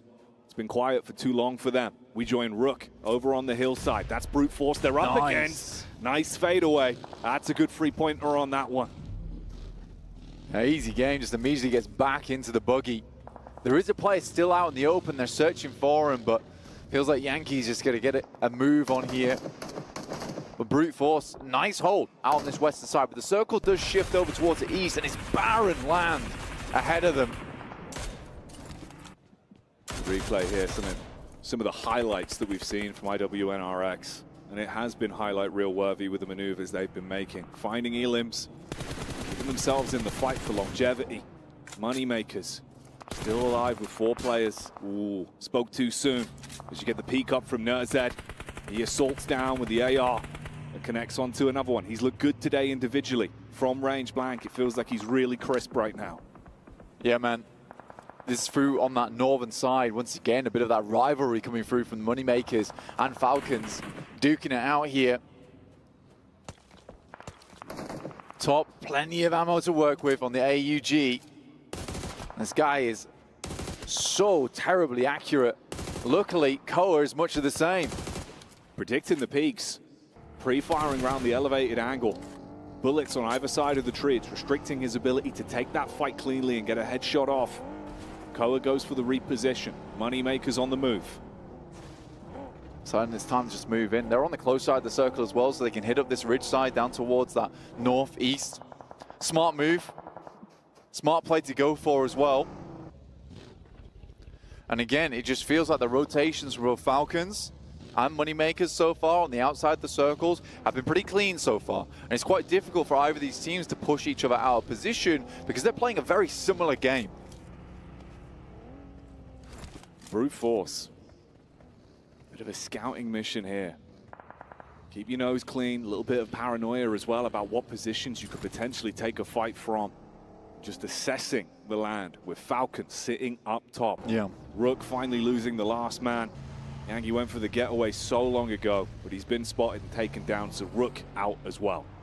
I think for Brute Force, it is a tough rotate for them because I think they know they need to push through on this eastern side down the middle because it's just really difficult land to play down towards the south. Freezer will be raising up this teammate. Falcons have got to be worried though because there is shots coming through from that eastern side as well. As Moneymakers have eyes on the two EMEA teams, like a hydraulic press, just squeezing Falcons at the moment. Trying to shut each other down and remove any potential. Nice. The nade, close, bounces off. Pre-pod back on his feet and back to dealing deathly blows with that utility again. And now they close the distance. They want to seize this opportunity that's been given to them against Falcons. You've got the good engagement off. You've got the good start to the fight. But can you finish it before it starts to get out of hand? 4 versus 2. Positionally, Falcons taking pot shots back. Quick tuck in, looking for the med up. But the angle still works, and they get another knock back onto him. Yeah, really nice spray coming through from Freezer there. As soon as he got that first tag, he was not letting him go. There is a wide swipe on the side from the Falcons, but again, this is just well played from both the Moneymakers and Brute Force. Again, for Falcons, it's a very, very difficult scenario to be in. Both teams making very smart decisions in the moment. But it is Inko to come from behind. A quick nade gets sent through, but will not deter Inko for now. As the Lion prowls up into position. Brute Force with one hand holding them back, but quite low on the back lines there is Pre-Pod, but they should get the full reset. Will Brute Force be the Lion handler, or are they going to get mauled? Nice. Claws coming out. Bit of damage done. DRX taking casualties. Brute Force with the first as they flick over onto Inko and get the opening shot off they were looking for. Fragment them. Leave them with far less to work with now. Just a duo. Spread Finn.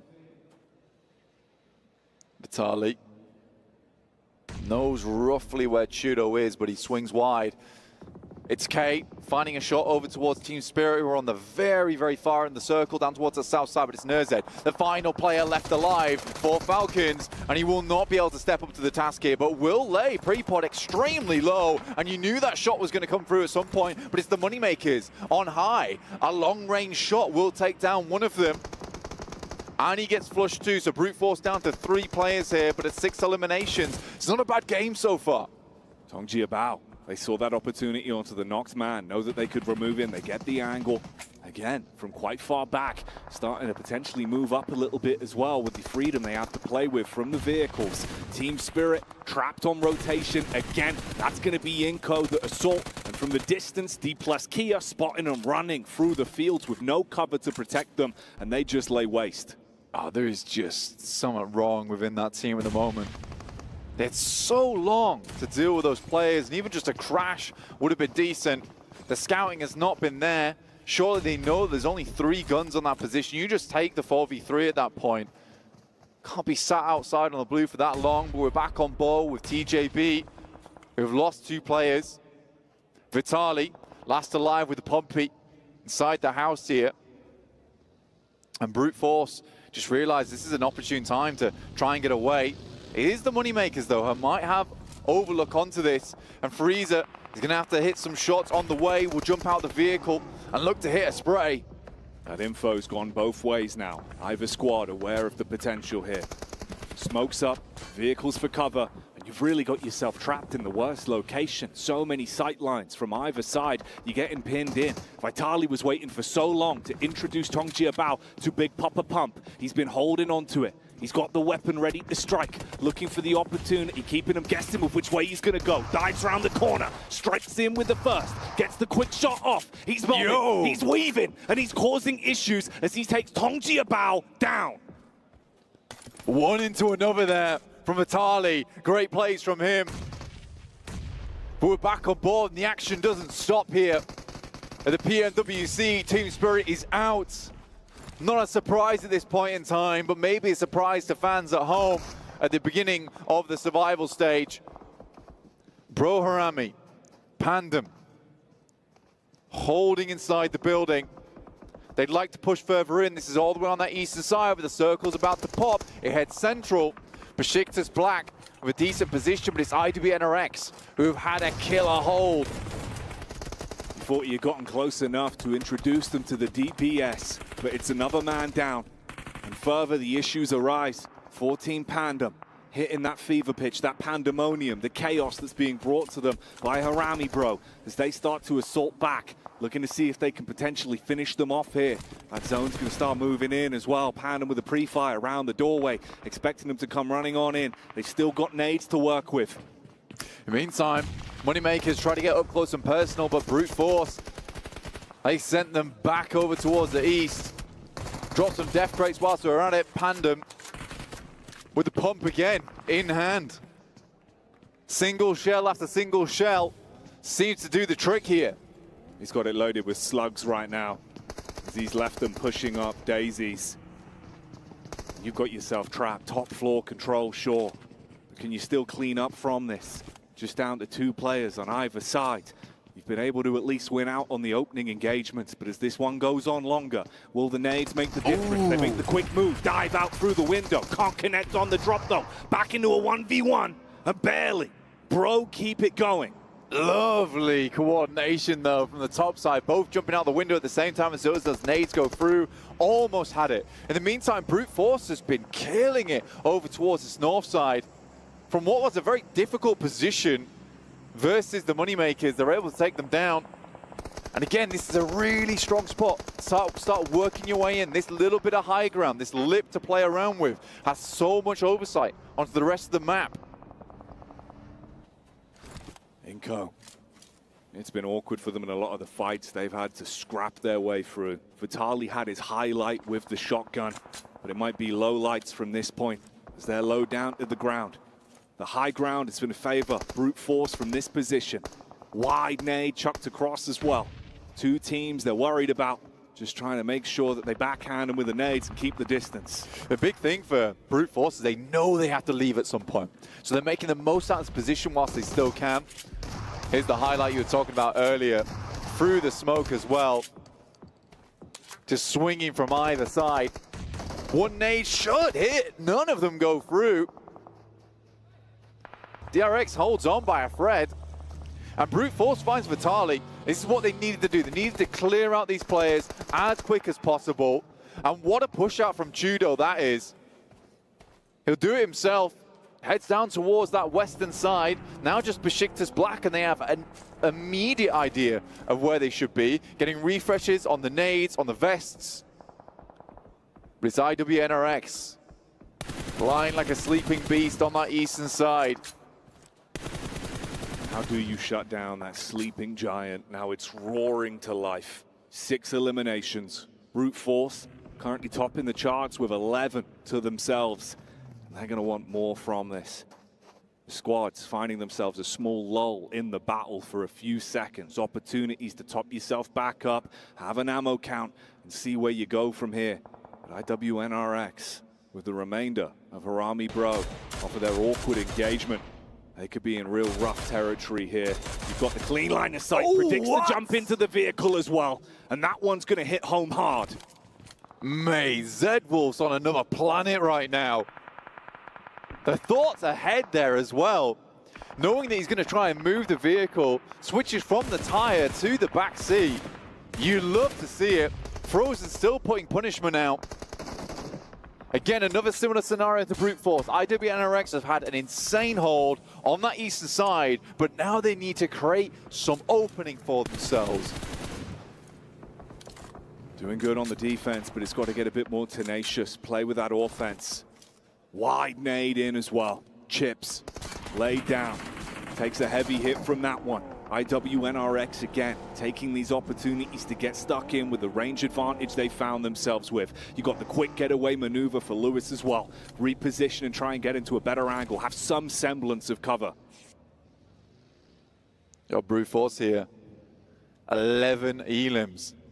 Looking on track for another big game. It's the brute force special. Hit the massive elimination count on a Miramar, and they're starting to get bold with it. Moving further up, a nade's immediately thrown. Clearing space. CAG Osaka Just moving around the side, using these vehicles to bait out the grenades. I like what I'm seeing. Trying as best they can to have that substantial distance so the nades go short. Quick assess here, quick scout. Where are they? Where's our other avenues to be attacked from? Meanwhile, IWNRX laying down the law with the big guns as Bro are finally removed from the equation. D plus Kia start to move in as well. Limited space to work with. Lewis has been trapped in position for quite some time, but he sees the peak on the back. CAG Osaka taking fights now as they're looking for the peak over, and he might want to go for this one. He's revving himself up, scoped in, looking for the fight. IWNRX look over towards D plus Kia. You're kind up front with the nades, looking to push in. Besiktas Black been in the Gladiators ring this entire time. There's been audience members, but now they're forced into the ring with them. Can they hit them with the gladiatorial combat and get the thumbs down or the thumbs up for the chicken dinner at the end of this one? It's been tough to hold on, but now they have a playing chance. Nice airburst, but not quite enough. There's one coming through now from Zed Wolf as he steps out of the way of this one. Looks pretty on target. Freezer just on the other side. Inflicting chip damage. The shrapnel starting to connect. Meanwhile, Brute Force priming nades once again as well. They're throwing them back. Molotov casting it more awkward for them, but it's a nice nade that buys time. That one's going to be huge to actually play medic, get his teammate back up, but everyone else is sniffing the blood that's in the water, and they start to dive their way in. IWNRX, they go full aggro, dial up the temple, and they go going in. Look at the amount of damage you're starting to find off the back of this now, and causing so many issues with the fragmented Brute Force that you can pump bullets into them. Freeze is in a desperate position. Good molly actually sent into the ditch there, but he's got so much to deal with as CAG Osaka have had eyes on towards them for so long. D plus Kia go down. That's from Lewis on Besiktas, has been hiding out in the trees. Out comes Freezer though, the one-man wonder, the rookie. He's making plays, making money in these situations. IWNRX trying to stand strong, trying to see if they can fight back, but in the constant clash that goes on, we see them go down. More squads being ripped to pieces, and right now you look at the head count. 3 players alive for CAG Osaka. They take a heavy hit onto one of them, but you've got the manpower advantage. If they can play this one out, they could get themselves a huge chicken dinner. Brute Force, goodness me, Freezer puts them on ice in that situation. IWNRX getting a little bit too hot for their boots. Lewis with the big gun. Looking to take down CAG Osaka, get a bit too close. Now, things maybe open up to Freezer, but he's going down. Unfortunate there.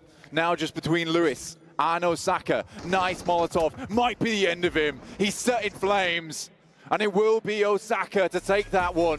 They've had a fantastic day today so far, but that does open the floodgates for some other teams here. Besiktas Black jumps up a lot. Brute Force jumps up a ton with their 14 elim count and a 3rd place.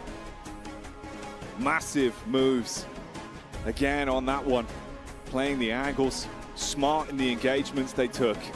And when the carnage came, they were ready for it and thrived in the chaos. Lewis, try as he might to have a heroic play towards the end. It's denied. The MG9 could have been absolutely insane there. But to be fair to you, look, what I will say is that the boys on Besiktas Black were playing a really long game there because they had one of the strongest positions if the circle kept closing like that. And they bided their time. Honestly, I think they played it out quite well. It was just unfortunate that 2 players up front get rolled over, mowed down by the guys on IWNRX. It was an incredible push. Again, for IWNRX, they are playing so different to how we saw them in the group stage because it felt like that they were scared, that they were nervous in that one. Here, they're just realizing, look, we just need to play as if we own the lobby. And that's what they've been doing. They really have just been taking these fights again and again.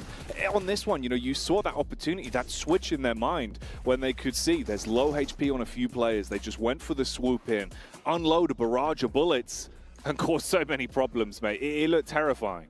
It did, yeah. I will say one thing, though, for sure, is that Freezer has been one of the most incredible new talent pickups this year for Brute Force. What a player that guy is. Just continually putting up numbers, pumping out those points for Brute Force. And I think that game does put them into the top 4 now as well. So this gives them a chance. It gives them an opening, and it's typical Brute Force fashion.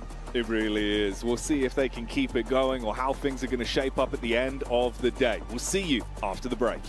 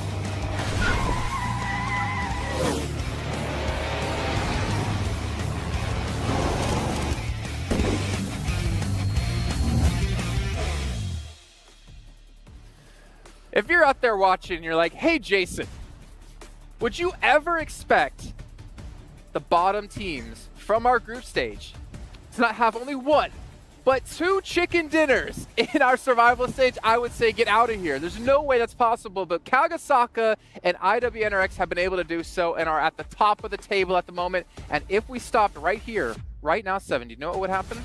Yes.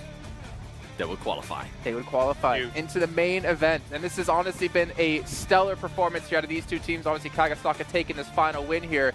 But gentlemen, walk me through this last game. Like this, if you're this team, you're like, they can taste it. They can almost grab it. It's like holding up anything, you know, over shoulder height for me for 7 to grab. It's just right out of his reach, but it's there. It's almost there.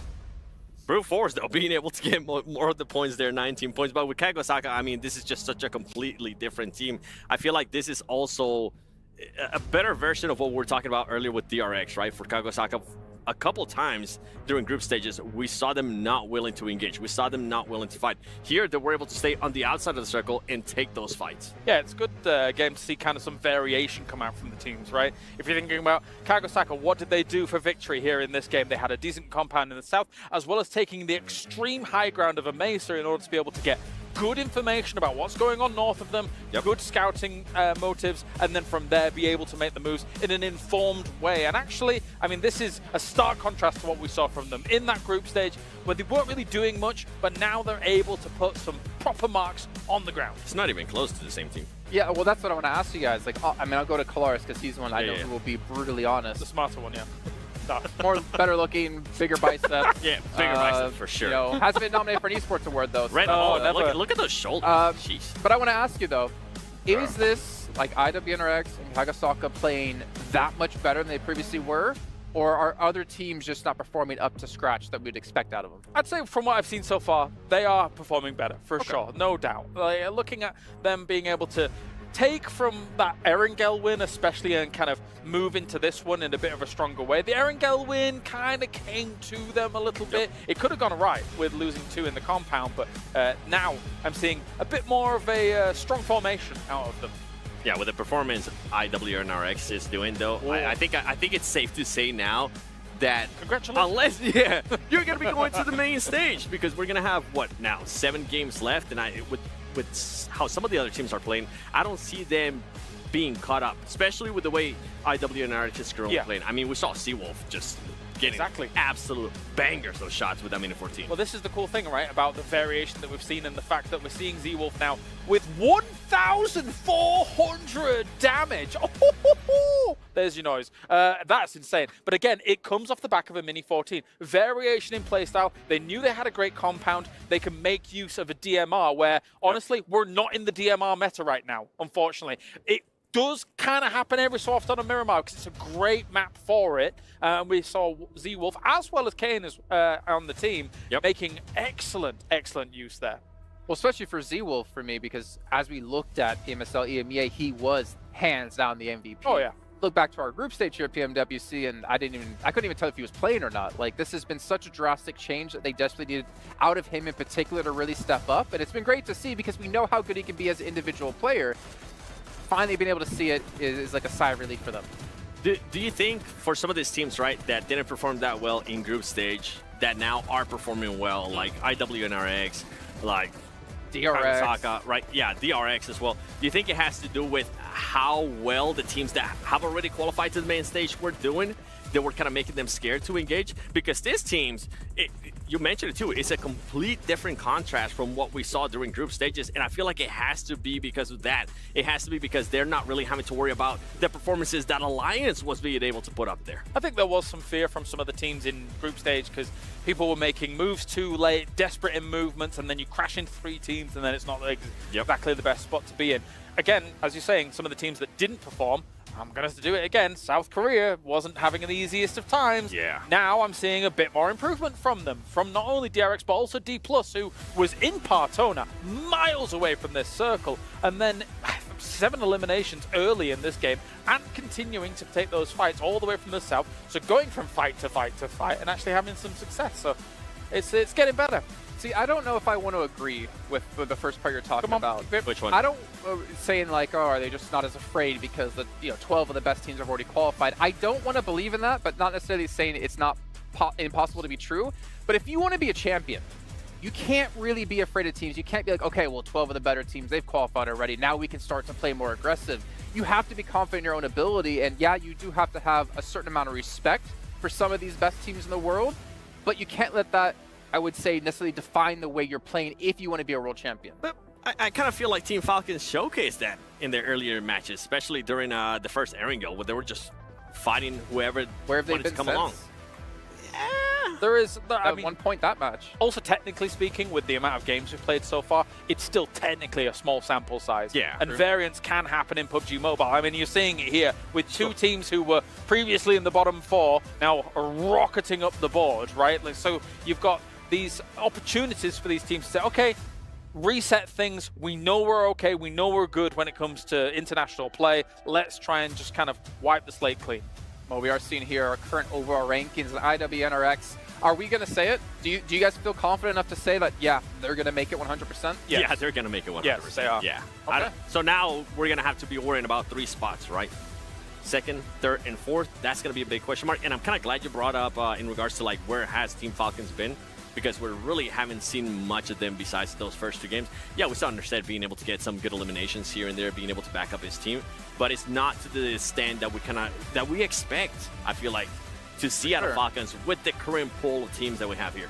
It just seems like they're resting back on just their elimination game, as I obviously pointed out before, and so did Max then. The one elimination, or one placement point to the 20 eliminations, we can see they have 7 places to the 29 elims. They're definitely pulling out that IHC role. But you can see DRX, they're in close pursuit of Besiktas, which, if we talk about teams not playing aggressive, this is definitely one of those teams that's going to rise out there, a standout from the rest in terms of that play. They're still holding on in 6th place. TJB, honestly, I was expecting more out of TJB. I know we did talk about where they started to struggle when they didn't have zone or they didn't have compounds. But for a team of the caliber of this who plays in PEL, one of the strongest regions in the world, which you could technically argue against nowadays, I guess, I expected them to be a lot higher, a lot better results. And it didn't really help, right, in this game. Losing, I think, GK first extremely early to DRX. They kind of go blow for blow, the teams, and then back off from one another. But even both teams losing just one early is going to stunt the growth of them throughout that game, especially when you're in an open area like this and all the teams are already situated, ready to go and punishing you as soon as you're coming into this open area. Well, you guys at home who are watching, make sure you guys open up the game, head into the esports client, and check out Pmwc and subscribe to that to be notified whether Pmwc goes live, because you do not want to miss a single match. And a single match is all we have left here today in our first day of the survival stage. So let's head back to our commentators of Jackie and Blank to take it away. That looked awesome. A single match is all it takes, Jason, at the end of the day. And we got teams towards the bottom who are desperate for those points. Brute Force just picked themselves up a juicy game for themselves, send themselves into a very nice, secure position at the top. IWB NRX, on the other hand, is taking the survival stage by storm. When they saw the name Survival Stage, they knew they had to thrive, and that's what they have been doing, Blank. Game in, game out, bringing the passion, bringing the pace. And now we get back to the playing. Our player cams up on screen. One final time today. Will it be broken, defeated faces, or elation at the end of this matchup? Northern playing path from the west to the east side. But I'll tell you, that's going to send you direct north, true north, the best north. It's the GT20 Pro, which is going to direct you in the right direction every single time. And that direction is towards the top with the best. Don't play with the rest, just play with the GT20 Pro. It's beautiful performance. Let me tell you, Blank. Cyber Mecha design. Low response time. Low response time. That sound good? That sounds great. High refresh rate. What can I get good? GT20 Pro. Every time. GT20 Pro. They're flying off the shelves. They've got wings. They are. That is a new addition that we brought to the phone. Yeah, that was all you. You cooked that one up. I did. I was like, that's going to be like in Harry Potter. You have to catch it. Like the keys. Like the flying keys. around. The keys flying around, yeah.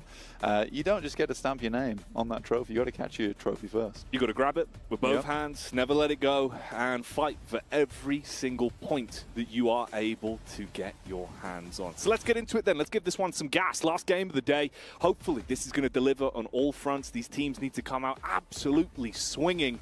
You do not want to leave yourself in a position where someone else can decide your fate for you in tomorrow's matchups. Some teams desperately need to connect on that swing during this game. We've got teams towards the bottom. We're counting Team Spirit out at this point in time.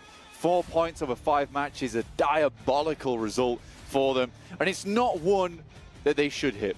And I think that's all I need to say. This is not the performance from Team Spirit that we're used to seeing, or one that they should have displayed here, because they have so much more in them. Hopefully we'll see them again next year, but I just don't think they can make it in, barring some kind of miracle. But even then, it's going to be tough.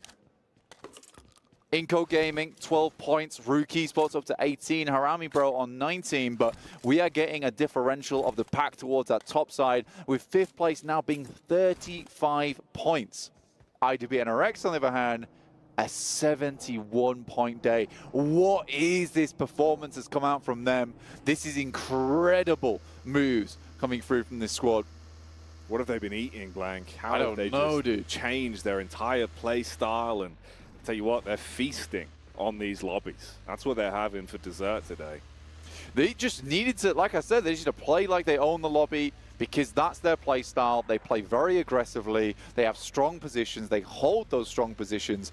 And look, I just think for a team like IWB NRX, they cannot be playing scared. Because I think as soon as you put in a position where Zedwolf has to hold back and isn't able to channel that energy, yeah, he's going to suffer in terms of performance. So it feels like, look, they've just let them reign free, do what they want, and in these games they perform. It has helped that some of the circles have headed their way, and again, for the second time on Miramar, we're getting an eastern shift on the circle over towards El Azahar, which is where they start their games.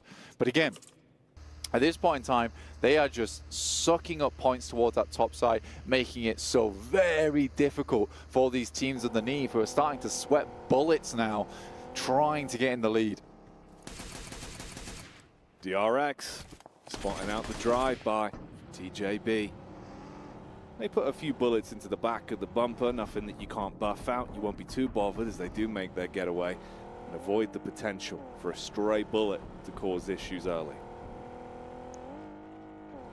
You boys on the western side all need to move in. CAG Osaka taking their last game on the chicken dinner due to a pretty decent rotation, honestly. They just were aggressive with their initial rotation, went far into the circle, got a central spot, played around Besiktas Black, and were able to channel their victory from there. And it wasn't to say that they weren't harassed heavy by brute force in that late game, but they were resilient. And they took those nades on the chest, bounced them back a bit, actually. Had the metal skin on that one. No damage being done to him. Bypassing the potential of a really upsetting game and actually making it look pretty good towards the end of that one. So we've started to have good optics for a fair few of our squads. Wow. I mean, to be fair, that is just one match. So that's just their last match. Average elims at 14 would be insane. Can they do it again? It would be unthinkable. It would be remarkable. Right now, I think for brute force that they would like to do it again. There's teams all the way in 7th place right now that could take position over them. I mean, Tongjiabao at 32 points. Heading up from there, you've got 4th place with Team Falcons at 36. Brute force currently in that 3rd place position with 40 points. So they're not safe right now because 2nd place is currently 15 points ahead. So they can't just have that. They can't be a one-game, one-wonder team, right? They need to just keep pumping that performance. And I think that game's a sort of match where it gives you some of that confidence back, you know? Makes you feel like, you know what, we are good at this game. And I think the main thing is that the rest of the squad should be feeling pretty brazen with the fact that, guys, we can't let Freezer have all the action, have all the fun. This guy's new. He's new to the scene. He's come up, entered into international tournaments. He's making the rest of the team not look bad, but they've got to show that they're the veterans on the squad. Show those optics, much like the optics on the long-range snipe here. Rook dealing some damage from a distance. But no, I agree with you, man. It's one of those where it feels like he's come out swinging. He wants to prove that his benchmarks can be so high so early into his overall career. Taking down very strong opposition whenever they're thrown towards him. And Rook committing on to the knock as they will be able to dispatch that man. Yeah, for Besiktas Black, losing Kakali like that, one of the good off-anglers, honestly, early on in the game. You know, 6th place right now, this could have been a nice game to put them in a position where they could shot up the rankings tomorrow. But losing a player like this early on in Miramar is pretty devastating. What are you doing? Oh, effect. Completely exposed. It's easy for the backstab and Spirit. You're going to be reeling to recover. You close the gap on this one. That's only going to lend into the hands of the DBS, but he does mind a quick turn and burn. He's able to at least trade back and take one-for-one blows.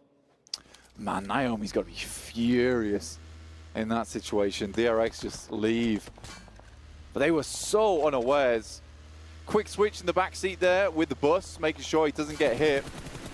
Doing their best at least, but that thing might go up in flames. I mean, Naomi's spray is pretty on point here, actually. Consistent damage done. Even Inko taking a piece of the pie as you go from bad to worse on the rotate in. DRX hemorrhaging players now because of the angles that they're exposed to when committing to their getaway. And this has thrown them into a bit of a dire strait, already down to just 2 players, a duo for DRX. Yeah, tough state of affairs. Team that's in, well, on that boundary in 4th place, going through from the survival stage. Not particularly how you like to end your day here. So a lot of our teams that are up towards the top side of the lobby are hemorrhaging players right now. Arinko's got eyes on, Mini 14, long range. They're stuck inside these concretes. And the blue's going to push them out as well. So I'm pretty sure right now DRX is done. You're going to have to run through that gauntlet. That is the Inco players ahead of you. One in the back line, taking shots as you roam. The rest, the trio that's just lurking up on the hillside, edge guarding you as you have to make your way in through the blue. Yeah, it's not looking good for DRX as everyone starts to make their move now. Wow, big shift on the circle here, over towards the eastern side. We even have an island finish potentially. We've been heading all the way up towards that edge, but I don't believe that that will be the case. Inco is looking for more points here. They know that these are basically 2 freebies. Good burn on the Molotov too, it's QXZ. We'll get crisped up a little bit. There is a return fire though. Gary going down is really bad for them. Ooh, survival of the fittest as well. Just as Nate goes around the corner, he's able to get the meds back out, top himself up, quell the bleeding, and recoil into a better position to play with the DBS. Inco wanted to clean up, tie up any loose ends on this one and make sure they scavenge these points and shut down DRX inside of this matchup. But the longer it goes on, they're starting to take damage back. You sit yourself up on the close angle, hoping they're going to come round and the big old pump can do some damage back. Quick bandages as well. Circle's closing now. Both these teams getting very, very far away from the zone. It's a zone you typically want to be in early. Honestly, Jackie, not a whole lot of room in this one. This went from Inco, potentially thinking they get some freebies. It's becoming a lot harder. QXZ on a dirty angle with the DBS. Oh, it's all about the timing. That's the bait shot. Fires out the first warning. Goes upstairs to link up with his duo, tries to turn around the corner, get the information from the third person. There's the clap back. Inco finally come in and are able to stop that one getting out of hand. It looked risky and it burnt a whole load of time for their rotate though. Yeah, clean fight there from Inco though at the end. Did, like you say, look pretty risky at the start, but they clean it from both sides. And will force DRX out of position. Shudo gets himself an airdrop. This is Brute Force who are entering the circle on that northern edge. Moneymaker's not far behind, but Besiktas split up between them with Poser heading south past Pandem. And Besiktas toss pick over towards that north side. So a bit of a difficult round here for Besiktas. Brute Force taking damage. Panda being able to hit the shots on that. So Freezer's gone. You've got Mad Bulls as well. Locked into combat with their horns, hitting against E+ Kia. As the shots are being rattled back towards them, they dive in the vehicle as well, looking to close the gap, knowing they were trying to go for the res. It's a close nade, hoping that they'll get into that one and deal some damage with it. English taking a lot of damage in the back as well. He's got to bail out now, tuck in behind the vehicle. High ground for Mad Bulls to work with, paranoia setting in. English gets a little bit too close to the lightning, in my opinion. Will get struck back. D+ Kid doing a good job to keep them at bay, but Tulika comes on in to isolate the open angle. Fleeka's out of the vehicle, but will get shut down straight away by Chip. Potentially he's able to keep him up. I don't think so, though. Oh, he tried as hard as he could there. Smooth moves on the engagement. You lose a player from it. There might even be more to be said.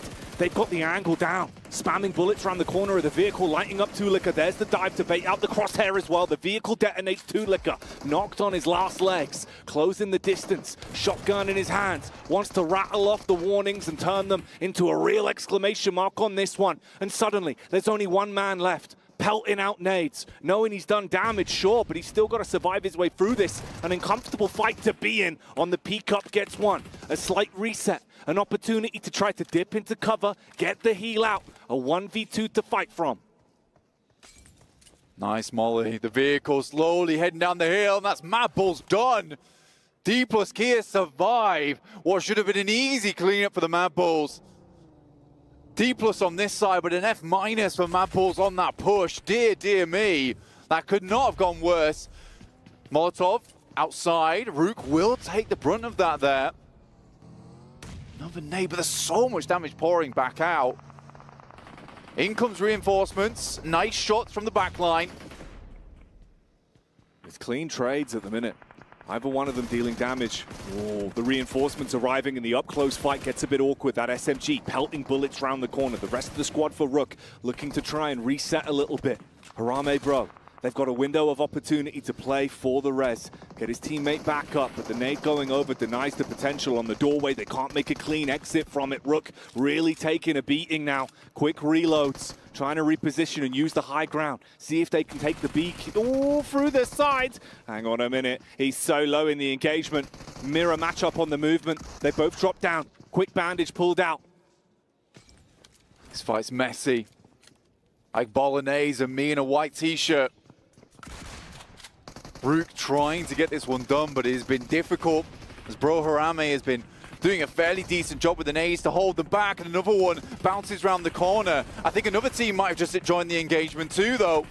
Look like TJB, Tong Jiabao, finding opportunities to strike from the sideline. Now they're going close. They know the players are weak and they want to clean up on those lower targets. And TJB, they make the first move and it pays off. The timing on the fight was clean for them. The final man just trying to bail out and get away. So low on health, he knows he's got to run. Federales gets himself into a slightly better spot.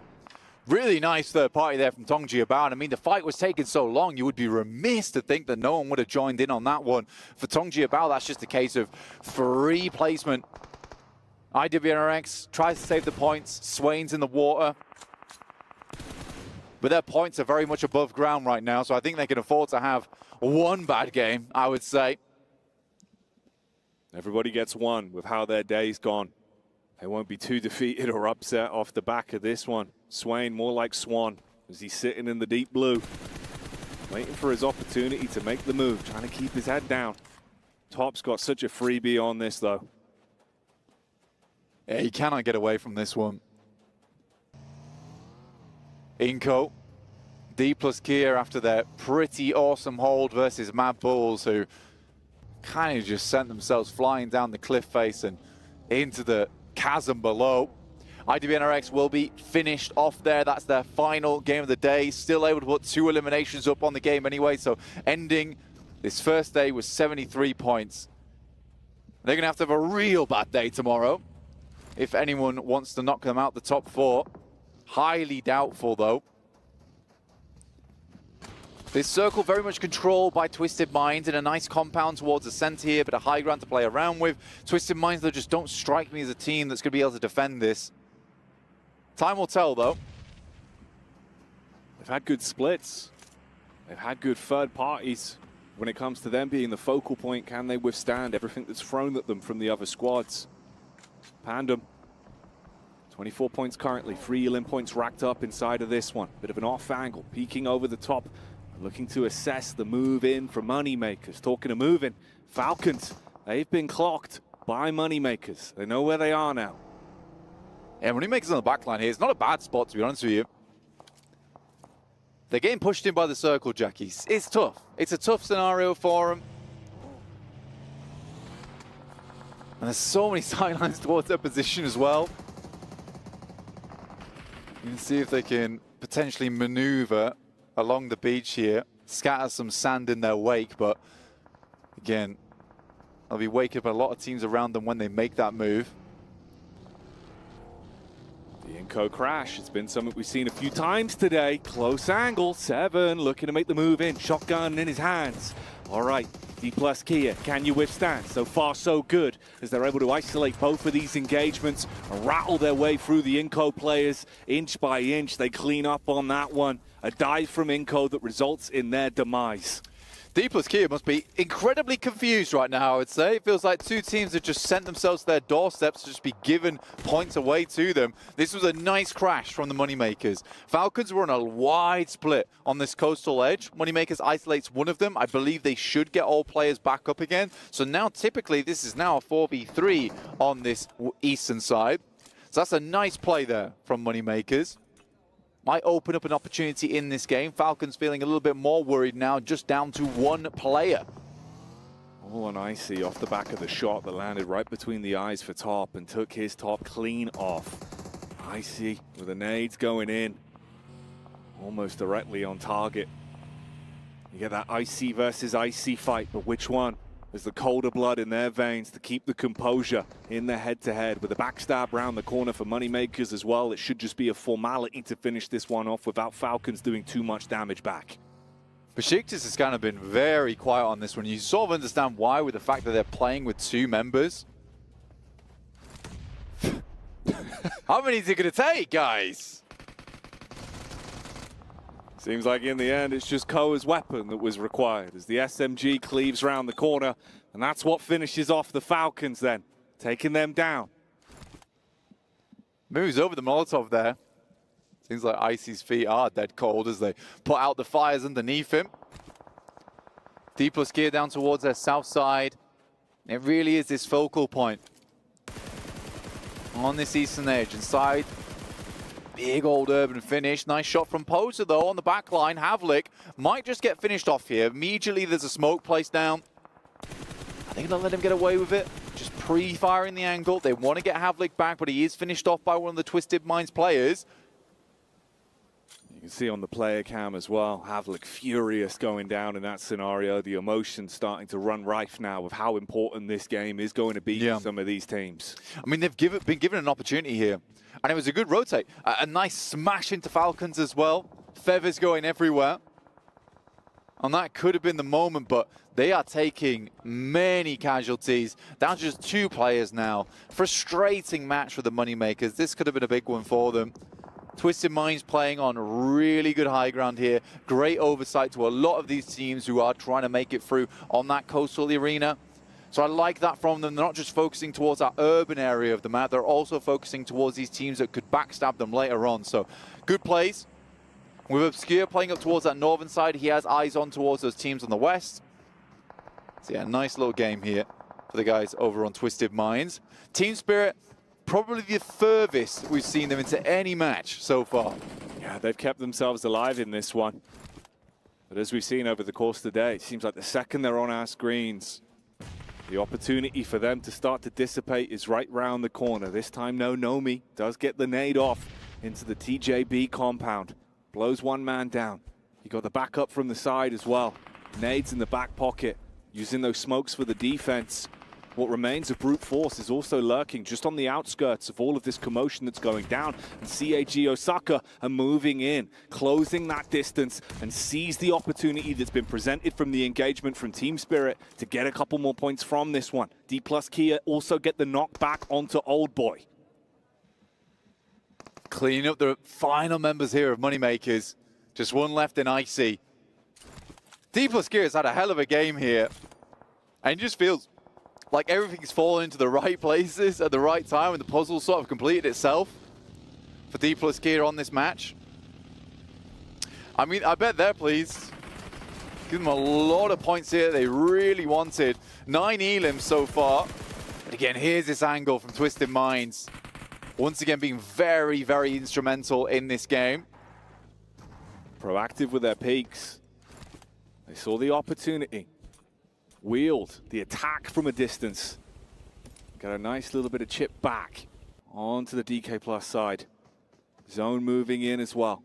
Kagosaka just on the outskirts. That lone ranger for brute force. He has just been keeping his nose clean. Does not want to get stuck into any fights. And this has been one that's going on for quite some time. You saw the initial opener that came out from Team Spirit, but since then, TJB reset. CAG Osaka couldn't commit to it. Besiktas as well. Further down now. Just a duo to work with. They could still have a good day of things if they play their cards right.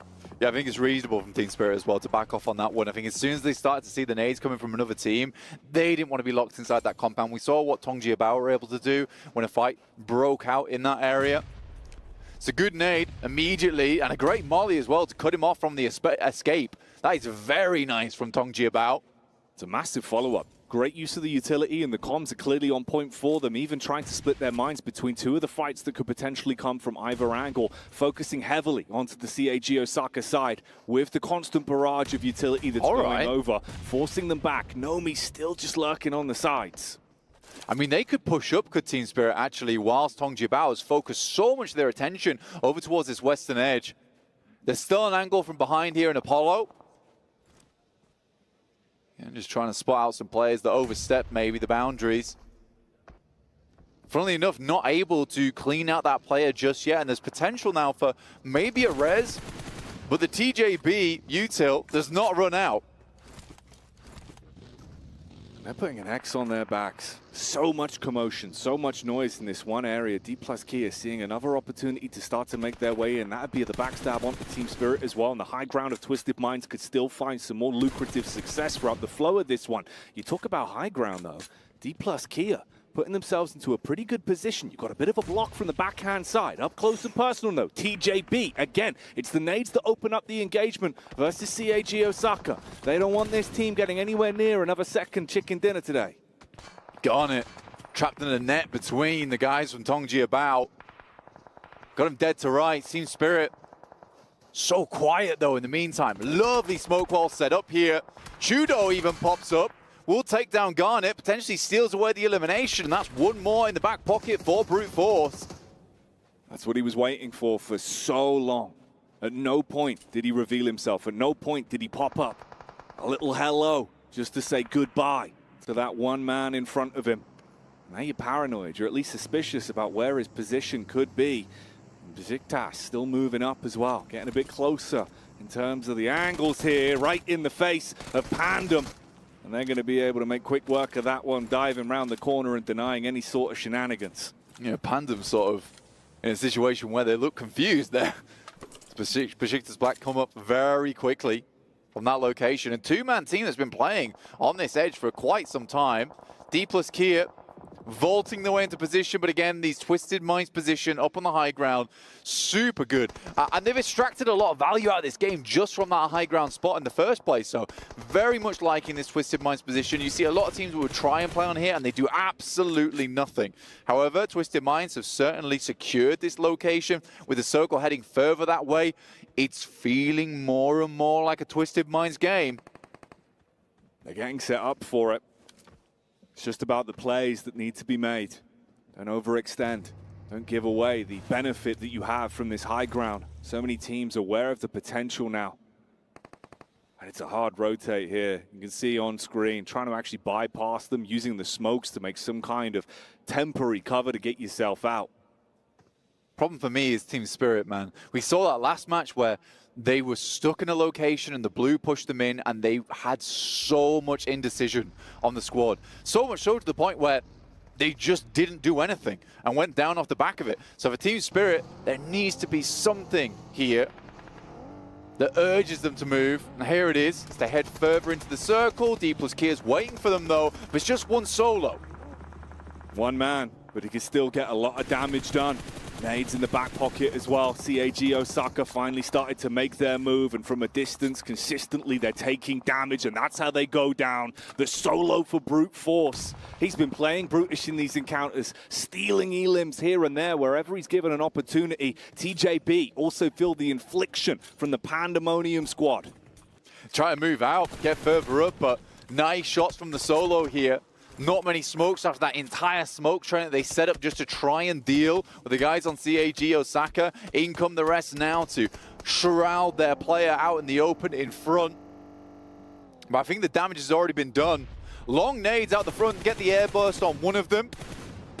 And now he's sent back. I think he has to play a little bit more passive now on Panda. But up to 5 eliminations, it's not a bad match. And Chudo still going, man.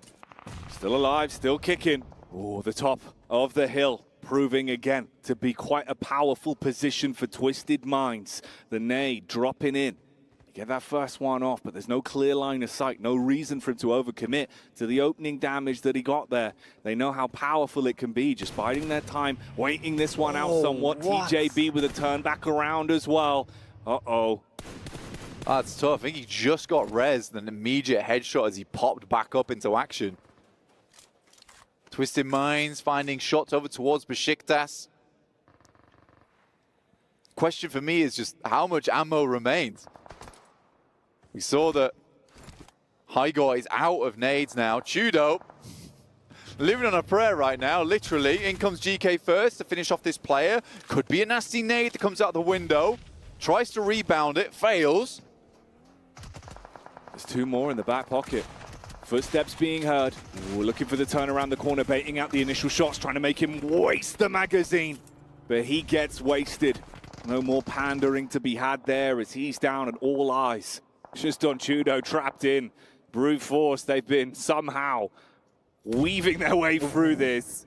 And they are lucky to have this man still alive. So low on health with the nades consistently battling down on him. I mean, a top 5, I don't know how he's surviving these nades, man. They are so close. His buggy is close to exploding as well. Has to drop out. Tries to get the shots back onto him. And Obscure's worried. Only has the micro Uzi and it's very little on ammo here. Can finally get a bit of a reset on this crate underneath as they come off the top side. Now Twisted Minds start to play on the low ground. TJB and Team Spirit now in a 3rd place position. This is huge for this team. But again, it feels too late, Jackie. It seems like that expiry has already come and gone. Is this the start of maybe a new day tomorrow for them? Or will it still just be a blip? TJB, can they do something with the duo? The only squad that's down to just 2 players at this point. They have been constantly thrown from pillar to post in the fights that have been breaking out here. Whereas Twisted Minds, they've been allowed to live their movie.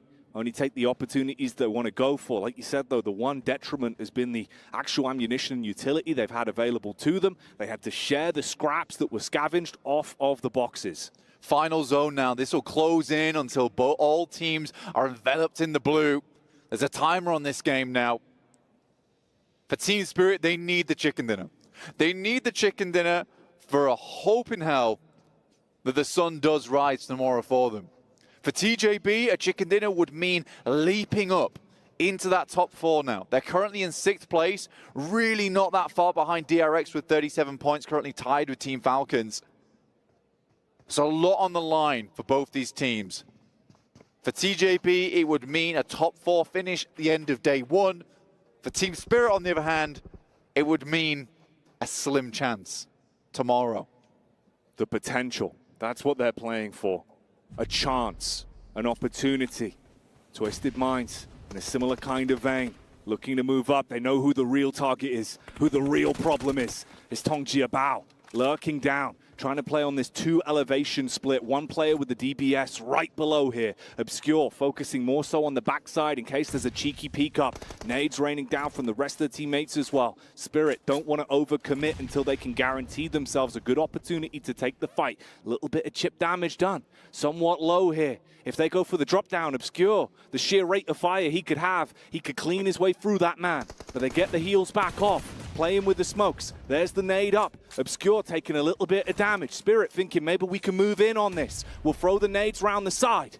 This is a good corral from Team Spirit. Might open things up. The drop down comes through. There's the DBS shot. Immediately though, what's this? One player from Team Spirit is down. Just 2 remain and Twisted Minds might have nailed this one. Looks like they're in good stead for it. Tong Jiabao relying on just the DBS's stopping power. Slug after slug is all they can rely on. Kitsune and what remains of Spirit, the brothers in arms, can they stand strong against Twisted Minds that are turning the needle? Looking like they want to shut this one down. They've been in the driving seat for so long throughout the flow of this game, and they want to make sure they're the ones that get the glory at the end of the day. They're looking for the drop on it. Obscure, deciding if it's the right time to go. Molotov's over the edge, putting so much pressure on them. They've got the better angle to play with, but they're forced to drop down. This is when problems could arise. Kitsune recoiling further back. Tong Jiabao out of commission. The elevated ground still working for Twisted Minds. Drop down with a shotty, unloading with the buck, looking to commit onto it. Kitsune, no! Isn't able to do it.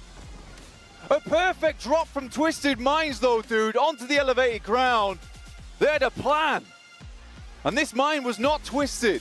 They had it straight towards the end game. They kept it consistent. They knew what they wanted to do, and their play style flowed through the entire duration of the game, finding elevation and movement that blessed them for a chicken dinner at the end of the day. Twisted Minds. So much opportunity for potentially the guys on Team Spirit to just have that one in the bag. They were in the center of the circle. It all came crumbling down as soon as they made that leap like Batman onto the catwalk. That was unbelievable.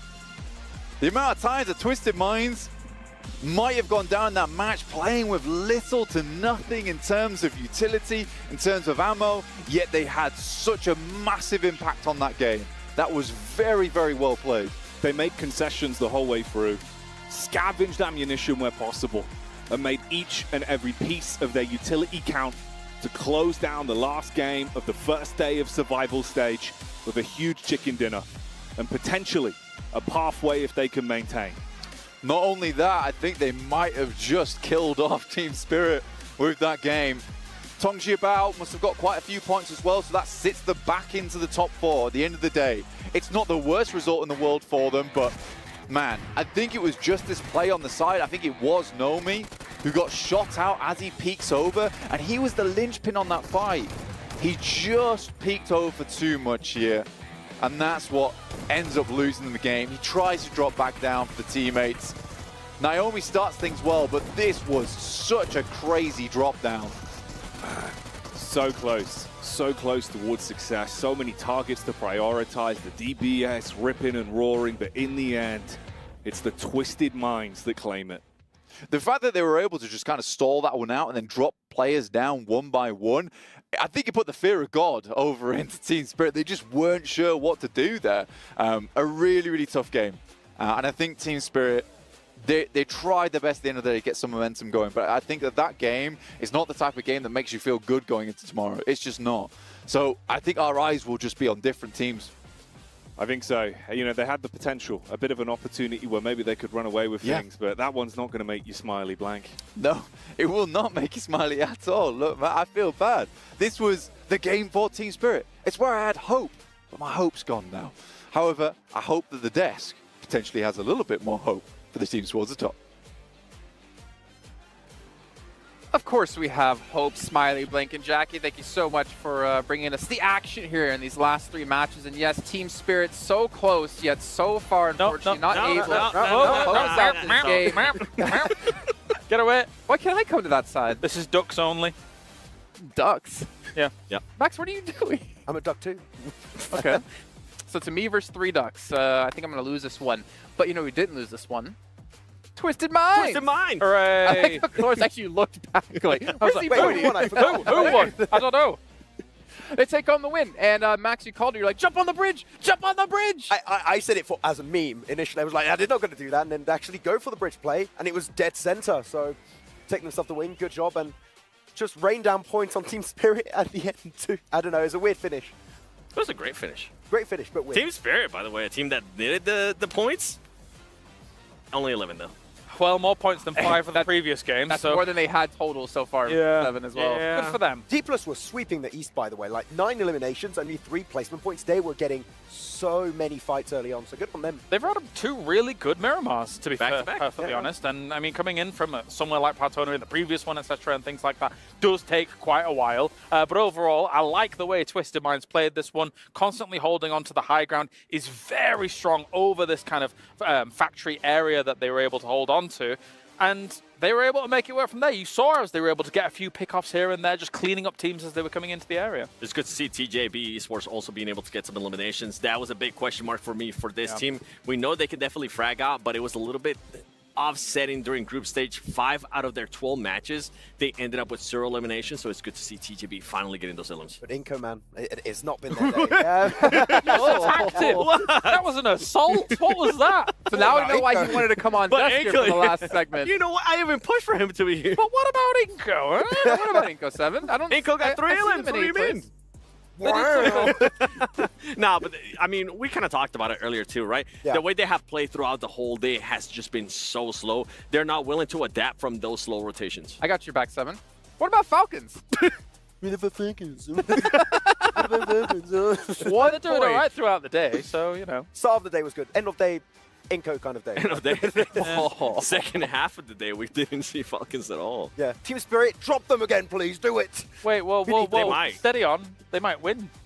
No. Never mind. What about Mad Bulls, though? They were also down there, unfortunately, on points. A team that, Max, we covered in CSA. We had very high expectations for. I know, Kalaris, you said you didn't expect them to kind of be as low as they were at the end of group stage. Zerich, who was like the player for them back in CSA PMSL, I feel like he's been non-existent. Yeah, I feel like they haven't been able to go back to that old sweeping edge playstyle that was so successful in CSA. I don't know what is happening internally for the team, because we know they have the fragging power to perform at this stage, but they're just playing something that was not really successful in the in the group stage, and it's just not working out today either. I don't know. I mean, during group stages, we saw Tulika being able to put out plays too. So yeah, not sure what's currently going on with that team. Players, yeah. Yep.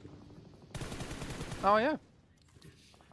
I was expecting you guys to keep going into this one, but you know, if you want to end up the conversation there, that's completely fine. But to be fair, Clarus, as we were looking at some of these final zones, you were saying it yourself, it's really hard to predict who's going to win this one. At one point, you had TJB, but then TJB ended up losing 2 players, which obviously turns the potential for them to win pretty much completely down. Yeah, it's difficult. It's difficult at that point. As I say, difficult to predict in terms of where the circle's going to go, which buildings it's going to end up on, even if there's bridges involved, which, again, is a very rare thing to actually see in a game like this. But as you can see, control of the high ground, very important. There were moments where I thought Twisted Minds wasn't going to win this one out, as a few extra shots. You see as the jump shot comes down here, focuses on the player that was actually downed, and obviously you need to be switching, but it's very difficult mid-air to do that. So I can understand a little bit of the craziness going on. Yeah, I feel like if the center of the circle moved away from the cliff, maybe by 10, 15 meters, maybe it doesn't go the way of Twisted Minds. But yeah, it was a really good position. You said it, the high ground was really strong, and they made full use of it while they still could play that position. Okay, well, let's actually take a look if you guys missed on any of the matches today. We've got you covered. We've got our little daily winners graphic to show you who won which matches. And again, to see 2 out of IWNRX and 2 out of Kagasaka was very surprising. Even DRX getting a win in there was very surprising. But for like 5 out of our 6 wins, obviously Twisted Minds coming in today. They didn't play in group stage. Never would have guessed that these would have been the victories. I'm with you. I mean, you kind of were talking about it earlier too, especially with DRX, with Kagosaga as well. Teams that weren't really willing to fight during the group stages, for them to actually take the initiative, start fighting as well. Yeah. Now, for tomorrow, I mean, they're currently set themselves really, really good to possibly make it to main stage. I'm now starting to think about IWNRX. What's going to happen with that team if they see an option to maybe start hindering a little bit of the play from some of the other teams, right? You know it like that, Team Falcons, if Team Falcons is not within the top 4, and IWNRX is at a point where they're like, hey, we're already going to the main stage. You know what? Let's make matchmakers even more. Well, Clark, I think this kind of feeds perfectly into what we said day 1 of PMWC.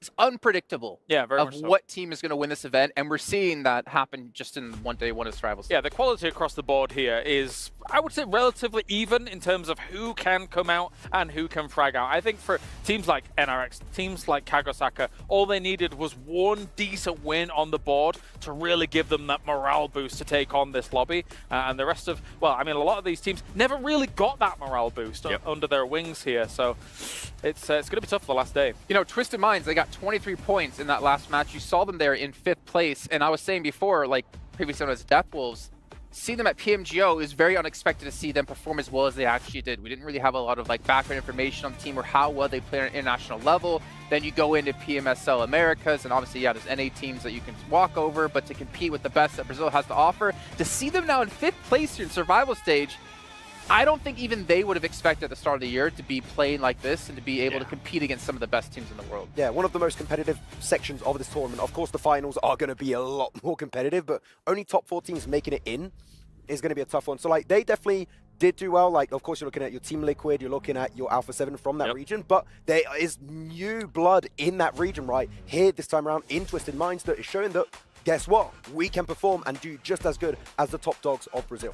There's still chances, though, for even teams all the way down to the bottom.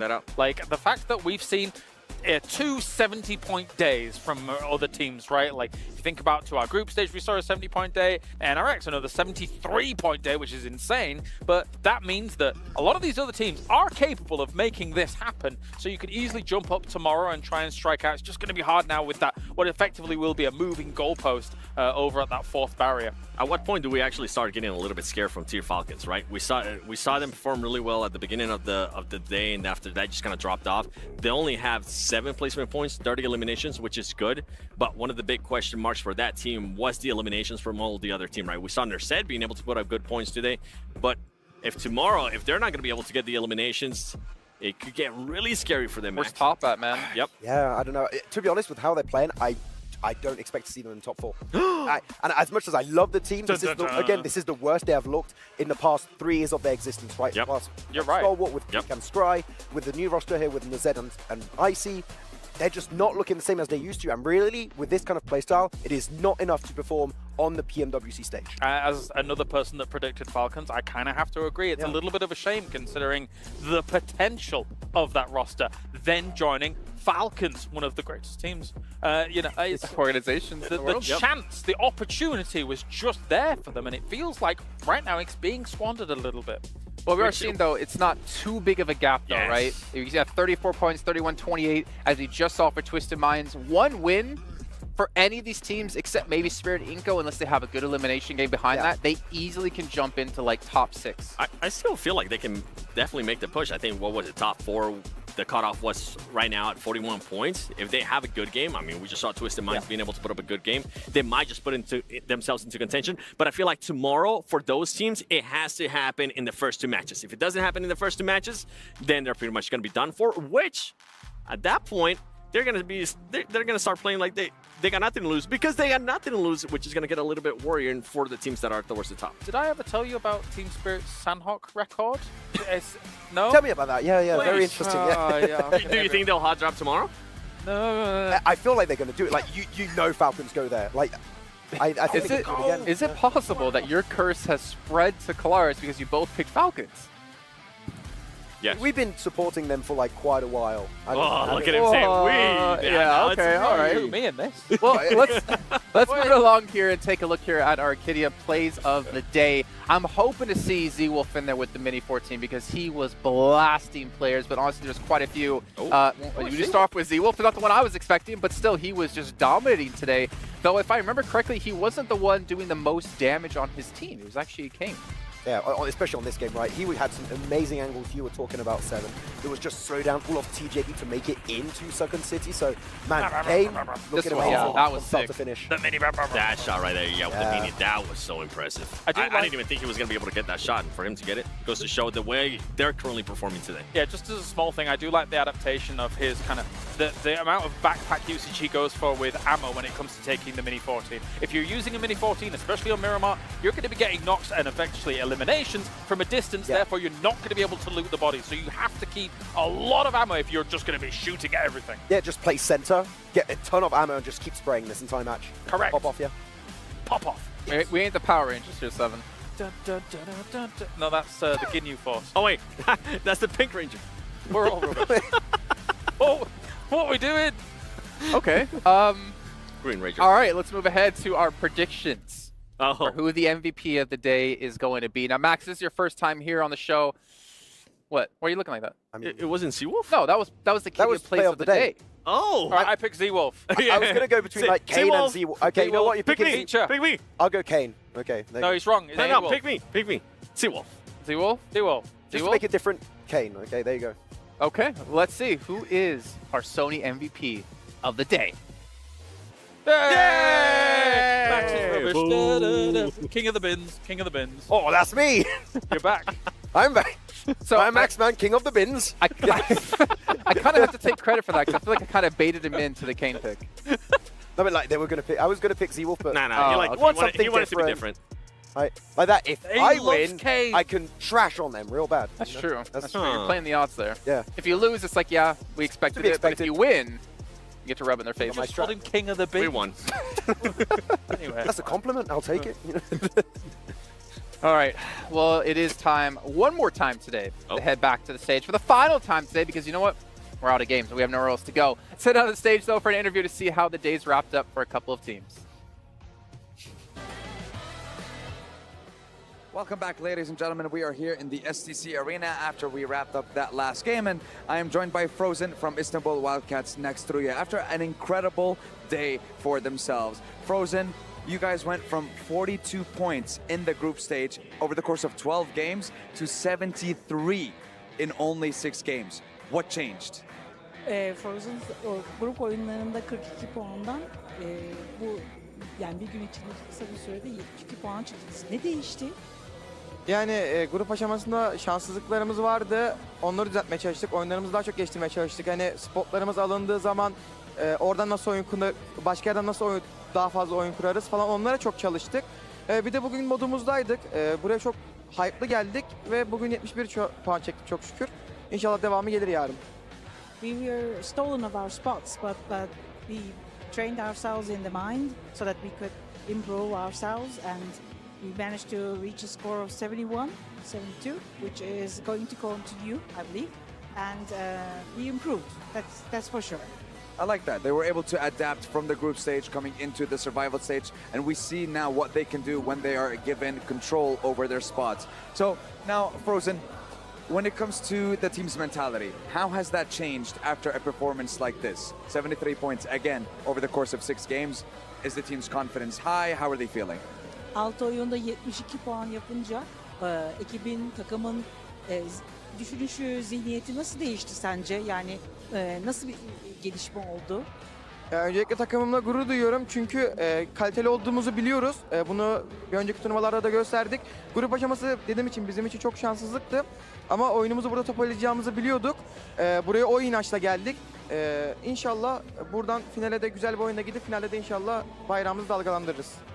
So we were subject to some failures because of some unlucky moments, but we know that we are of quality material, that's for sure, and we're able to show it at this stage at least, and hopefully we will walk towards the end and make sure that our flag is up in the air.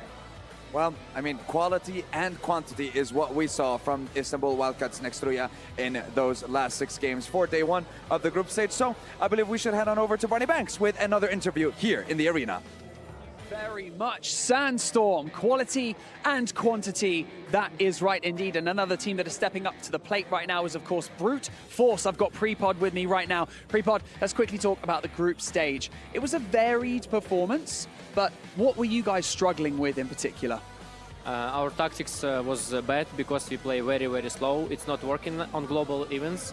So, and I was having some confidence problems. So after group stage, we fixed it. We speak with team 5 hours, and now you see we perform good. Yeah, nice. I mean, your pace of play has definitely improved. You're playing a lot faster. The eliminations are flowing as well. Do you feel more comfortable now on the main stage? Or what have you actually changed to today? Is it just a speed problem that you fixed? We fix, I think, confidence. Confidence and discipline, it's key for the win. So we fix it and it works.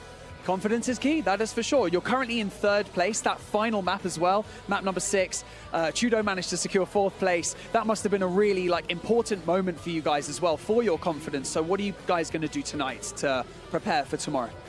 Now I think we will go to chill, relax. After this to dinner, and after dinner we will have a meeting, team meeting, check map streams, and go sleep. That's all. Nice, I love the breakdown, play-by-play of what's going on tonight. Prepod, I really appreciate you joining me for the end of day 1 interview. Best of luck tomorrow, okay? Final day of the survival stage. And with that, we're going to wrap things up by going back over to the studio where they can finish off day 1 of the survival stage. Well, I think what Prepod forgot in there was he's going to go to dinner. We're going to come bug the hell out of them at dinner and eat with them and be like, hey, what's going on? Why are you guys playing so much better? Yeah. And then they probably be like, we can't answer that. Just going to say, let me eat. Let me cook. And they have been cooking. That's what it means. Jantasho. Let him cook. You should go to PL. You remember, huh? You remember. Yeah, I do. James is like, what are you guys talking about? What's going on? He was involved on that, yeah. Yeah. Well, all of you who are watching the Pmwc, Violet, Thunder set, and SLK is out. And you guys can pick it up for yourselves. Maxman, you got it. It incorporates aspects of the Pmwc trophy, and it celebrates Pmwc 2024 and commemorates the players all around the world participating in this historic esport event. Make sure you guys pick it up. Aim high, shine bright. And Maxman, I hope to see you carry me with it one day. I will. You want to play tonight? It could happen, as long as Neptura's not there. And hopefully we get 7, because he's got some sick DMR shots. He's going to carry us, though. We can't play with 7. You're not wrong. Outshines me. My sniper shots are nice. And then we get Claris using gyro, just whee. I do gyro on a chair. Whee. It did happen, and it was ridiculous, that spray. Oh, is that car? What can I say? Also, we have a survey going on at home that you guys can fill out. You can see down below on the screen. You can let us know your thoughts about the show. Maybe you want to see Maxman get sick again, come off the show. Maybe you want to see 7 get a little bit taller, or maybe you want to see Claris get a little bit more buff. We can make all that happen. Fill out the survey. We love to hear your guesses. He's got the boom. You didn't see it. No, they didn't want to go. Dude, I told you he would be flexing Every today. day, every He day. said, no, today Why I'm do you not want me going to to do flex this so much? automatically. Ugh.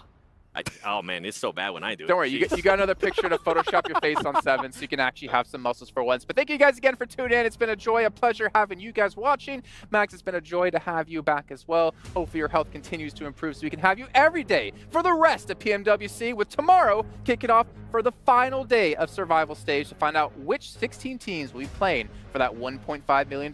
We'll see you then. Yeah. Alright. I can cross to yellow now. Yes, you can. But my car is dead.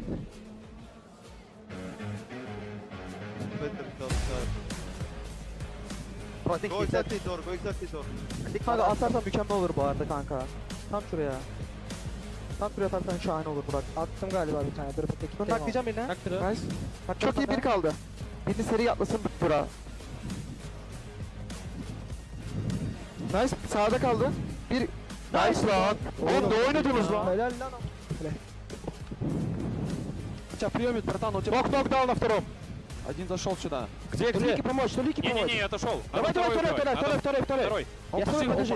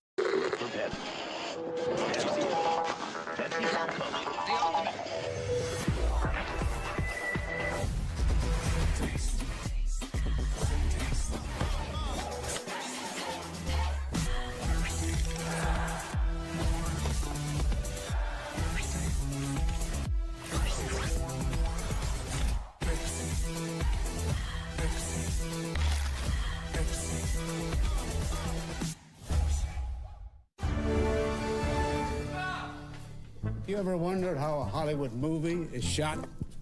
On a Sony. You review it on a Sony. And how do you make that sound epic?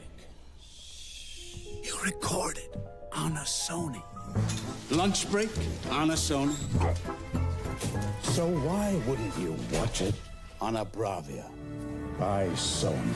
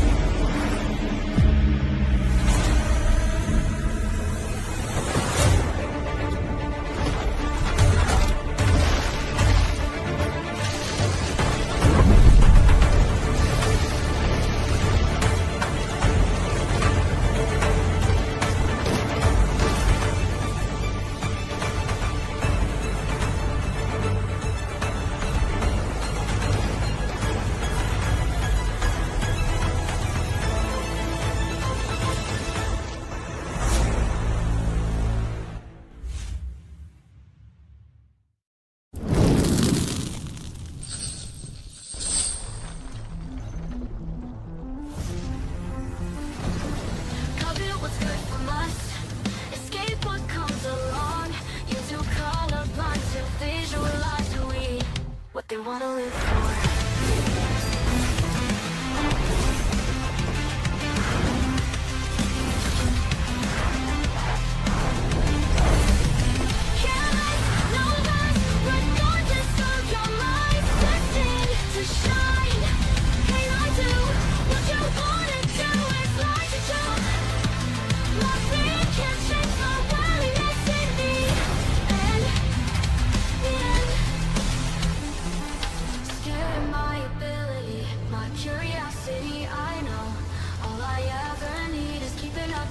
Why'd you prison me instead?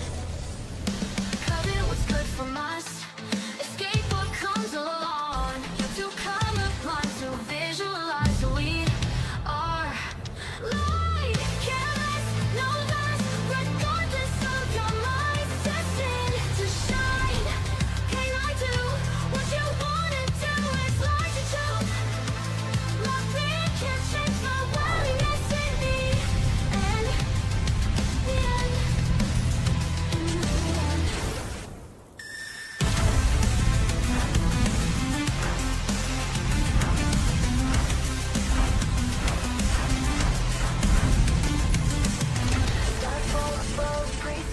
wonder what they wish for, what they wanna live for.